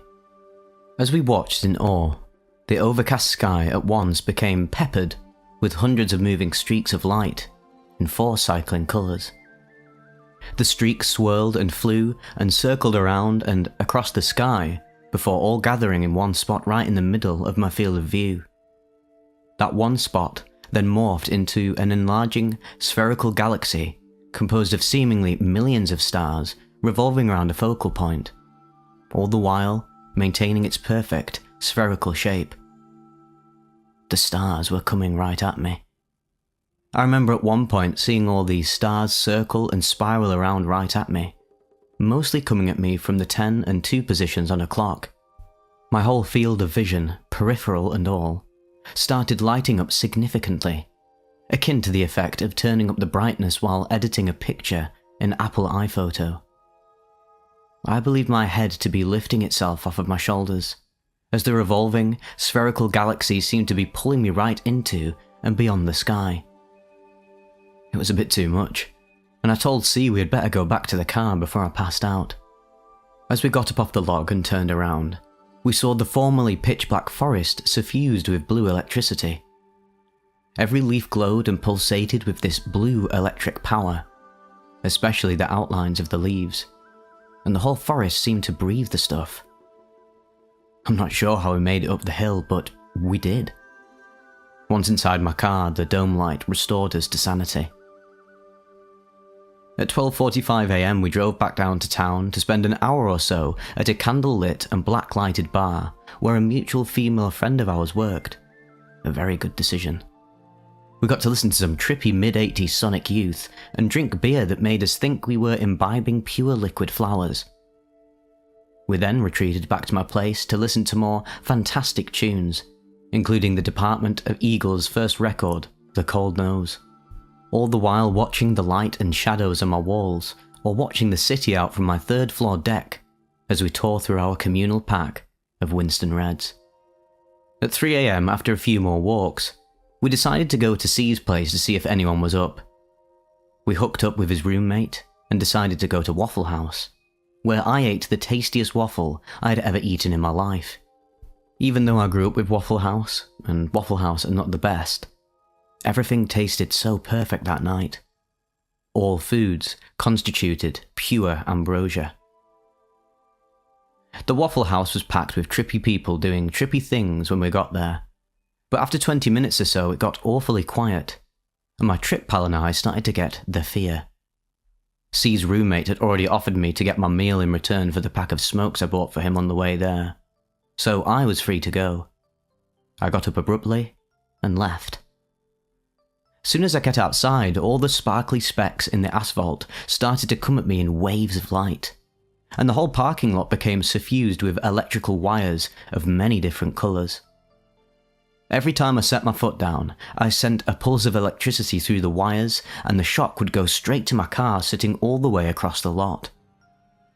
Once again, my head started ringing, and I passed out as soon as I got inside my car. I'm not sure how long I was out, but it was probably only a minute before C started banging on the window, asking to be let in. Once again, I was restored to sanity by the dome light.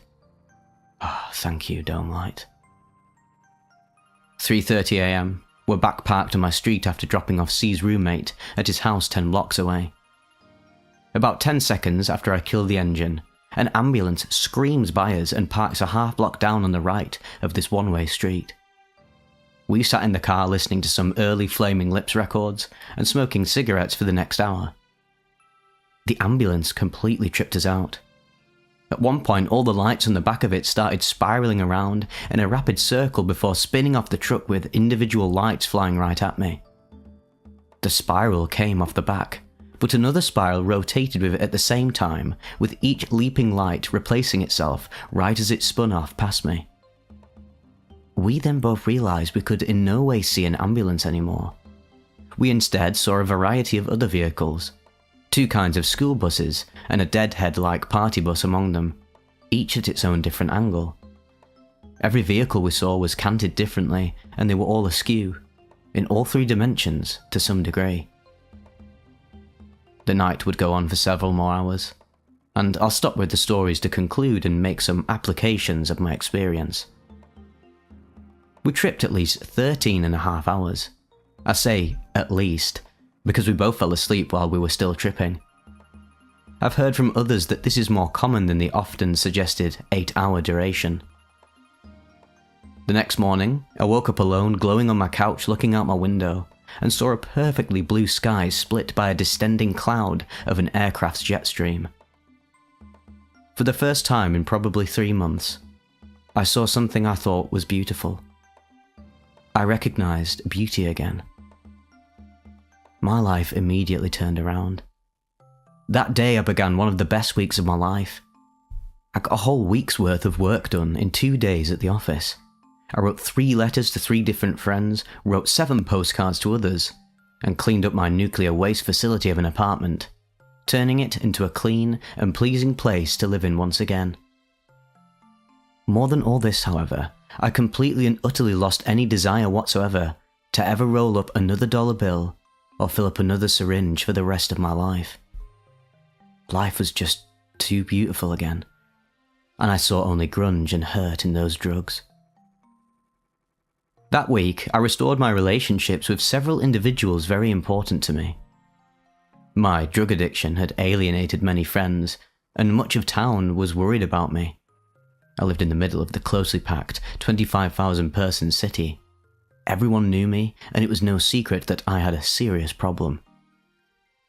I'd already made the decision to move out of town at this point, so I had to say goodbye to all my friends. And I did, and everyone noticed a huge difference in me. Although, mind you, it was difficult for me to convince a few of my friends that I was not then on blow due to my enthusiasm and positive attitude about everything. I said many goodbyes. I spent some of the most solid hours of my life hanging out with my good friends for the last few times, and I got my life completely back online. I saw beauty in everything. Felt like God had given me my soul back, and no longer perceived myself as an animal. I was God's covenant child again, and I was ready to resume my existence as his blood-bought bondservant. MDA changed my life. There is no way around that statement. I am somewhat loath, somewhat reticent, to ascribe such power to a chemical, for I am not a mystic and have always found such Leary or Huxley-like rhetoric to be dangerous. Up to this point, I tripped for fun, and for fun only. I only had 2 acid trips under my belt at the time, and neither affected my perception of reality, level of consciousness, or spiritual state. This trip, however, was miles away from those previous. My friends all saw it, my boss saw it, my roommate saw it, and my life flowered again like it used to, but this time more beautiful than ever before. I'm now a week and a half displaced from this trip, and everything I experienced still lingers with me. I'm still clean of coke and junk, and I don't see that ever changing again for the rest of my life now. Thank you, Sassy. And thank God for this bizarre chemical that taps into deeper levels of one's mind to show one beauty, love, and value, and to restore one's faith in life again.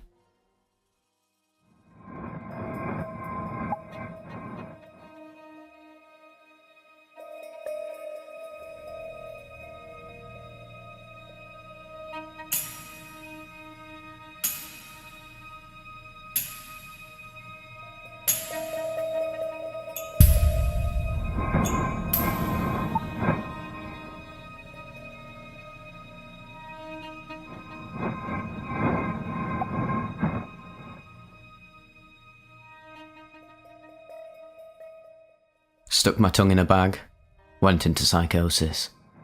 A report from shroomery.org. Hey, what's up guys?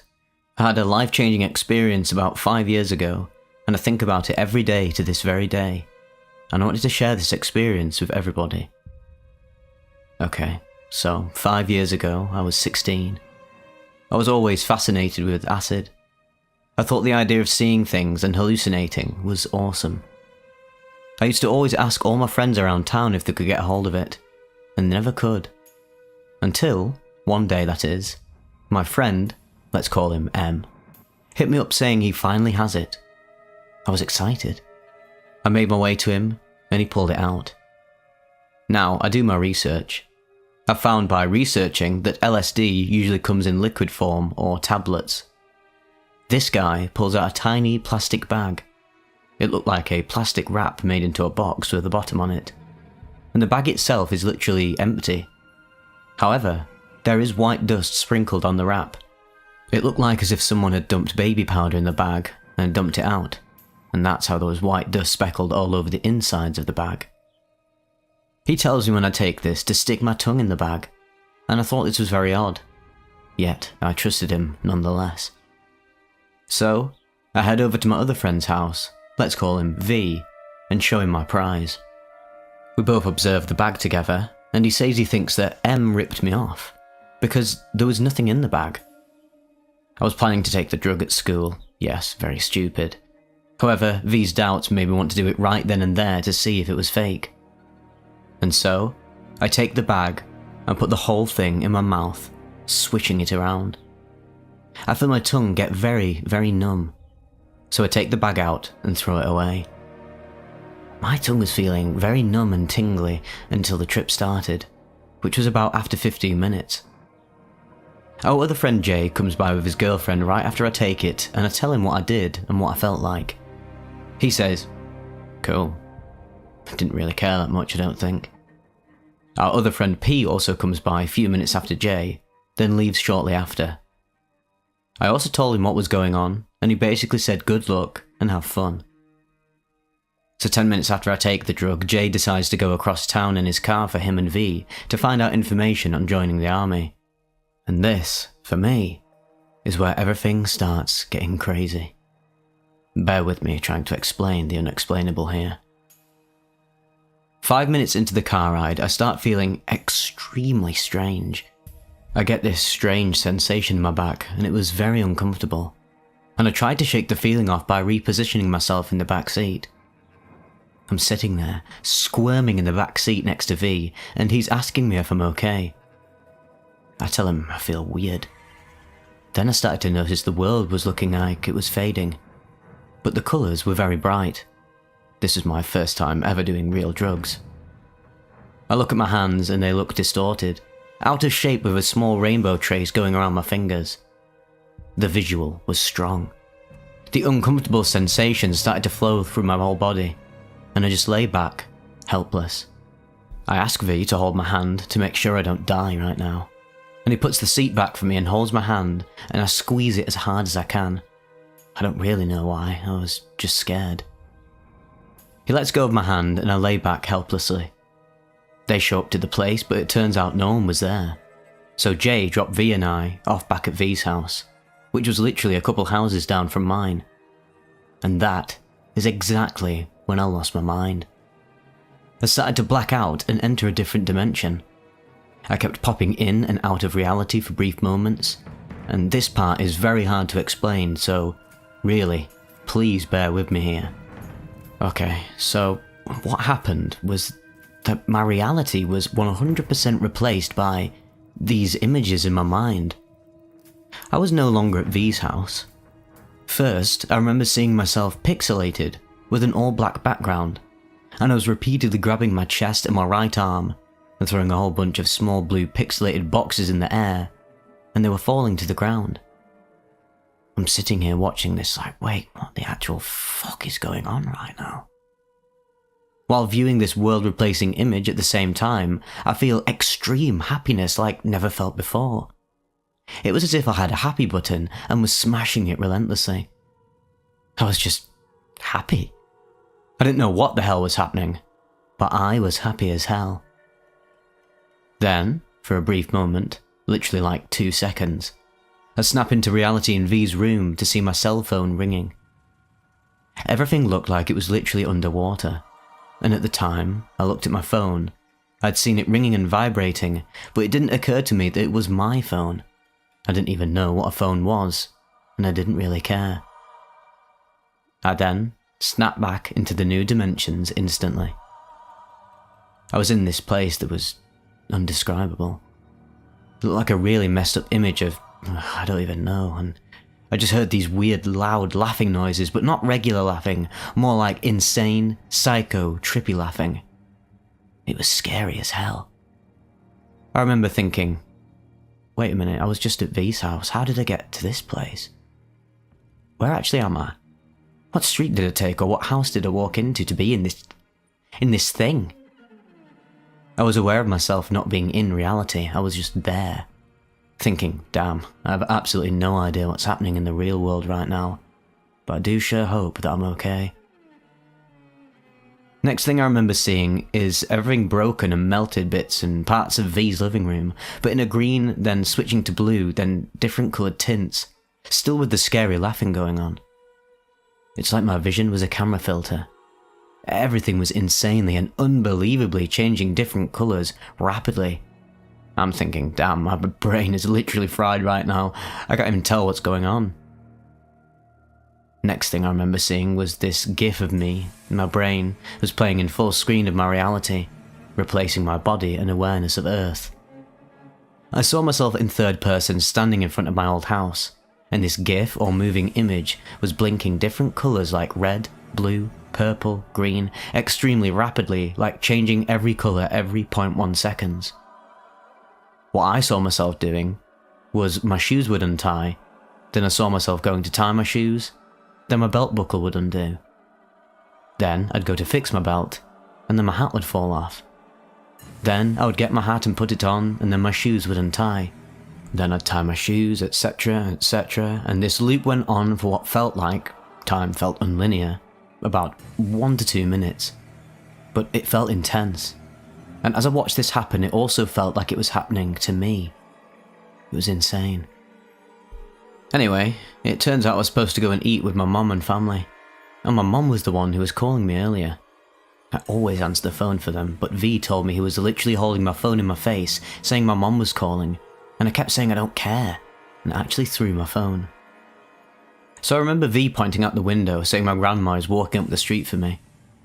We both get down on the ground behind the couch, lol, and I checked out again, while he was trying to figure out what to do. He had no choice but to open the door, and so he did. My grandma barges in the door, yelling at me and snatches me out the house. I didn't even have my shoes on. She's yelling at me, walking back to my house, with no shoes on, and I kept blacking out. But remember seeing these fat, psychedelic bumblebees hovering over my head, turning their head along with my face of direction. I meet my mom at my house, who's going crazy, trying to figure out what's wrong with me, and puts me in her car to go to the hospital. V walks down with my shoes and just told my mom I came there like that, and he didn't know what was wrong with me. So somehow it actually gets even worse. Next thing I remember, I black out and I'd seen this extremely vivid scene of myself being in court wearing an orange jumpsuit, hands cuffed behind my back. I was being convicted about to be given a life sentence for killing someone. I have no idea who I killed or why, but I was about to get sentenced for life. I see my mother in this scene pop up from behind me all of a sudden and asked, "What did you do? What did you do?" I replied, I killed him. Not knowing what the hell was going on or why I even said that, she asks, Why? Why did you kill him? I said, well, because he was talking shit, that's why. You really killed him because he was talking shit? Everybody talks shit. You ended up just like your father, and now, let's see what you do. Her exact words. I felt the worst feeling I've ever felt in my life. It felt like how it would feel to be sentenced to life in real life. No one could have ever told me this wasn't actually happening when it was right in front of my eyes. Then, out of nowhere, and I swear I cannot make this up, a black text box like a video game appeared in thin air, and it said, "Would you like to exit?" And it had text in white letters on top, highlighted white, going in and out like it was highlighted in a video game about to be selected. And it had, on the bottom, white letters just all black like it was not selected. I mentally press the button with my mind and I instantly appear in the hospital hallway, having massive, opened-eye visuals. When I appeared, it feels like my brain is completely shutting down. I'd seen a lightning bolt across my field of vision and remembered my brain feeling fried when I was having extreme, massive, open-eyed visuals. And then I remembered blacking out again. The world was once again replaced. This time, what I'd seen was a grey metallic background, with a pink brain in the middle of it with a thunderbolt going through the middle of the brain. At the same time, it literally felt like someone put my brain inside a fryer at Wendy's. Like literally someone took my brain and dropped it in a Wendy's fryer. It felt like the sparks were just popping off badly, very, very physically, as I was looking at this image for a few moments.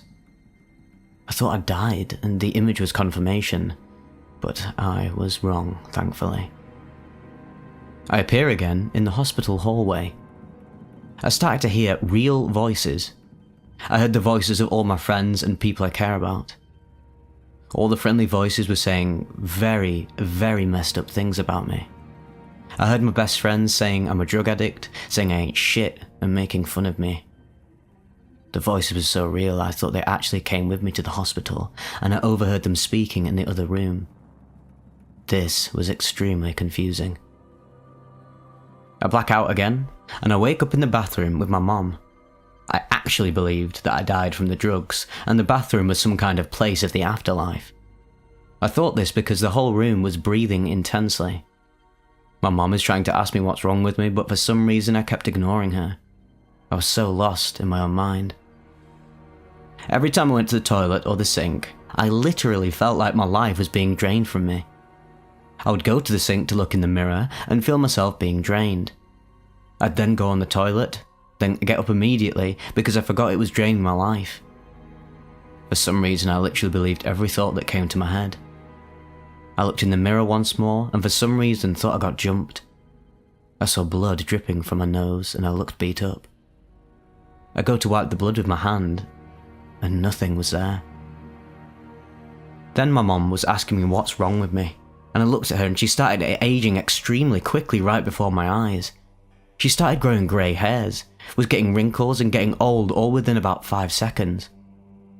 I looked back in the mirror and I swear to God I see a huge green, thick energy surge just flowing all around my body, like some shit from Dragon Ball Z.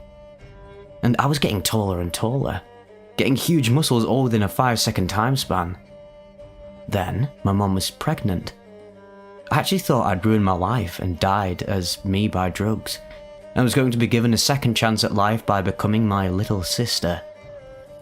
I looked my mom straight in the face and tell her I don't want to be a girl. She's like, "What are you talking about? Let's go." Suddenly I heard the voices of my friends yet again.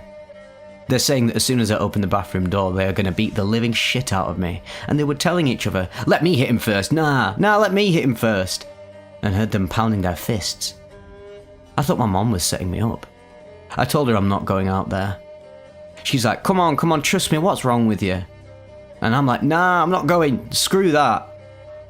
Then for some reason this idea came to my head that this 6'7" guy I know, was going to come in the bathroom and rape me if I didn't go out there. I finally decided, okay, screw that, and walked out the bathroom door with my mom looking for my friends, and they were nowhere to be found. I got a sense of relief. After that, I remember sitting in this bed giving my mom and stepdad the finger. I'm very respectful, wouldn't even think about doing something like that. I knew I was doing it, but I was so fucked up that I actually felt okay. I then tried to get up and leave the hospital, and my stepdad had to get me, hold me down in bed to keep me trying from leaving again. Then I remembered a nurse coming to me trying to get me to pee in a urinal, and I thought she was trying to play me or fuck me up, so I kept saying no. I also remember thinking that I was in the hospital for years, and this random girl that I knew from school became a nurse and was trying to act like it wasn't really her, call her D. The nurse asked me some questions and I said, "No, D, no," in a way as if I just blew her cover. She laughed and said, "I'm not D, I'm some complicated shit," and showed me her name tag, and I was blown away in disbelief. After all this, thank God, I started to finally come back to reality, although only slowly. We didn't stay long enough to find out what the drug actually was, but whatever that shit was, it was definitely not acid. I found out it's some street drug called candy. I'm not sure what it actually is though. I took real acid plenty of times after, lol, and nothing came even close to how that shit had me. Doctor said I could have been permanently brain damaged, or even dead. So, all in all, I'm just happy I can be here to tell the story in a good mind.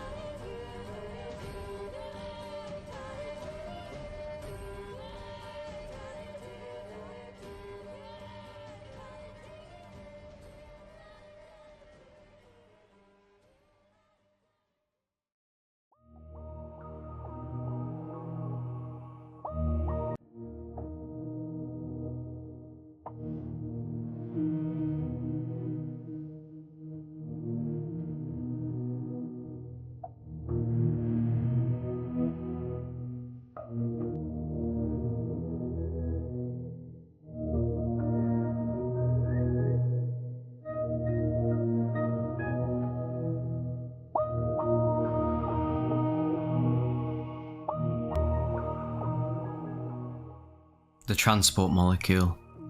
A DMT and Salvia Divinorum trip report by David Artist 987-654-321.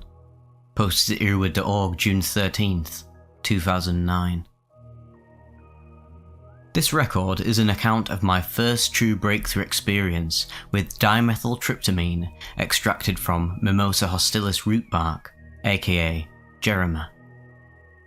My first DMT extraction involved shredding 1 kilogram of the root bark in a coffee grinder, which yielded an off-pink purple mulch with fine powder collecting on the bottom.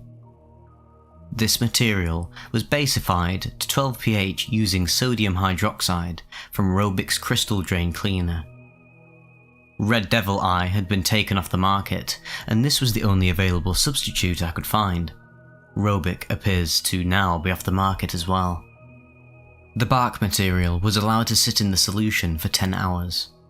Afterwards, 5 extractions of non-polar mineral spirits were taken from the bark sodium hydroxide solution.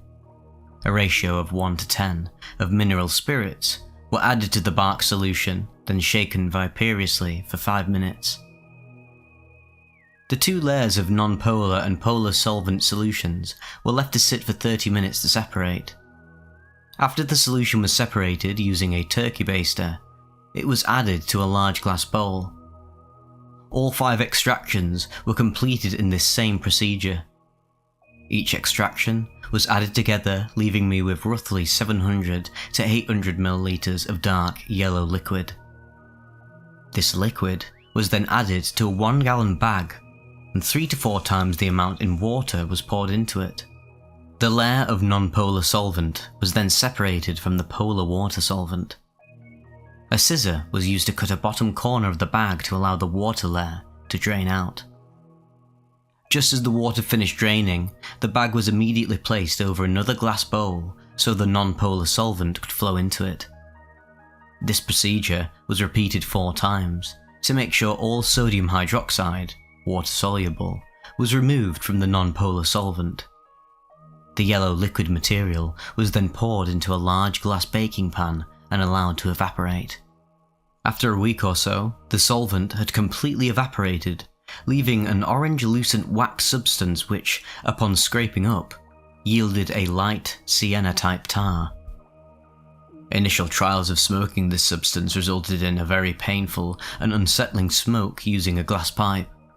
50 milligrams or so created a definite altered state of consciousness, perception, and visual distortion. However, my lung capacity prevented me from smoking any more of this orange-brown material. I still had 4 kilograms of Mimosa hostilis bark sitting in the freezer. After my disappointing extraction results, I dismissed it as a source for crude DMT.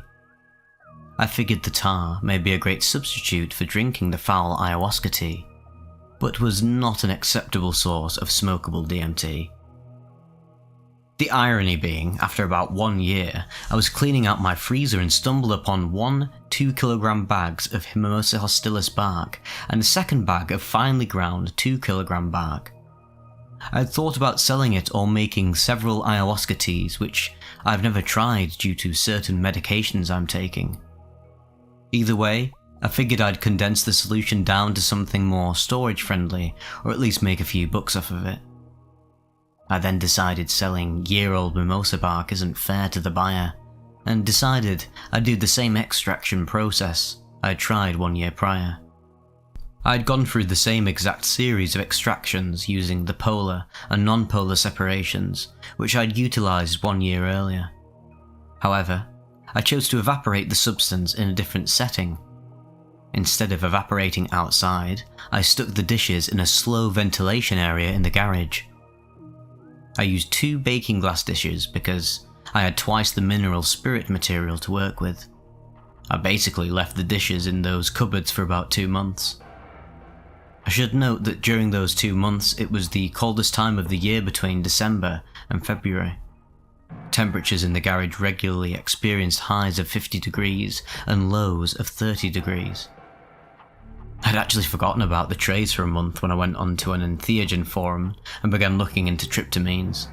This jolted my memory and I remembered about the trays I had forgotten. That night, I went into the garage and pulled both trays out of the cupboard. To my surprise, I noticed white bumps scattered throughout them.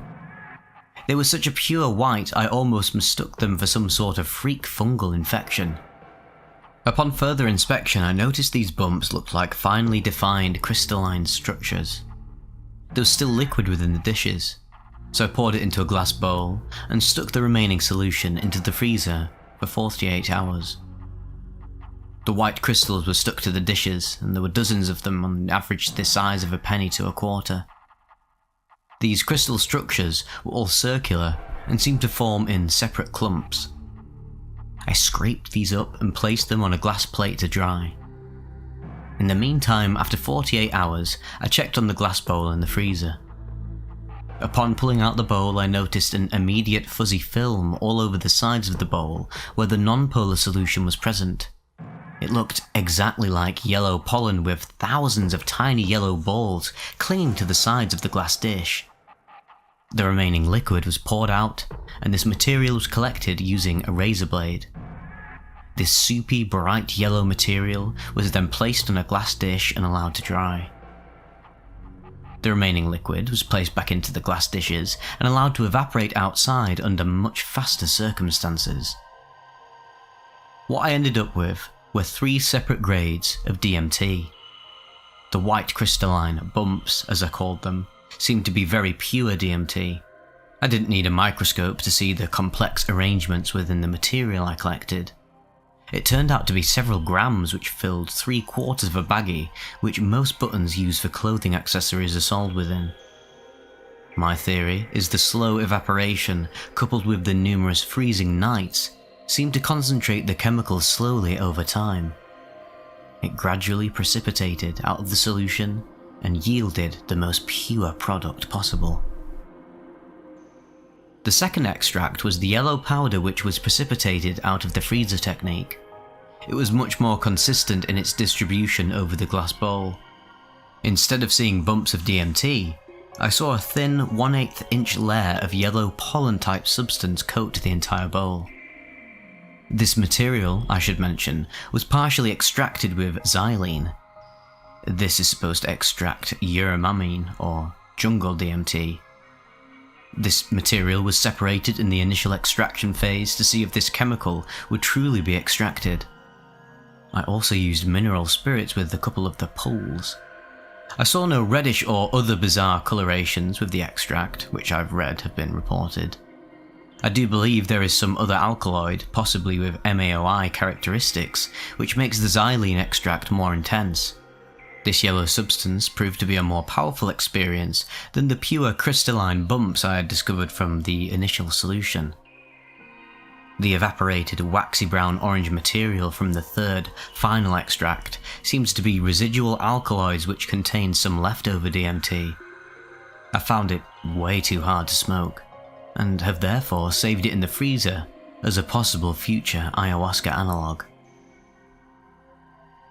The first dose of DMT I administered was the initial crystalline white substance which I gave to a co-worker. Upon initial feedback, he had stated it was very clean and visual, but would not comment further. This irritated me because I had basically used him as a guinea pig, and these were the only words he could provide on the experience. I've noticed after repeatedly smoking DMT that memory is quite fleeting and absent. It seems as though the brain cannot or does not want to process high doses of this compound. The mind seems to shut down in an attempt to possibly retain any tangible essence of accessible reality. I think the experience itself might be so profound, the brain shuts itself off in order to cope with the effects which are too intense for the normal state of consciousness to bear. It could well be a psychological barrier which the mind upholds in order to tolerate a rapidly disintegrating state of both the ego and the body. I vaguely remember my first experience with the first crystalline white DMT I had smoked. I remember uptaking the compound in around 3 large tokes out of a glass pipe. I would estimate I smoked around 60 milligrams or so of the substance. I held the lighter about 1 inch from the pipe and let it sit for 10 seconds or so. I then inhaled the vapour and repeated this practice 3 times without ever exhaling. I had held the vapour for around 40 seconds over the course of the 3 hits. I could feel the effects after roughly 20 seconds. By the exhalation of the 3rd hit, I was experiencing an incredible glowing vibration which overwhelmed my entire body. It had no reference point, and I felt as though my entire body was an integrated force. The force was emanating from the centre of my brain. I could simultaneously experience every cell within my body which seemed to originate within the top of my mind. Typing this now completely sober, I can feel the pulse of the experience emanating from my brain. Residual memory is my best guess. The imprint of the experience seems to alter the ability to remember it. The only way I can remember the experience is to recount some of its most mild and subdued effects. I think of past life regression of the consciousness. In order to articulate such a bizarre experience into words, my brain must restore itself to that point of origin. Even then, words are completely inadequate. This is what I feel distinguishes DMT from other psychedelics of which I've consumed hundreds, if not thousands of times. When I recall a memory of an acid trip, psilocybin trip, or mescaline trip, they all feel subjective and alienated from my mind. They are nothing more than remnant thoughts, proud but distant from my current conscious state of mind. They are like the alleyway of a distant, exuberant, and fascinating exploration into an inner city complex to which I do not occupy. My mind recounts the memory and experience but keeps it disconnected because it is not integrated into my everyday existence. These psychedelics are but a lone and narrow road which my psyche may pursue every once in a while on a whim. DMT is a far different beast. It is right there in my thoughts, my dreams, my reality. I feel it every second I'm alive as I'm typing this coursing through my veins. It is of me and part of me. I sense it as, and always will be, within me till the day I die and beyond. I only get this experience with the other tryptamines or phenethylamines when I consume them. They feel like a temporary portal into the astral realms of my subconscious. Whenever I think about DMT or even envision its effects on my mind, I enter a sort of binding resonance with reality.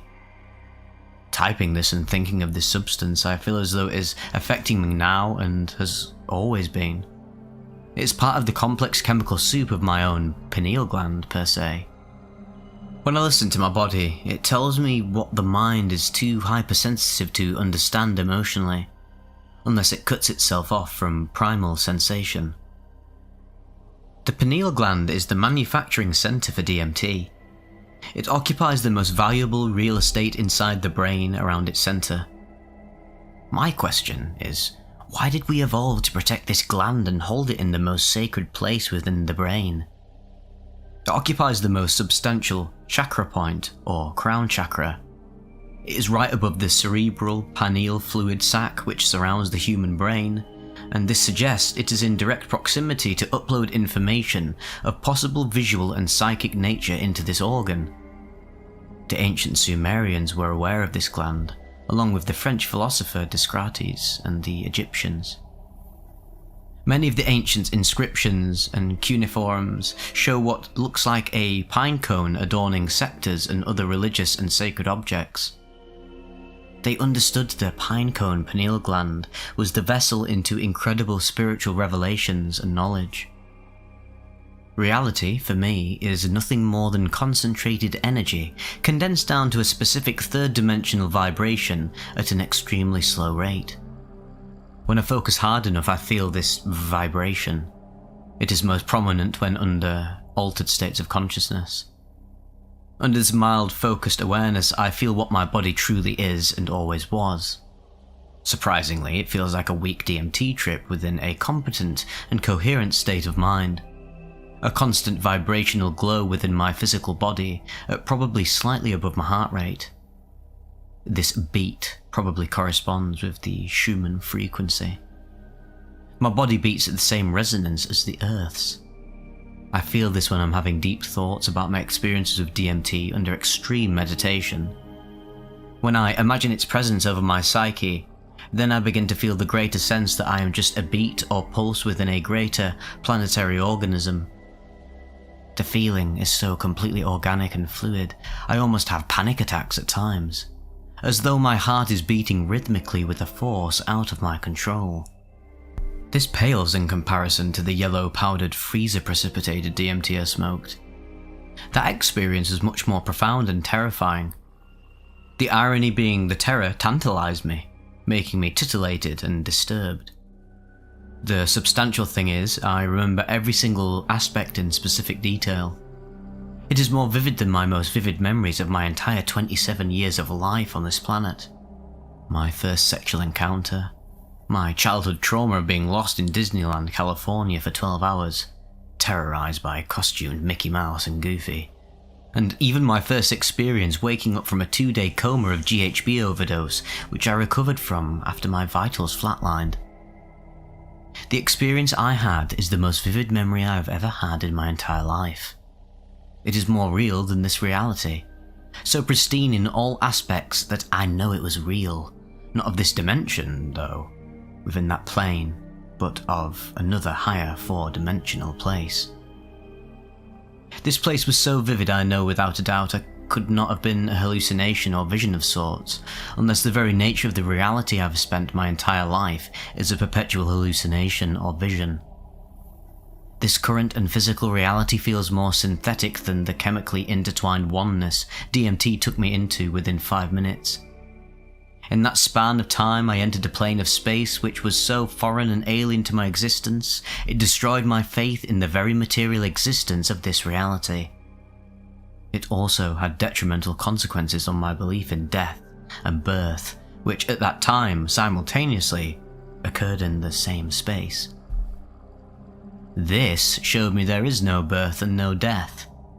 It is the illusion of this subjective perception of the whole consciousness creating a new memory for itself. Think about any memory you've ever had. It starts and it ends very abruptly after only a matter of seconds. This is the microcosm of a fleeting experience juxtaposed onto the greater movie, which is the story of your life. All we see is the movie in action. We're never aware of what happens before or afterward in this realm. We don't anticipate the planning, the script being written, the actors being cast.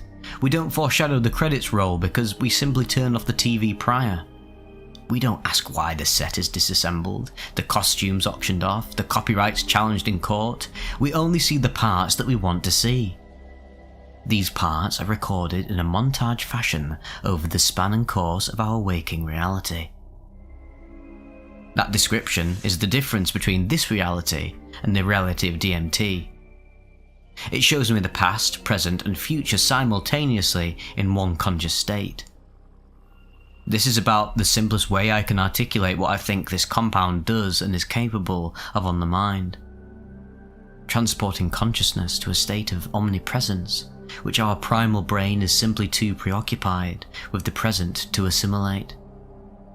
I don't want to provide the impression that I'm enlightened or endowed with esoteric knowledge the general populace is lacking, because, well, I'm not. I'm a polysubstance abuser, an alcoholic, sufferer from ADHD and chronic depression.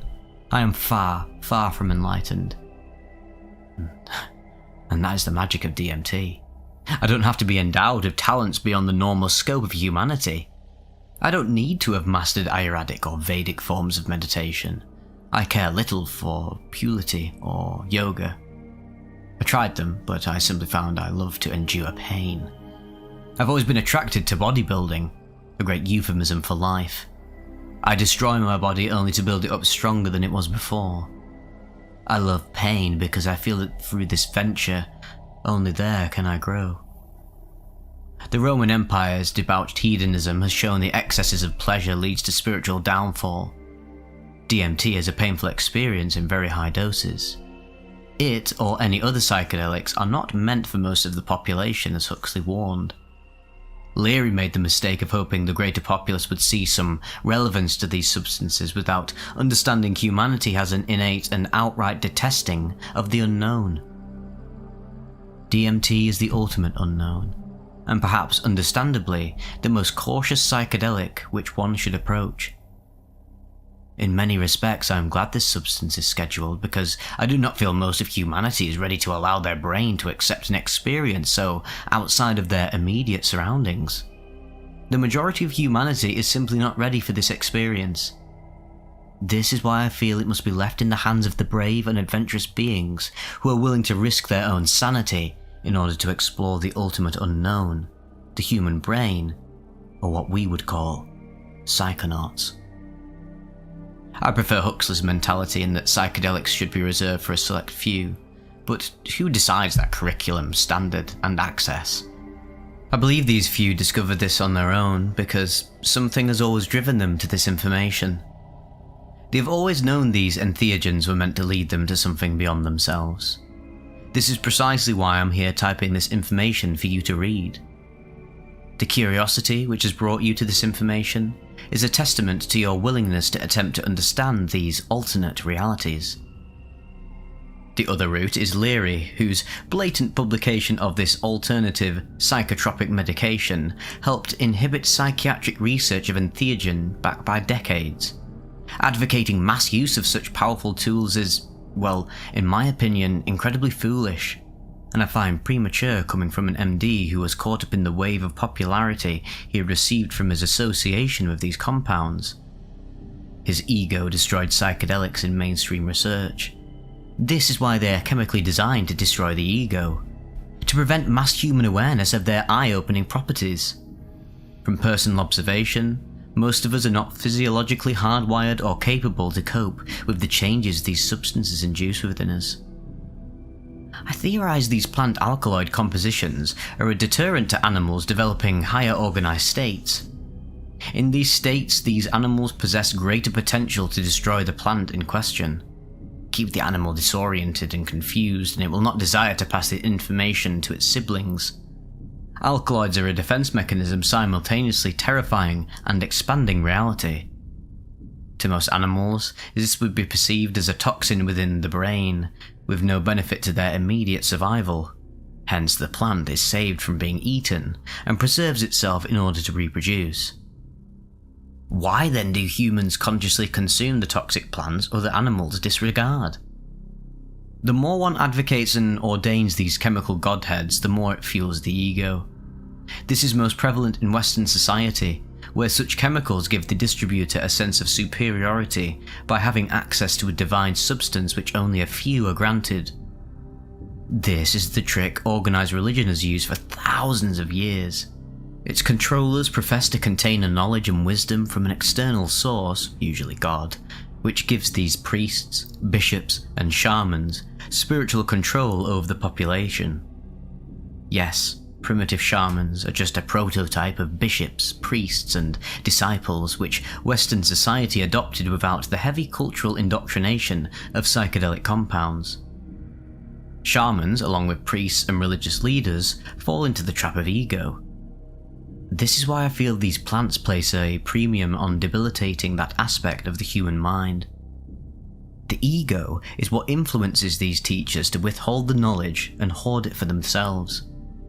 They pass it down selectively to only a few who they feel worthy enough to possess it. This is the ego in motion. These elitists are revered and worshipped for this wisdom and held in elevated status. They use these substances to wow their populations. If one wishes to understand this very simply, then ask the question, who benefits? When one asks this question, he, she, will see very clearly who has profited from the circumstances I have described. Priests are the updated shamans of the modern world. They are there to impress their followers with the possibility of access to greater truth and knowledge. In return, they receive money, adoration, and power. As long as they tightly hold on to this knowledge, they have no fear in it reaching the masses. This is the detriment the ego has caused in our culture and its access to higher spiritual truths. These spiritual keepers hold the highest status and prestige of the group they occupy, containing knowledge and insight denied to the general populace. This is, say, akin to the highest degrees of the Freemasons, who have restrained the knowledge of ancient levitation, occult ritual magic, and esoteric wisdom. This wisdom held desperately because the few in power use the many followers' ignorance to glorify and exonerate their status at the expense of their sheep's lack of hindsight. The wolf is always herding his flock inevitably into slaughter. What I personally find interesting about DMT is its ability to completely shatter my sense of ego and any feelings of superiority, be it intellectual or physical, I may think I possess. No other entheogen has done this and told me in ways I don't understand that I am not what I think I am or ever was. Other chemicals may take me into another dimension of reality, but never take me to another reality. This is exactly what is happening to my psyche while on DMT versus other entheogens. They take my ego to another plane where, to the outsider, it seems limited, but is merely bypassed. DMT takes my ego to another place so foreign and alien in nature it ceases to exist in this dimension altogether. Such a shattering event occurs over the course of less than 5 minutes before I'm back within the place from which I left. For reference purposes, I'll describe the only other substances which has created ego death to such a drastic degree as DMT, and it is Salvia divinorum, or Divinus Sage. Personally, I disregard salvia and have never found any spiritual or transcendent tangible benefit from the several times I've smoked it. It feels alien, similar to DMT, but not integrated into my being. It has the same sterility and muteness feeling I get from DMT, but it lacks a sense of the only word I can describe as a soul. Whereas DMT feels cosmic and infinite, salvia feels personal, internal, and entrapping to my consciousness's point of reference. The intensity and duration of DMT and salvia are both startlingly similar. Both begin within 20 to 30 seconds, and effects end completely within 15 minutes. Both are profound, and easily the two most intense experiences that I've ever had in my life. They actually seem to replicate the same alien plane of existence, however, the effects are drastically different from one another. At 1 minute into both experiences, I lose complete control over my body. Time has no meaning, or ever did. I could be dead or living and it wouldn't matter because those states of being hold no real effect over the conscious state which my mind is occupying. I believe it is this point my consciousness has left the third-dimensional dense space and accessed a lighter fourth-dimensional realm. Here, anything goes, and nothing in the context of this third-dimensional space holds any relevance. It's gone.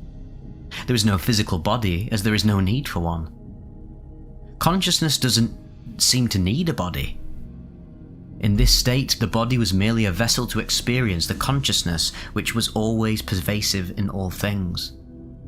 This is right where the similarities completely end, though.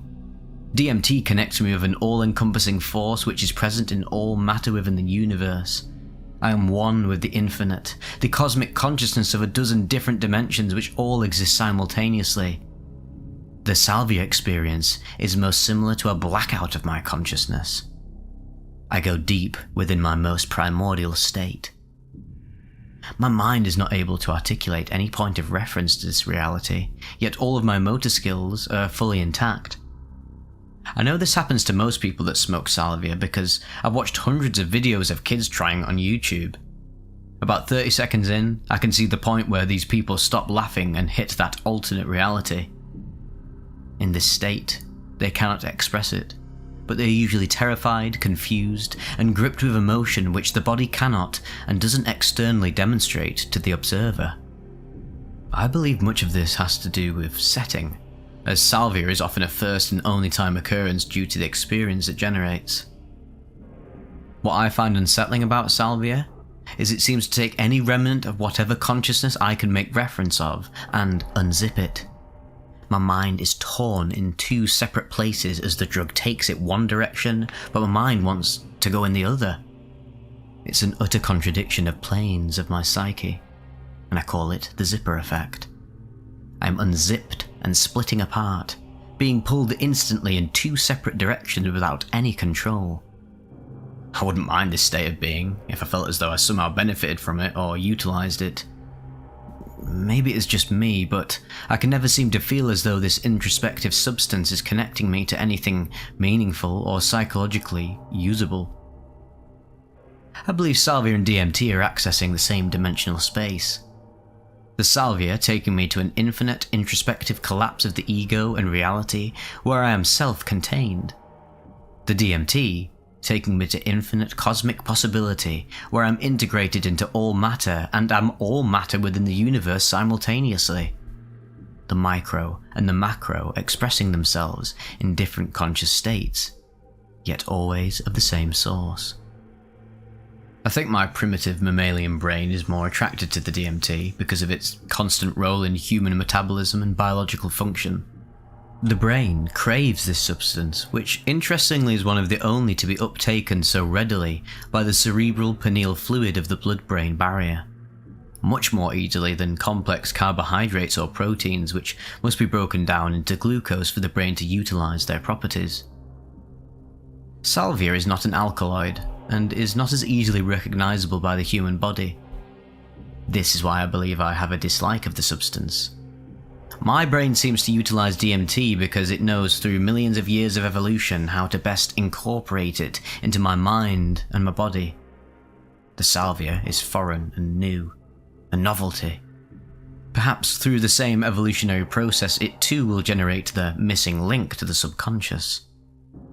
I theorise the human brain isn't yet fully integrated within the individuality of conscious thought it occupies to understand the extreme interpersonal plane that salvia invokes. We are social animals, bound and interconnected with other members of our species.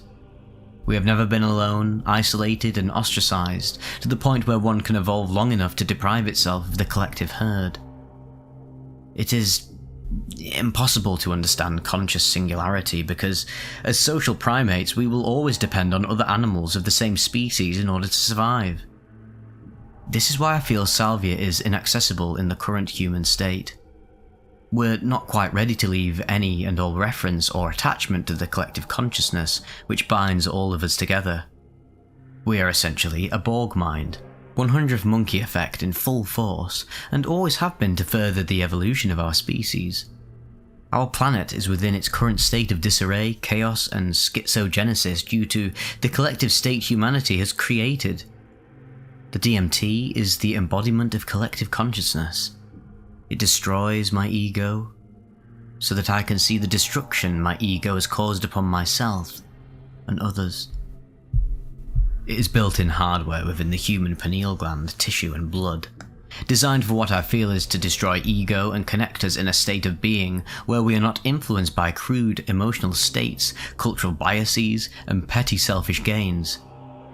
This is why I believe the drug is so sterile and neutral in nature. It doesn't sugarcoat things with an amphetamine high like the phenethylamine mescaline. Nor does it dilute and denigrate the nervous system, as does the debilitating effects of alcohol. In the end, this stuff is a conduit into God consciousness. The irony being that state has always been here, always was here, always will be here. We're simply too preoccupied with our minuscule and trivial pursuits to acknowledge it. We are the ones we were waiting for. I'm using salvia here as a reference material because it is far more prevalent and accessible in its current legal state than DMT. More readers than not have probably encountered salvia, but not DMT.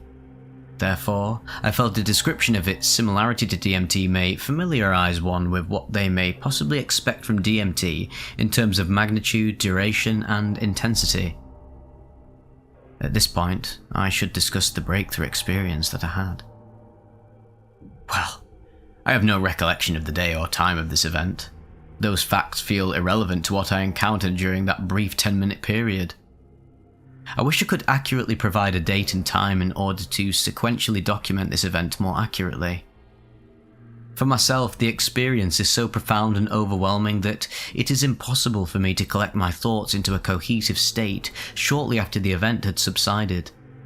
I need months to process the experience and gather innate data which the DMT is feeding my body.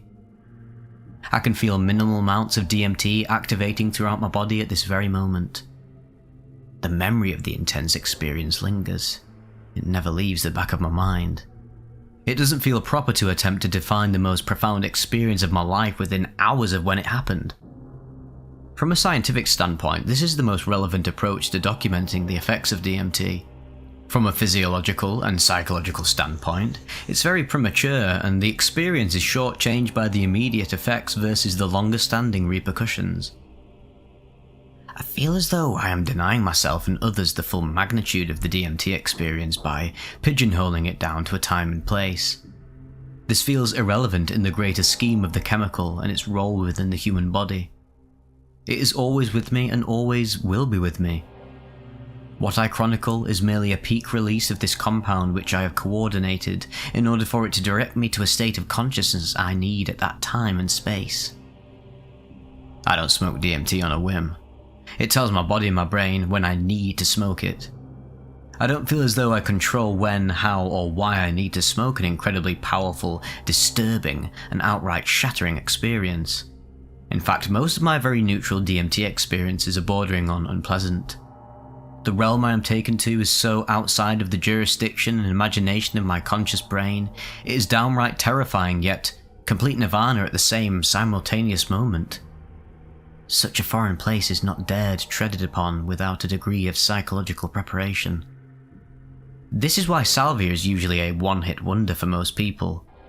They can't fathom the place, assimilate it, and interpret it with their current conscious state without deep preparation and forewarning.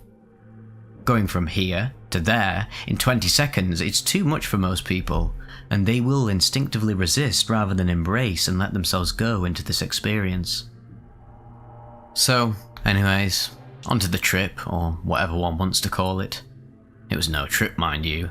I actually hate that term. Yet, it is so accessible and immediately identifiable, I need to use it to create a reference point. But it was more a journey. A trip is short and ends abruptly in the schism of the relevance of time. A trip could be 1 hour or 20 hours. Every other psychedelic experience I've used is a trip, because of these traits. DMT is not a trip, but a journey. It lasts less than any other entheogen I've ever encountered, but takes me to a place through a cosmic forest of thoughts and ideas over the longest duration I can fathom. I go to a timeless place without any reference to any time or physical sensation. I don't exist. I am merely consciousness expressing itself in the most primal state identifiable by the brain's ability to detect it. What I recall is the recollection of a meaningless night, time, and place. It is to the best of my memory and ability the account of the DMT experience I had that night. The settings were familiar and felt completely reassuring within my surroundings. There was no sense of fear or hesitation within this chemical being for which I was about to envelop, and I loaded around 60 to 80 milligrams of the yellowish DMT extract which was partially obtained using xylene. I've heard this substance extracts a form of DMT which is very negative in nature. I don't feel that sense. It has more to do with the situation, setting and expectations and the actual chemical makeup, which is simply a byproduct of the experience itself as a precursor, which is only realised after the entire experience has occurred. After the substance was loaded into the glass pipe, I took a blowtorch and held it roughly 2 inches away from the glass pipe.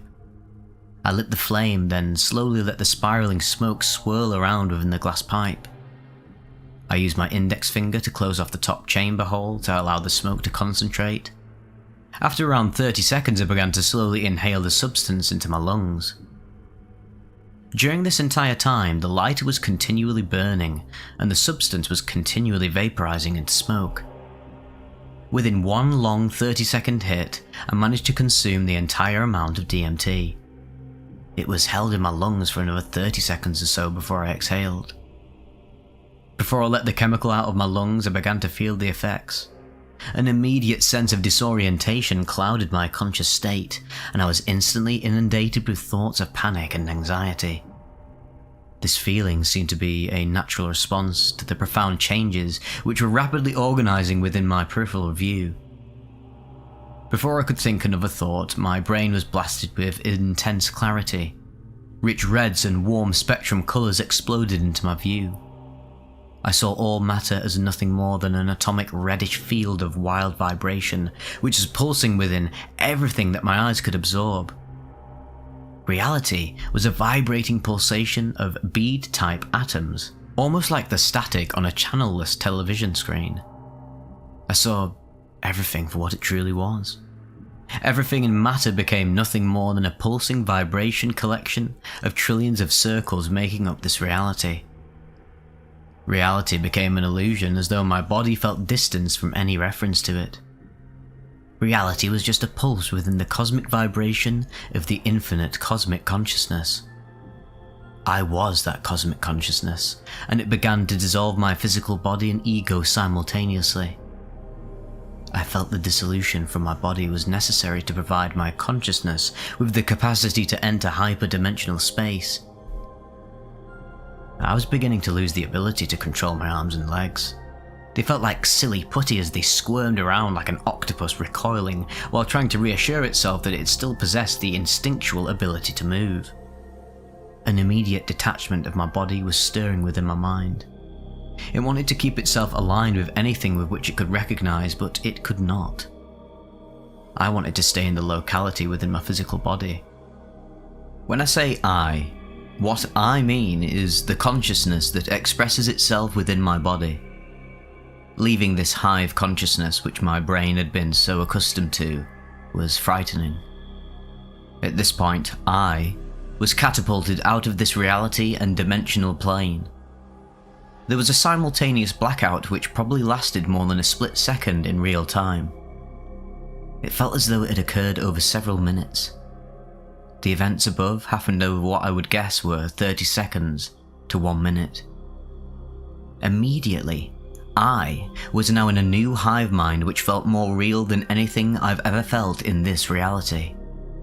My vocabulary and articulation are obviously severely lacking to accurately describe the next transpiring of events. I cannot verbalize it using any vocabulary known to man. No word can provide or define what I went through. I will say though that it was the most real experience I've ever had in my entire 27 years of conscious thought. The reason being, none of it was verbal. Everything was visual. All communication visual. All thought visual. Everything was visual, as it felt to be the most efficient and least misinterpreted means of experience and communication in this very place. I now know why millions of people have extraterrestrial abductions. I know for a fact many of these people are having these abductions. The thing is, their body never leaves this reality in order to have those experiences. Their consciousness is being absorbed by extra-dimensional beings. Now, I must say, I'm not talking Terence McKenna style jeweled elves bumping around squeamishly. The beings that I contacted were far more earnest, sterile, and objective. To such a degree, they are the embodiment of science in its physical manifestation of laws, discourse, control, and theoretical ideology. I was a lab rat on a silver, luminous table observed by these completely neutral beings. Basically, I had been transported from my physical third-dimensional body and simultaneously placed into a bizarre, fourth-dimensional headspace.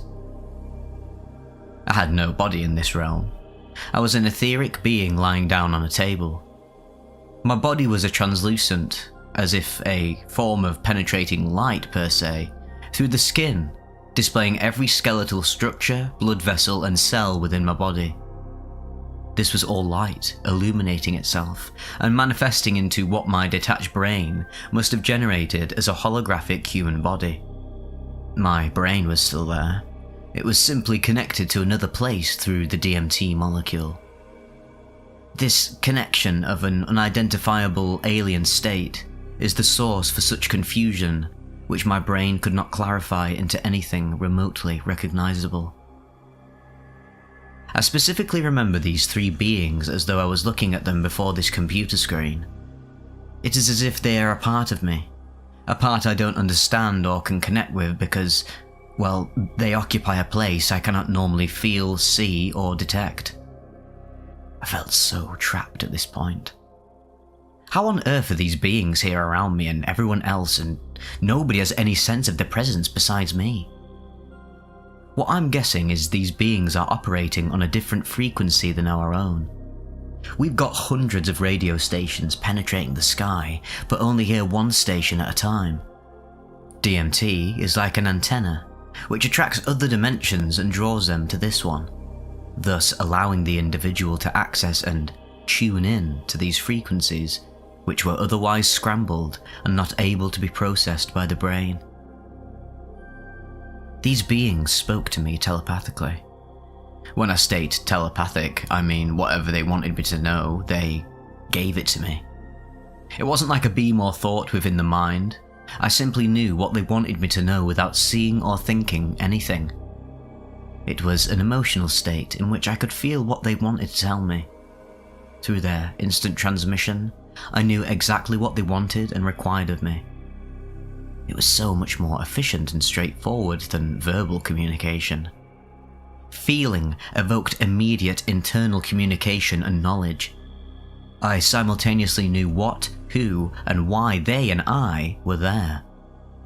They directed thoughts through feelings into my mind, which I would immediately recognize.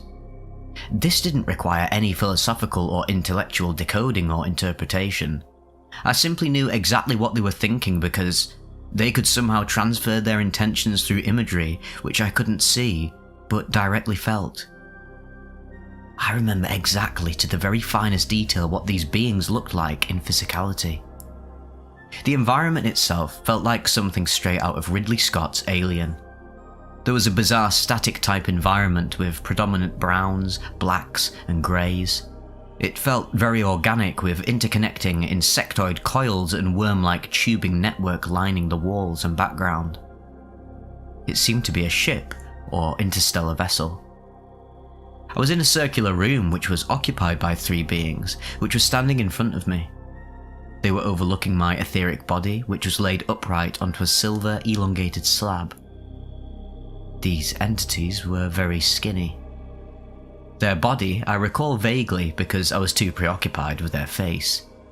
It was blackish, as if they were wearing a black jumpsuit, all-encompassing, covering themselves. The face was the most disturbing aspect. All 3 had this grey metallic face to them. They were nothing like the Zeta Reticulan alien greys with large black almond eyes many people describe, although I could see how the 2 entities could be mistaken by a person in such a frightened state. Their face was smooth, grey and metallic. They had no eyes, ears or mouth. The face was one complete solid vessel. I felt as though it was a mask of some type. It was as if they were using a certain costume and mask in which I could identify while denying their true nature from my vision. Their metallic mask had subtle features imprinted within it. There were what appeared residual elements of a stubby nose, the inlay of what once was eyes, and small slits which resembled babies' lips. I felt as though these beings had evolved so drastically they no longer had any need for the 5 senses. They no longer needed eyes, ears, lips, etc. to express themselves. They were expression personified in my own thought of what I visualized they were physically. Everything they did or said was by vibration and emotion, in the only way I could seem to understand it. They were the Greys as many people have described, but they were not aliens and they were not insectoid. These elements were simply infused into the environment, which gave the impression that these beings possessed those traits. These beings were me, in a different space, in a different dimension. The alien nature of the circumstances initially prevented me from realizing this. I felt as though I was from one radio station and they from another. The DMT, therefore, must be the antenna connecting different aspects of the same consciousness. These stations can communicate by crossing paths and sharing data from different dimensional frequencies. This may sound delusional, but this reality we live in, well, this is the true delusion. The Matrix is real, but our bodies are being used as a vessel to experience third-dimensional space. This third-dimensional information is then uploaded by other dimensional beings who cannot experience this one. Now, I only know this because the DMT told me and quite blatantly showed me how this process works. Before my very own trips of DMT, I would have thought this information was coming from a psychotic schizophrenic. I now know better. I remember what they had constantly expressed almost a dozen times over the course of the consolidation process. I say consolidation because these beings were me in another dimension. I cannot express this point more clearly. They cared not for how I got there or why I was there. So they simply knew I was coming and anticipated my arrival. It is as if they were a more advanced part of myself, which I was completely ignorant of knowing. I was them, and they were me. I was like the reptilian brain that they were studying from the distant recesses of their own. They, themselves, even though they are me, in a higher sense, were like the more evolved neocortex attempting to understand the lizard brain. I believe this alternative realm feels very reptilian and insectoid in nature. It feels this way because we are accessing a dimension which displays the information these beings wish to take from us. They appear this way, look this way, and behave in this way. They need to acquire this reptilian form in order to access the information they take from our psyche. They are visible as a mirror reflection of what they are seeking, just as I am accessing a mirror reflection of the higher dimensional state which I am seeking.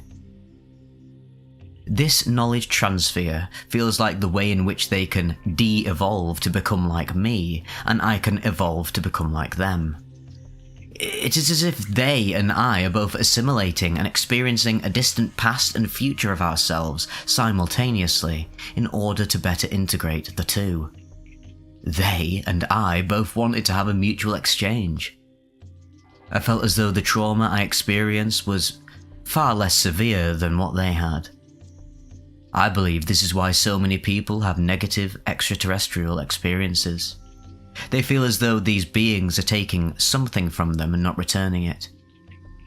I believe this is true to an extent.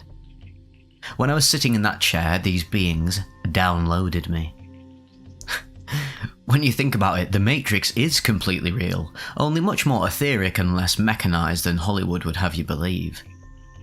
These three beings downloaded me, took my consciousness, and Xeroxed it, storing it into an essence with which I felt they could somehow benefit from this information in the future.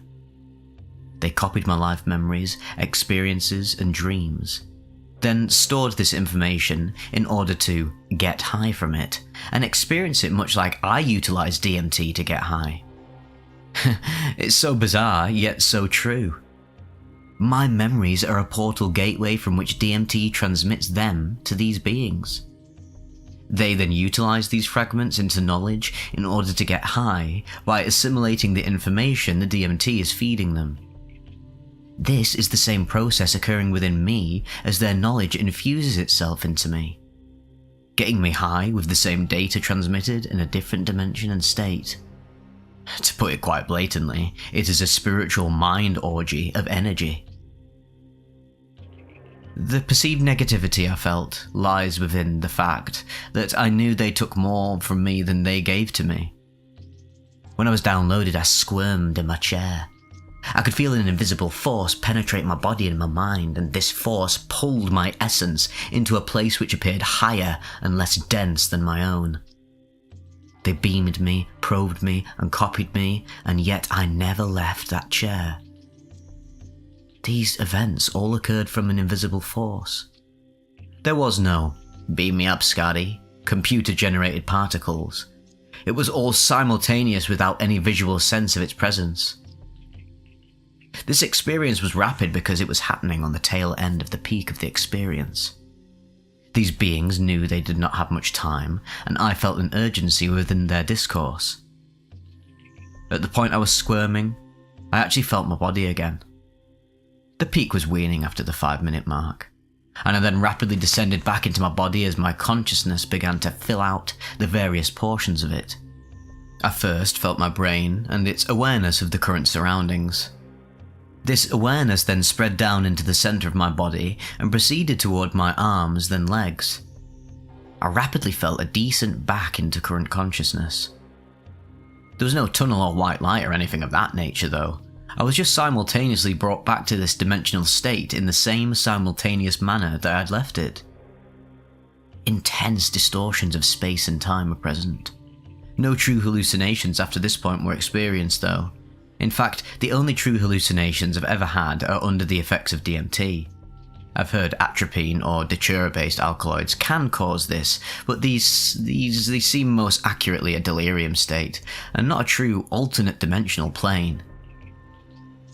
After about 5 to 10 minutes of experiencing what I would describe as a peak 1000 microgram acid type 100 milligram psilocybin combo trip, I was back to complete baseline.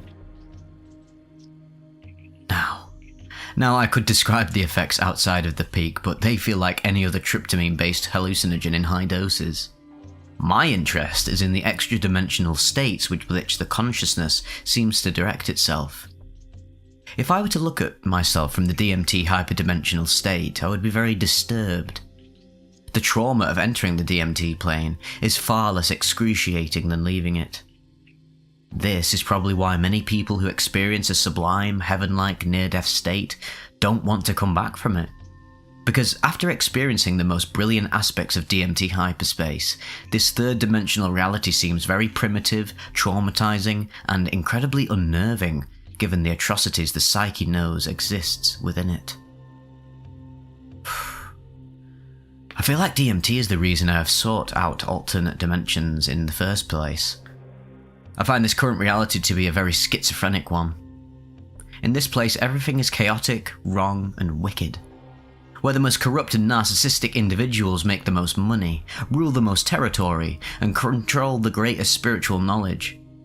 Where religious and shamanic priests herd their subjects in perpetually mundane and spiritually fetal existence. And where finance governs the social interest of the masses while disregarding ethical integrity, all in the name of personal profiteering. Oh my god. I hate this place because I know that once I'm coming down from DMT, I'm back within my own selfish, corrupt, and decadent actions. The DMT shows me my deficiencies in a blatantly neutral and simple fashion. Much like its incredibly simple chemical compilation within the human mind, it tells me that I am part of what has created the very fabric of reality within which I occupy. Instinctually, I actually know this, but the DMT shows me this through providing me with nirvana and then letting me materialize back into this awful place. When I'm back here, I became part of the collective consciousness that is the human race. I look at the very state of this reality I've helped generate. The very place I occupy, I have collectively created with my fellow humans, and for this, I am deeply disappointed with myself and others. We have so much potential which has been circumvented by selfish interest. Humanity simply doesn't care about spirituality anymore. It doesn't want to have these experiences. It only wants what instantly impacts for its own physical gain. What this shows me is a warning to the Homo sapien species. This entity must learn to reconnect with itself with the organic, or it is doomed to self-destruction through artificially integrated expression. This artificial expression is the next step in evolution physically. What we will lose in the process is the very nature of our organic soul, if you will. It will be lost among implants, cybernetic grafts, and RFID integration. And this will all happen because of the ego and its persistence to revel in its own brilliance. My ultimate theory is that DMT is a transport molecule which periodically impacts a few individuals experiencing its profound revelations. Through it, I see who and what I really am. It gives me all the means by which to understand my higher spiritual self. It is integral to my being because it governs the very nature of my brain's impulses on a minute vibration. Humanity must realize the reality it occupies is nothing more than a conglomeration of individual consciousness expressing itself on a subjective basis. This is the beauty of DMT. What it has told me is that we are all one. It displays itself in plants, animals, and fungi to demonstrate it is all-pervasive and all-encompassing. This substance is the binding force which links all elements of this reality together. It shows me I am not the ultimate egocentric being that I think I am. I am just a piece of a greater cosmic brain. I am a thought within the singularity that is God. DMT is my ethereal connection to God through a simplistic chemical transportation outlet. So, in summary, DMT is a portal into God consciousness, an etheric highway grid where conscious thought, ideas, and wisdom freely traverses in order to better evolve the all-pervasive essence, which is everything. This is the most simplistic and accurate depiction I have ever conceived when trying to attempt to understand who, what, and where I am. This experience was so profound, I remember it cosmosecond by cosmosecond, like the instant I was born. The next closest memory I have is my first sexual encounter at 17 years old, which genuinely is quite fuzzy and only contains minute by minute bits and pieces. That is the very effect this experience had on me and my consciousness. I just started reading Rick Strassman's DMT, The Spirit Molecule. It's profound that Western science is starting to discover what I feel DMT has been telling me and guiding me towards since conception all along. This shows how the patrilineal religions which have destroyed and dominated Western beliefs and conscious expansion are beginning to disintegrate. Although, I have to disagree with Rick Strassman in regards to referencing DMT as a spirit molecule, as from my experience it is not a spirit molecule. DMT is the transport molecule. The spirit is and always was there because it is all things in all dimensions simultaneously. DMT allows the subjective elements of spirit to enter physical form at roughly 49 days after conception. You and I are those subjective elements of the omnipresence which is all things. We come here to experience. At the moment of death, DMT allows for our part of spirit to leave this dimension and reintegrate with the collective whole. All of the memory, thoughts and life we lived are brought with the spirit as it adds to the God consciousness. This, my friends, this is evolution, not on a physical scale but on an etheric, spiritual one. This report is a tribute to what my most startling DMT trip created within my mind. It shook me so hard and swayed me so much. I know that DMT is the doorway to God. I theorize this is why so much of organized religion believes God is with us, around us, envelops us, and will always be with us, and is us. This is DMT, a portal or bridgeway from God to God, they to you, and I. We are all the subjective thoughts of the God singularity which pervades all matter, and DMT has shown me this.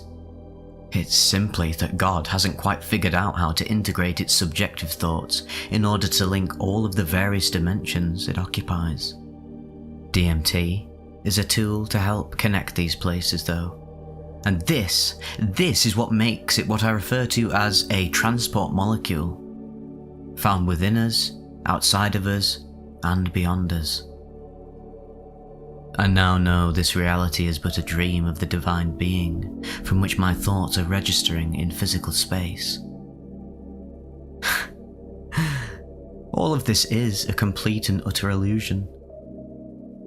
We collectively create this illusion and we create the very reality of the illusion within which we live. If I were to summarize everything I explained in this report, it would come down to this one sentence. You are the one you have been waiting for. You are everything that is, and always will, make possible.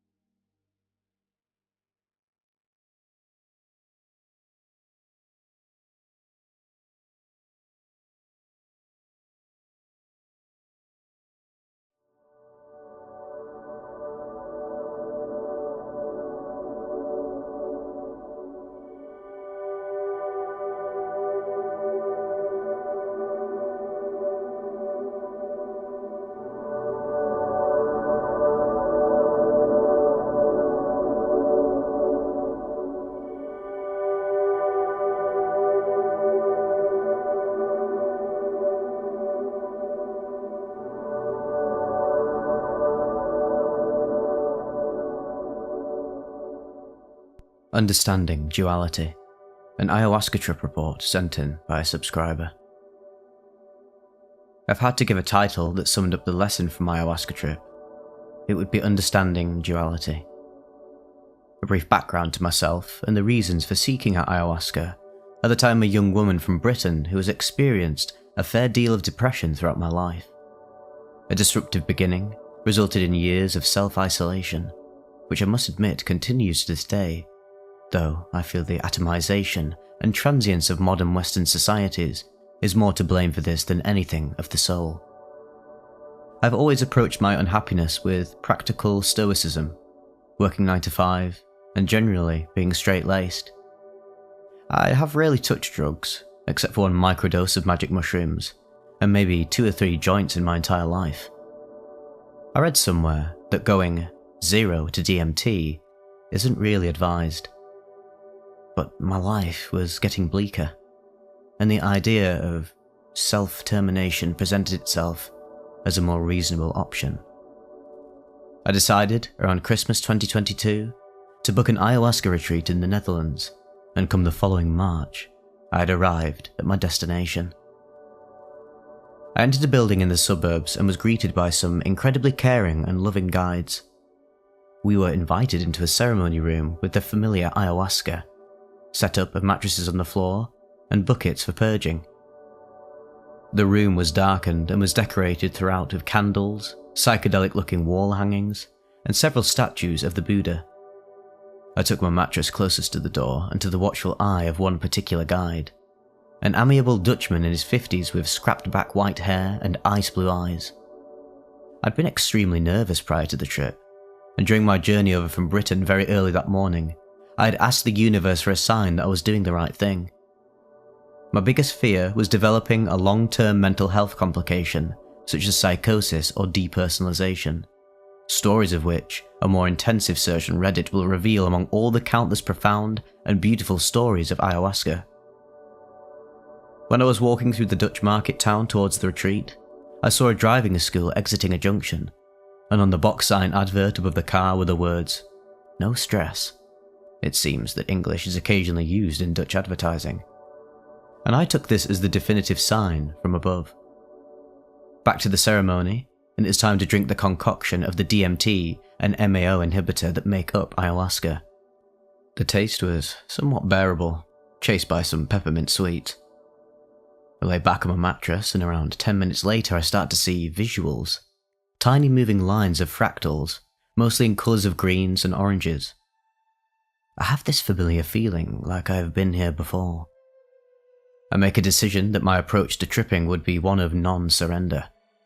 I will fight it by not letting go, and this meant intellectually analysing everything that was shown and repeating a running commentary to myself.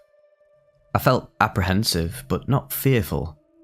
I started to very quickly lose my sense of identity and language though, and became fixated on remembering my name, which contained 4 syllables, until all I could remember was the last 2.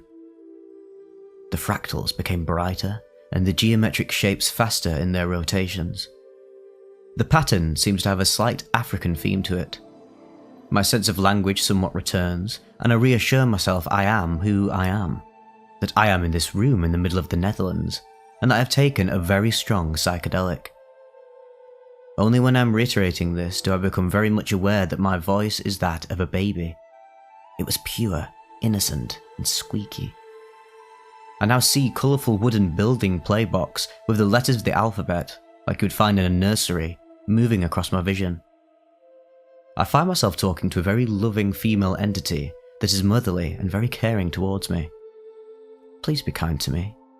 You're not going to hurt me, are you?" I say, again in a baby's voice. No, I won't hurt you," is the soft and loving reply that the female entity gave. I'm now in a school of baby souls, and I seem to be riding a little tricycle of sorts. It seems the female entity is the teacher. It is not unpleasant, but I am fighting the trip, so I continue with my commentary on what is happening. I repeat that this trip will end, and that I need to be at work on Monday, play acting commuting to work on my tricycle. With this I feel a powerful shove, and I fall off the little tricycle that my soul is riding.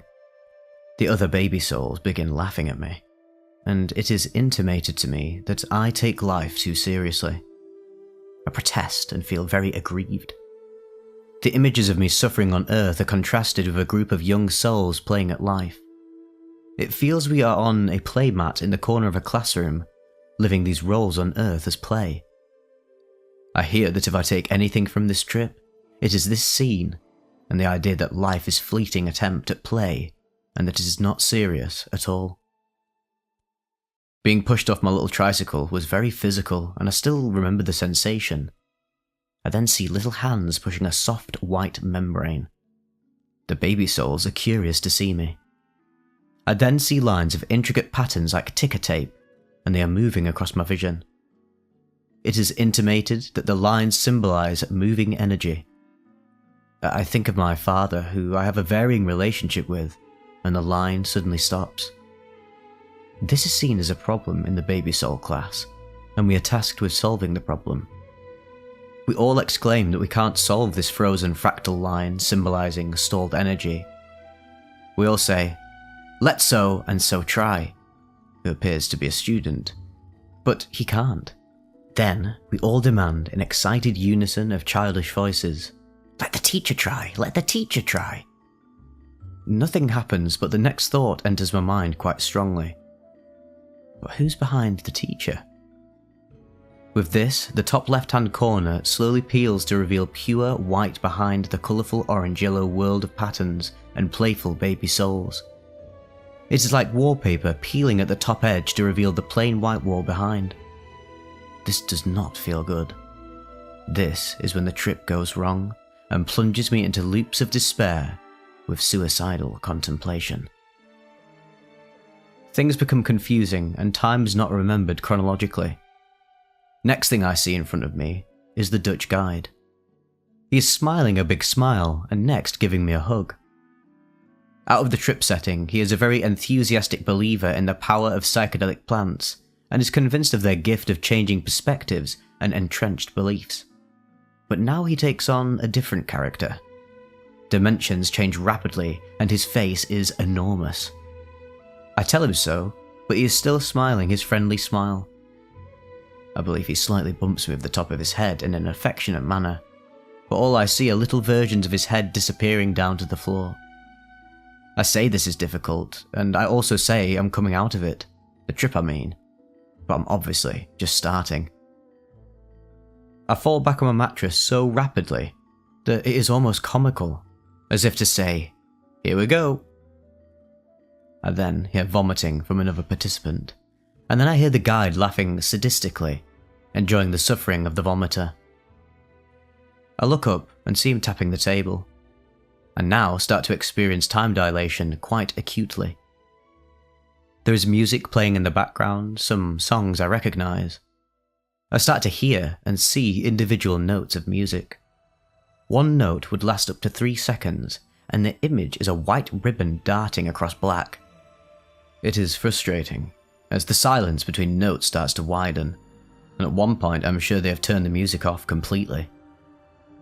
I open my eyes and see the Dutch guide sitting in the armchair in the corner. He appears as a cruel overseer. As I sit up, I see the other participants in distress.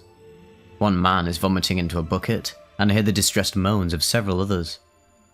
I start to believe that we have been trapped here, drugged, and made to suffer. For what purpose, I do not know. I turn again to look at the Dutch guide in the corner, and I am certain that he nods in recognition to me and affirms the thought that this is a trap. I lie back down.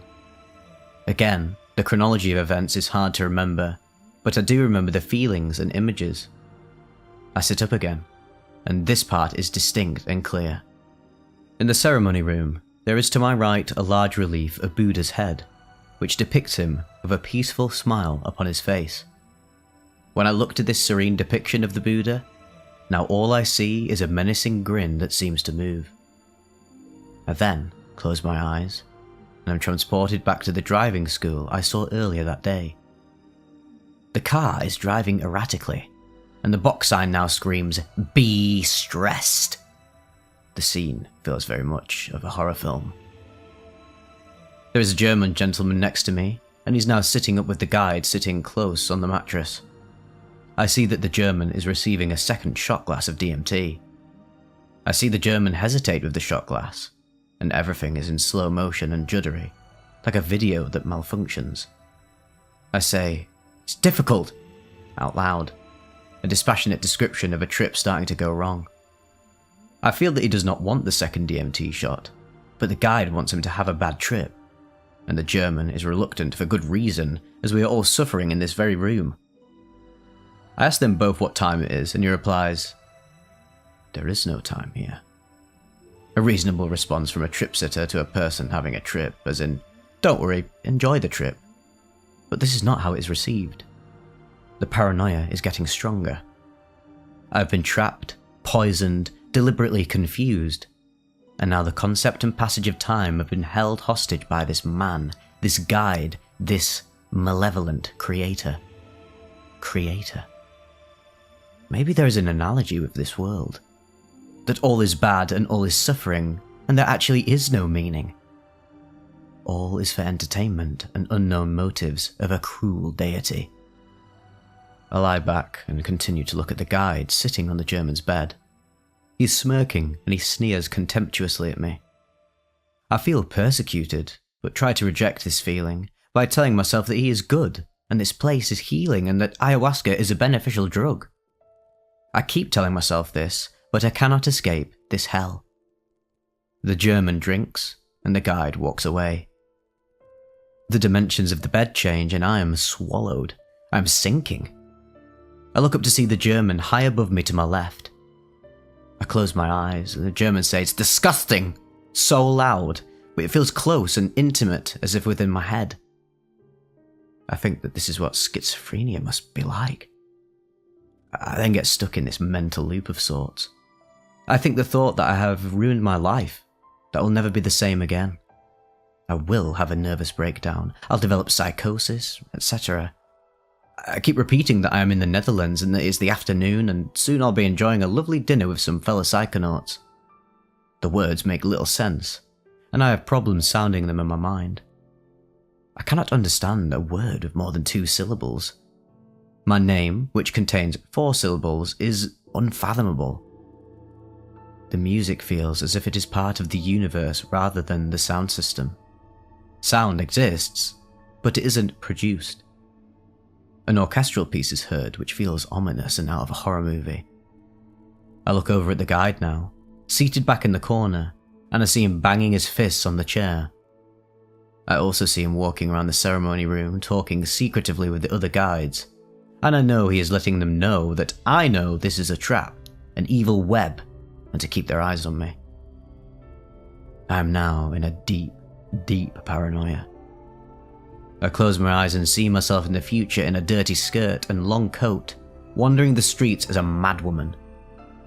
I ask how to avoid this, but no answer is returned.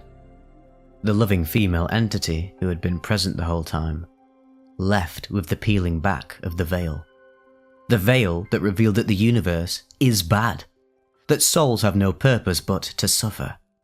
Suffering for an evil deity or system. I don't know which. Is this the cruel wheel of samsara then? I keep pleading that the world is good, but the plea seems desperate, childish, and insincere. I'm stuck in a frustrating loop of mental chatter, time so dilated, the room full of cruel intentions. I start to entertain the thought that I can end it all in this ceremony room, strangle myself. I seriously contemplate this, but I am told not to, as this will embarrass the all-powerful guide and reveal his nefarious operation. I obey out of fear. I am told that I have already committed self-termination, and that I have been reincarnated, and I am back in the same room. I see the image of myself doing a forward roll, symbolizing that I will always return, forever in samsara. I decide to scream, but a pathetic and comical tiny yelp is emitted. Throughout this, I am not scared, just confused and deeply frustrated. I will myself to feel the deep sorrow as I previously have felt at the darkest times in my life. If I am going to contemplate you know what, experience psychosis, then I need to test it fully. My solar plexus starts to feel dread, but to my surprise it is not that deep or devastating. I find I can change my thoughts and the trip then changes. I say, whatever. It doesn't matter. Good or bad, it just doesn't matter. Things then become brighter and more hopeful. The room shifts from the ominous darkness. I never get tired, I never get stressed. An external voice comes to me saying these words. This is repeated several times and linked to the concept of reincarnation, that we have many lives and all experience is desirable. I see a dancer that resembles Shiva in the Nataraja. Shiva being the god of destruction, and the Nataraja being the cosmic dancer showing the movement of life. The name and symbolism only discovered after the trip. I say repeatedly and triumphantly and with conviction the line, "To go through the ages of man, what a delight, what a delight." I say what a delight several times, quietly. I see the guide sitting in the chair, a much more benign figure than before. I see him go through the stages of man, banging his fists angrily like a caveman, to then conducting Mozart in the air with his fingers. The German next to me is grunting, and I quietly beseech him to evolve and rise through the ages. The main lesson of the bad trip was to show that I need to understand duality. If I cling to good, bad must still exist as a contrast or a threat. If my mind focuses on bad, I will always sabotage the possibility of good. What I need to do, what I must do, is flow more. Understand I cannot change this world to what I want, which is a utopia based off justice. I am now back with the caring female spirit and teacher, and the concerned baby souls tell her that I have gotten into the toy box, and protest that I am playing with the bad toys. The toy box represents disguises and costumes and mindsets. The female teacher holds me. The idea of purpose comes up, and I throw my little arms in the air and say, I want to save the world and become a doctor. Back to Shiva, and I sit up and dance with my arms showing the joy and sorrow of this world. Violence and abandonment, followed by joy and holding. I stab the air and push away, and to bring back like a loving mother. I become a bit more self-conscious, and know that now the ayahuasca is leaving me.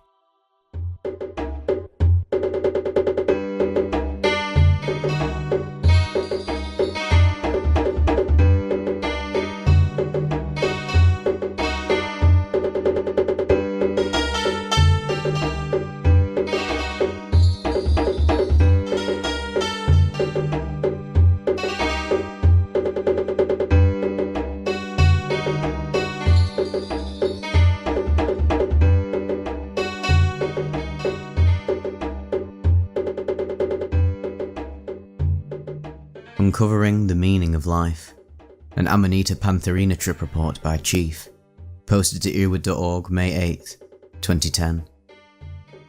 This was the first time I'd ever eaten Amanita Pantherina caps, and definitely was not expecting to get the effects that they had produced for me that night.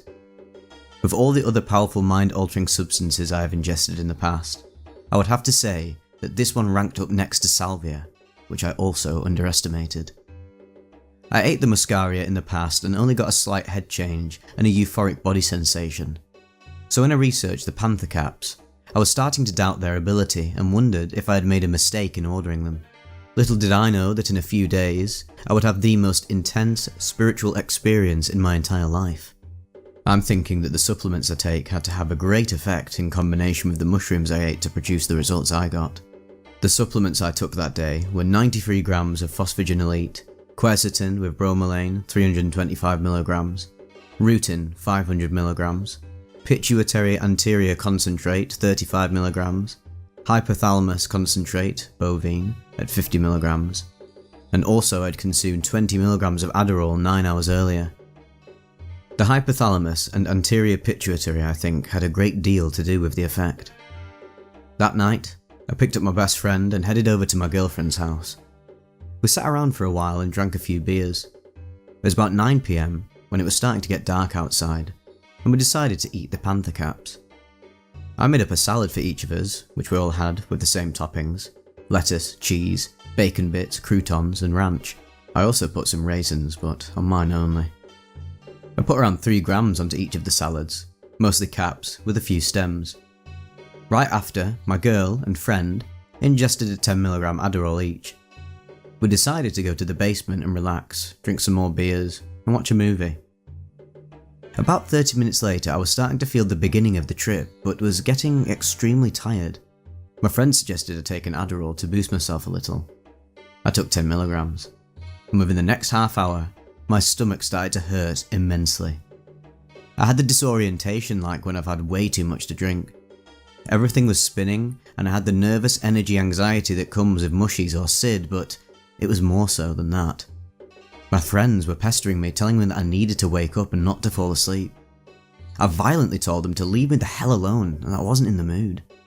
I felt like hell and did not care about the waste of the mushies, so I laid down. And that is when reality stopped for me. I don't remember waking up, and I definitely did not see anything or anyone that was really there. It is very difficult to explain the sensation I was having, and the things I heard and saw now that I am sober, but I will try my best. I was several thousand of myself in several thousand different dimensions, but the closer it got, the stronger the sensation, until it finally reached the real me that exists in this dimension, which was in the middle of the stack, if you will. Now, it started off very strange. Felt as if I had died and was in some type of judging by God. I saw our galaxy, the Milky Way, and somehow at the same time the other thousands of galaxies and the other dimensions where myselves existed.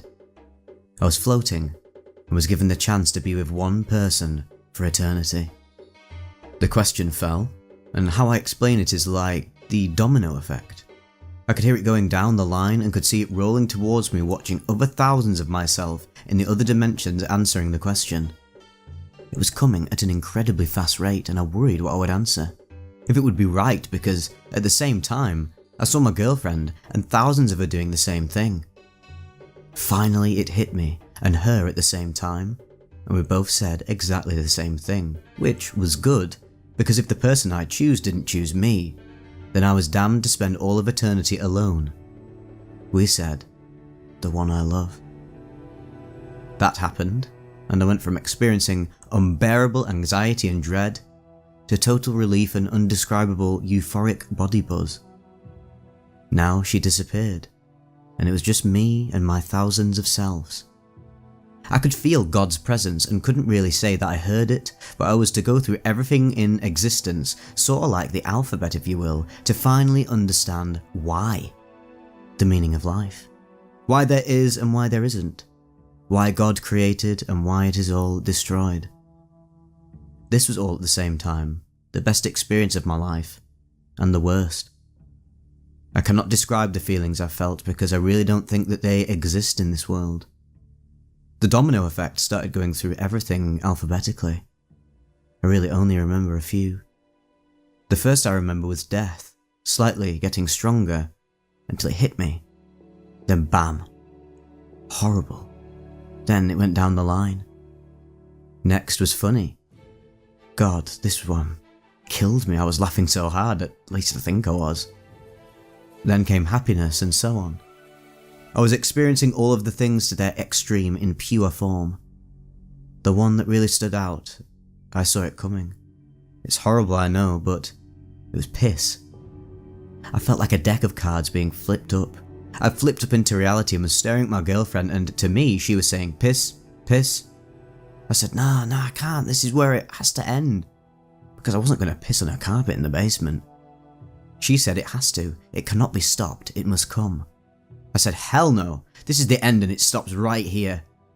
She kept egging it on, and she started to pull my pants down and say, piss, piss. I took off running up the stairs and into her bathroom. This was not good at all. I was twitching really bad and could not control myself, and try as I might, could not keep it in the toilet. I was pissing everywhere. Luckily, she came in and helped me out. After that, I went back into my crazy spiritual world where I hoped to finally hit Z. I hit it, then it went on. I seriously thought I was going to be permanently insane from about S, and after it hit Z, and kept on going. I actually never thought I would come back from any of it. I witnessed why God had created everything and why there was nothing before. I had a complete understanding of life and everything. I knew why, and it took a huge burden off of my shoulders. It was like a veil was lifted off of my life and what I needed to do and what really mattered. Anyways, after some time, after Z, I saw the end coming. All that had to happen now was for every one of the thousands of myselves to, at the same time, go back to their plane of existence. This really wasn't working because we all had different wants and not all wanted to go back.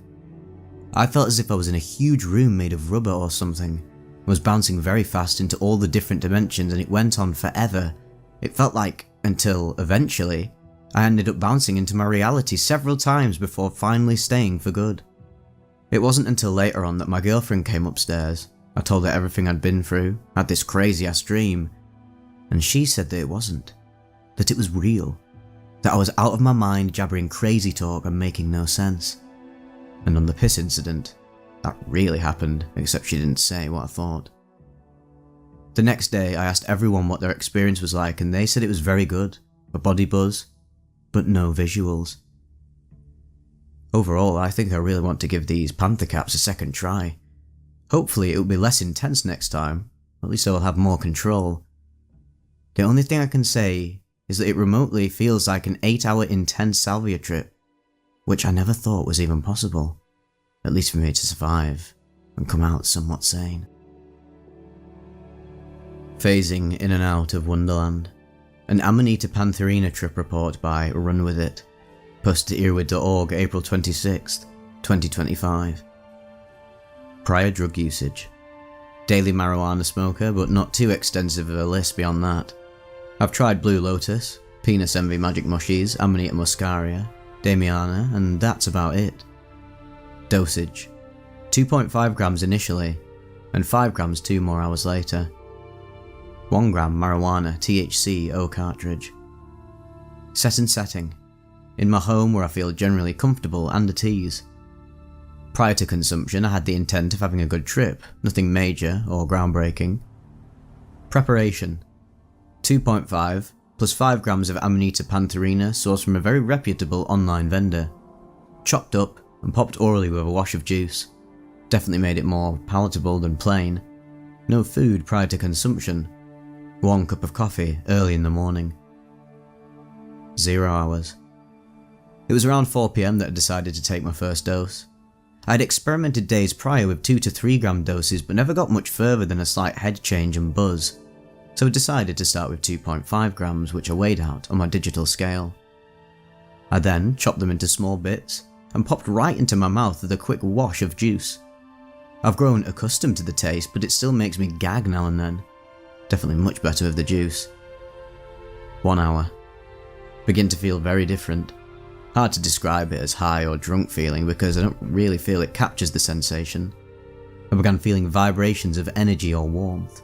Slight nausea in my stomach, makes me want to go lay down for a bit. 1 hour and 30 minutes while laying down I start to feel that head change I was talking about prior. That, plus the waves of warmth rushing over me caused me to feel extremely euphoric. I decided I wanted to do something physical, so I stand up and that's when it really begins to hit me. I feel inebriated like I had done a few shots of vodka. Not falling over or anything, but I need to concentrate more on the things in front of me. I was still cognizant of my surroundings, current state. 2 hours. By this point I'm thinking that I've reached the peak, but it was a little underwhelming. So, I decided to up the ante and pop 5 more grams. I weighed it out, chopped it up, and popped it with juice, just like before. Well shit, maybe I just made a mistake. By this point I was thinking that. I was recalling information regarding the potency of this variety of Amanita. No going back now. As I still have control of my faculties by this point, I decide to roll a cigarette. 2 hours and 30 minutes. Rolling the cigarette turned out to be a chore. My hands started shaking halfway through rolling, and I began to shift in and out of consciousness. Looks like the first dose is finally kicking in. 1 second I'm rolling, the next I'm shaking myself awake to get back to rolling. What should have taken no more than a minute took me probably 20 minutes to do. After finally completing the task I went over to my chair and had a seat. I sparked up my cigarette, and began to have the most introspective trip of my entire life. 3 hours until 5 hours. In between bouts of attempting to maintain consciousness, I would come to formulate profound thoughts and visual patterns in my mind, correlating things from my life to the broad expanse of the universe and existence in general. The feeling was intensely strange, like I was watching a stage play of my own life interwoven with the feelings of the universe itself. I would get a feeling of something, say for example, sadness. Then my mind would begin to unravel images from my subconscious that seemed to produce that feeling for me. It was as though I was taking a third-person seat to my own psyche, if you will. This went on for quite a while. To the naked eye I better seem like a madman. remember thinking I'd been in this entranced state for an alarmingly long time. At some point I snapped out of the trance and decided I want to smoke a little bit of weed, but I was still doing that bit where I would drop in and out of consciousness. I grabbed my lighter from the table, then dropped it, then grabbed it from the ground and dropped it. I repeated this pattern maybe 10 times, and that's when I realised I was really tripping. After finally getting a grasp on my lighter, I went for my bong, grabbed the bong, and I dropped in and out of consciousness again to the sound of glass shattering. I looked down and there's shattered bong everywhere. Rest in peace, bong. Anyways, I cleaned it all up and decided to hit my Delta 8 card instead. I thought it would calm my trip down, but it only seemed to elevate it even further. At 6 hours by this point, I'm definitely peaking. The phasing in and out bit has now increased tenfold. It's to the point I decide to just sit and keep my eyes closed in order to counteract it. Time becomes completely dilated for me. I begin having waking visions. It's not like I can close my eyes and see something, but rather I would open my eyes and my mind would be in a whole new place. The surroundings were still the environment I remain in, but my subconscious seems to be filling in the space between what I'm trying to perceive and what is actually observed. For example, I'm just staring at my room with a monitor mounted on the wall, a bookcase underneath it. I'm looking at these things and I'm seeing them, but my mind is in Wonderland following Alice down a rabbit hole in the corner of the room. Best way I could describe it. Another example of it was when I went to roll another cigarette. I was 100% sure that I'd finished rolling it, moved it from one hand to another, only to find out there was never a cigarette in my hand. I was thinking I left it at the table I was rolling at, so I check over there to, well, you guessed it, find it's not there either. Truth be told, I never even rolled that cigarette, I just thought that I did. This left me stumped for like 10 minutes, thinking I just found a glitch in reality or something. After that, I was in a stupefied state for an ungodly amount of time in between coming to and then subsequently falling back into said stupefied state. I don't know how long this went on for, but I can tell you it felt like an eternity. 7 hours to an unknown amount of time. Eventually I snapped out of it and started to feel somewhat normal. Don't know when it happened, but suddenly I was capable of rational thinking again. From that point, up until I went to bed, I just marvelled at the wild ride I had just taken. Cost me a bong, and probably a bit of my sanity, sure, but to me it was worth it. Never has sitting in a chair for 6 hours ever been as mind-blowing as that. On the following day, I reflected and realised that I did not expect to have such a long trip having consumed so little of the Pantherina. It definitely taught me to treat panthers with the respect they deserve.